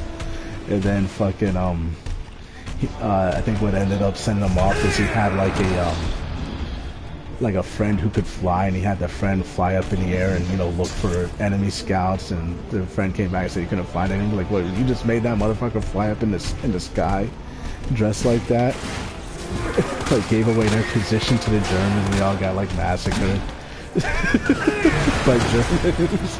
The whole Avengers cast. Fucking Germans came with them fucking giant tanks. Fucking just massacred everyone. And then like the next year, yeah, I gotta watch this. The show's awful. The show, first things first, they gender bent everyone and got rid of the CIA angle. That's stupid. That sounds interesting. CIA thing.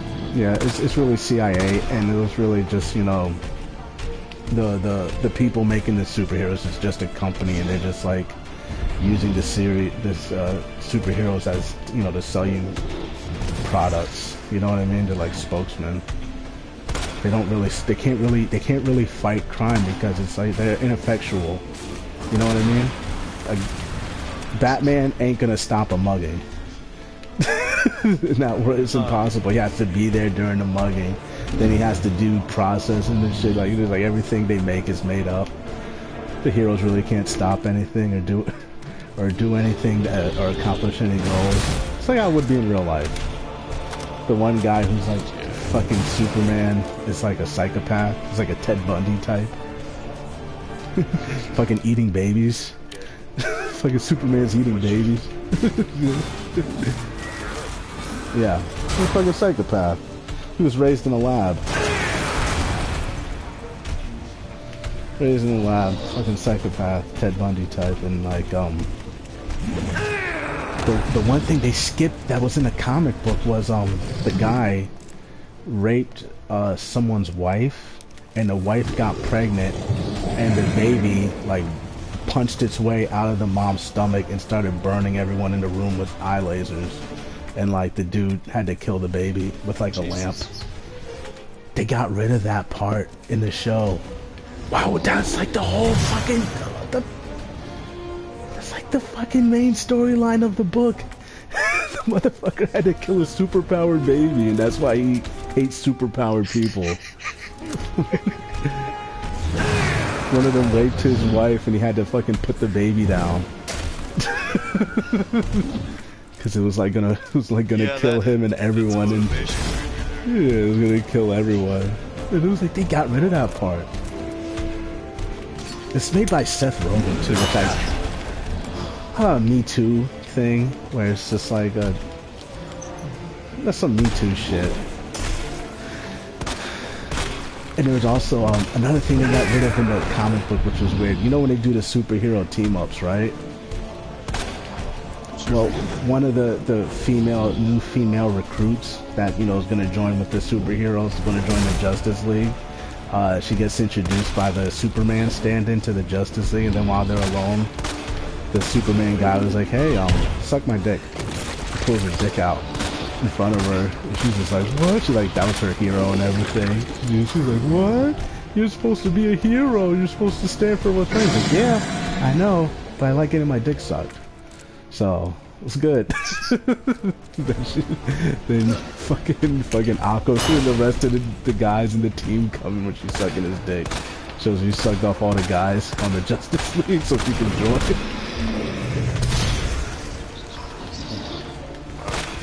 Yeah.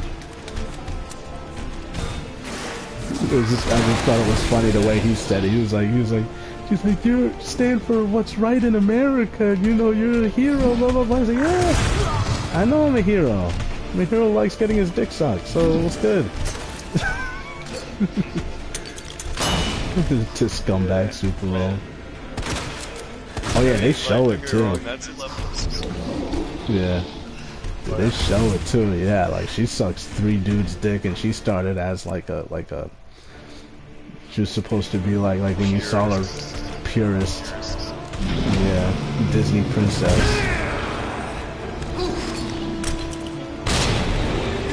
And I remember they show it like it's not like a fucking porn. Oh no, yeah, they show it. No, they show it. They show it. It's a mature book. She sucks the 3 dudes' dicks. When you say book, like comic book, graphic novel. That was in the book, but not in the show. Then.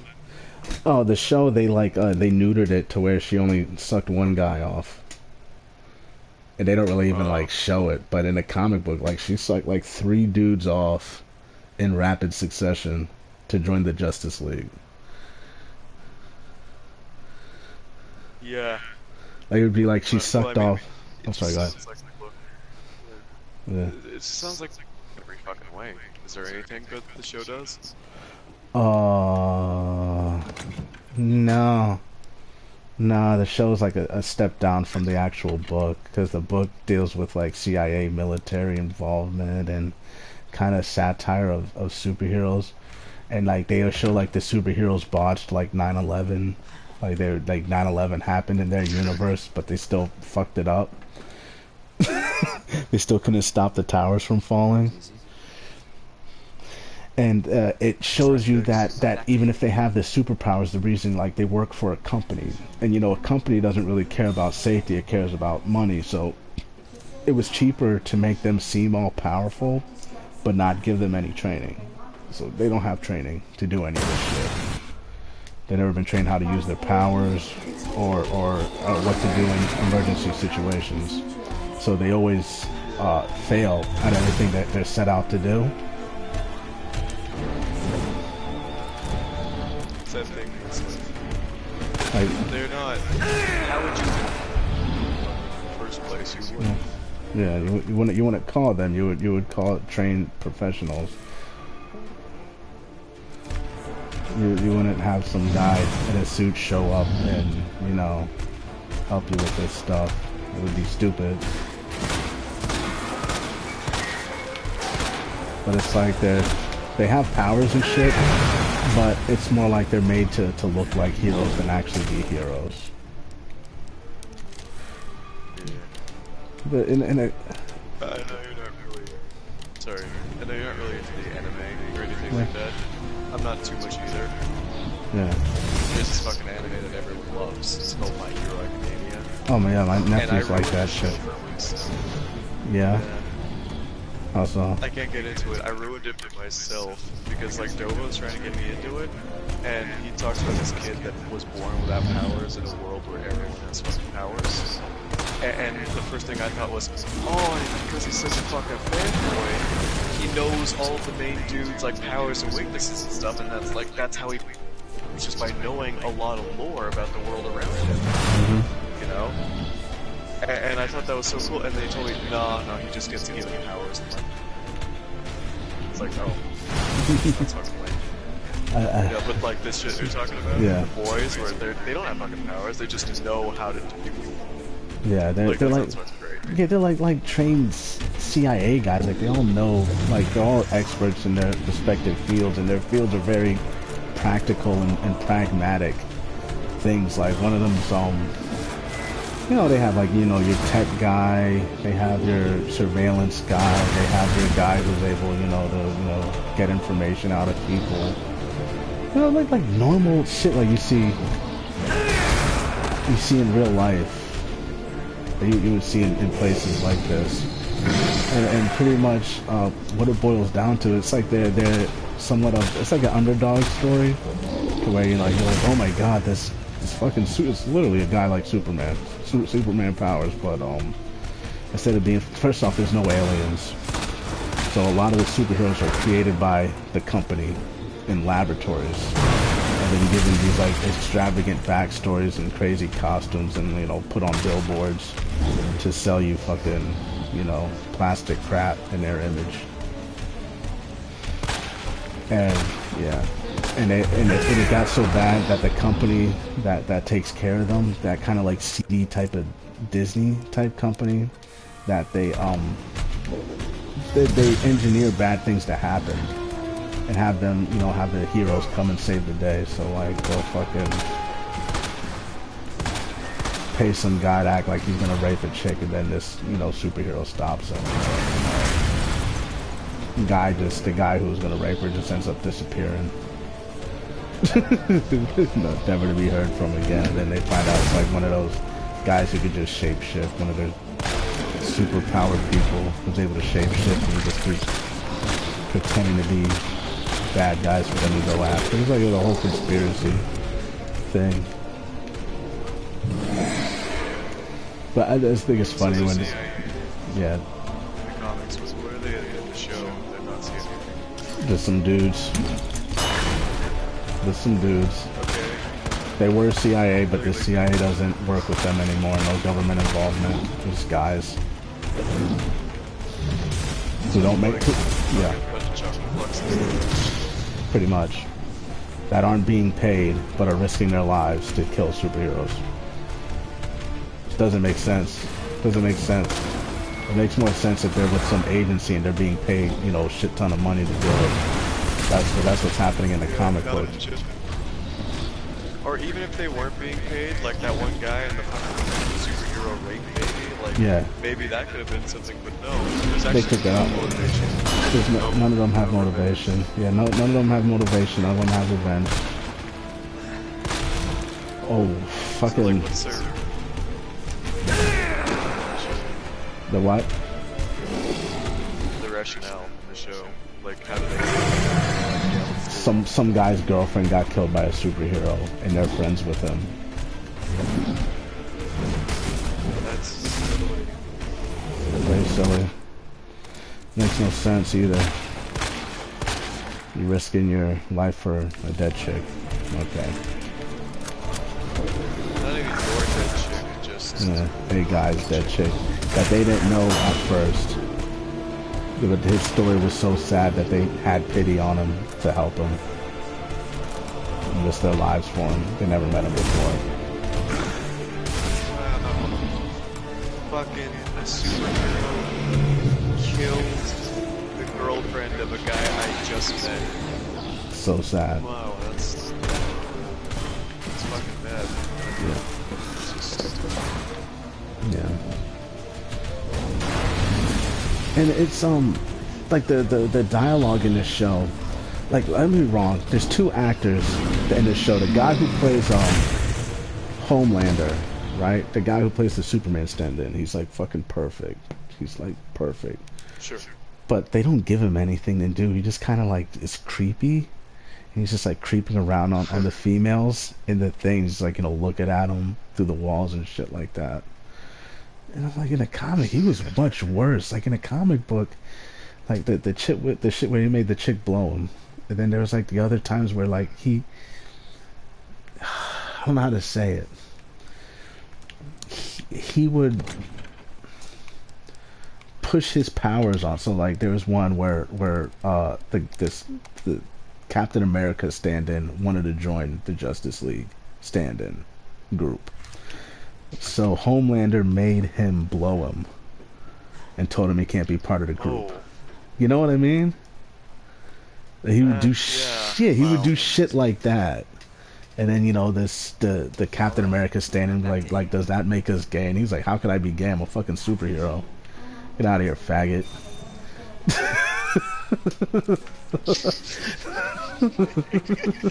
Like, shit like that. It was fucking great.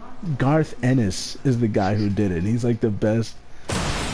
They butchered his work. They butchered it. It's fucking. You're watching this show now, and it's just like, it's like Deadpool. It's like you watch the Deadpool movie. It's like shit like that. It's like random, silly Billy humor and cutesy shit. Yeah. Oh, girl, and then they get the girl power thing. That woman who was supposed to blow those 3 guys, but she didn't do it because you only blowed 1 guy in a comic book. It's later stated that, you know, she had a crush on the guy she blew, so it wasn't that bad. That was not the intent. You know what it is? I know what the problem is with this show. It's because it's made by Seth Rogen. Seth Rogen's a fucking idiot.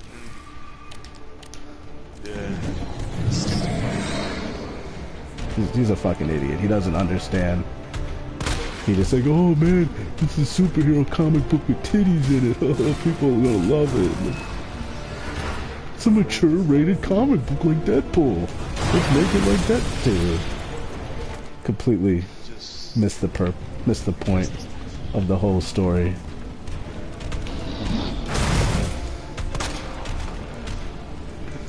It's like schools banning To Kill a Mockingbird in schools because it makes students uncomfortable. Like, yeah. That's yeah, like he took out all the things that makes this, like all the little shit I told you that made you like go, ugh. That's the shit he took out. Everything that makes you like, oh, that guy, that's why he's a bad guy. They got rid of that shit. I think in the marketing for the boys, I think I might tell the superheroes dicks, and that's why they're killing them or whatever. Yeah. It's like, in the comic it says they're fucking monsters. So oh yeah, they're monsters. I wanna fucking kill them. Yeah, they're monsters, and they're like everything they do. Every time they try to save people, it ends up killing a lot of people. It does like the opposite. So like fucking dude was running, the Flash stand-in was running so fast that he just fucking like touched someone lightly and completely vaporized them. Fucking person was just like blew up from being touched by a guy going at supersonic speed down the street. You know what I mean? Yeah. He accidentally nudged someone. Tried to grab one to save them. Yeah. Fucking whiplash, break their fucking neck. Yeah. Dude, he fucking just gently nudged the person and the person just exploded. Like, it shows you like that shit when it couldn't work in real life. First off, like none of them were really trained to do anything but take pictures and answer questions. Barry Allen's like a smart dude. Like he knows about like physics and science and shit, so like he tries very hard not to hurt people. You can judge, you know, the speed and the angles and the friction and whatever. But still shit happens. Shit happens. Like you're dealing in the real world. There's fucking Murphy's Law in effect. How smart are you want? Like fucking that woman accidentally stepped off the curb while he was running past her.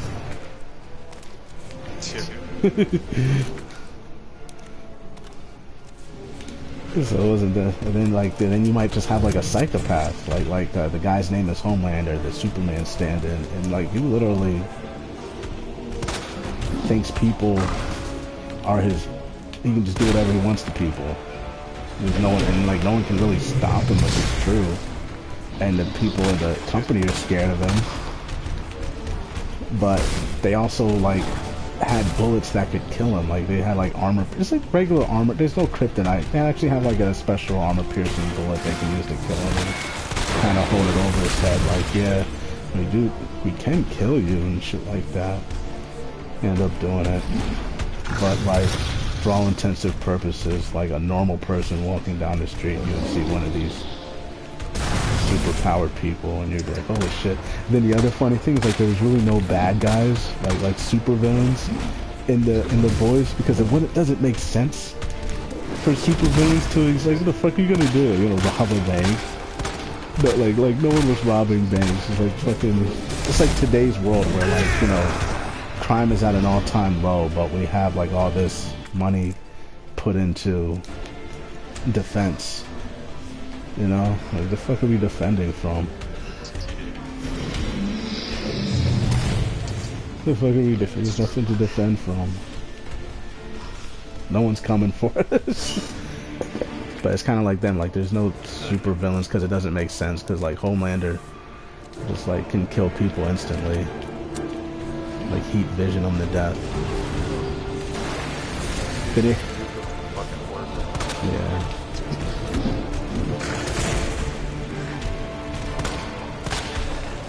And they end up, the way they end up getting Homelander in the end is like fucking like they had a sleeper agent next to him the whole time. They literally had someone who could kill him next to him the whole time, and that was the company. Whenever he started fucking up the bottom line, they just, you know, set the guy after him. Yep, now's the time to kill him, and the guy, like, his whole power was he can kill Homelander. And he's crazy. He was always shadowing Homelander, like always stay right next to him.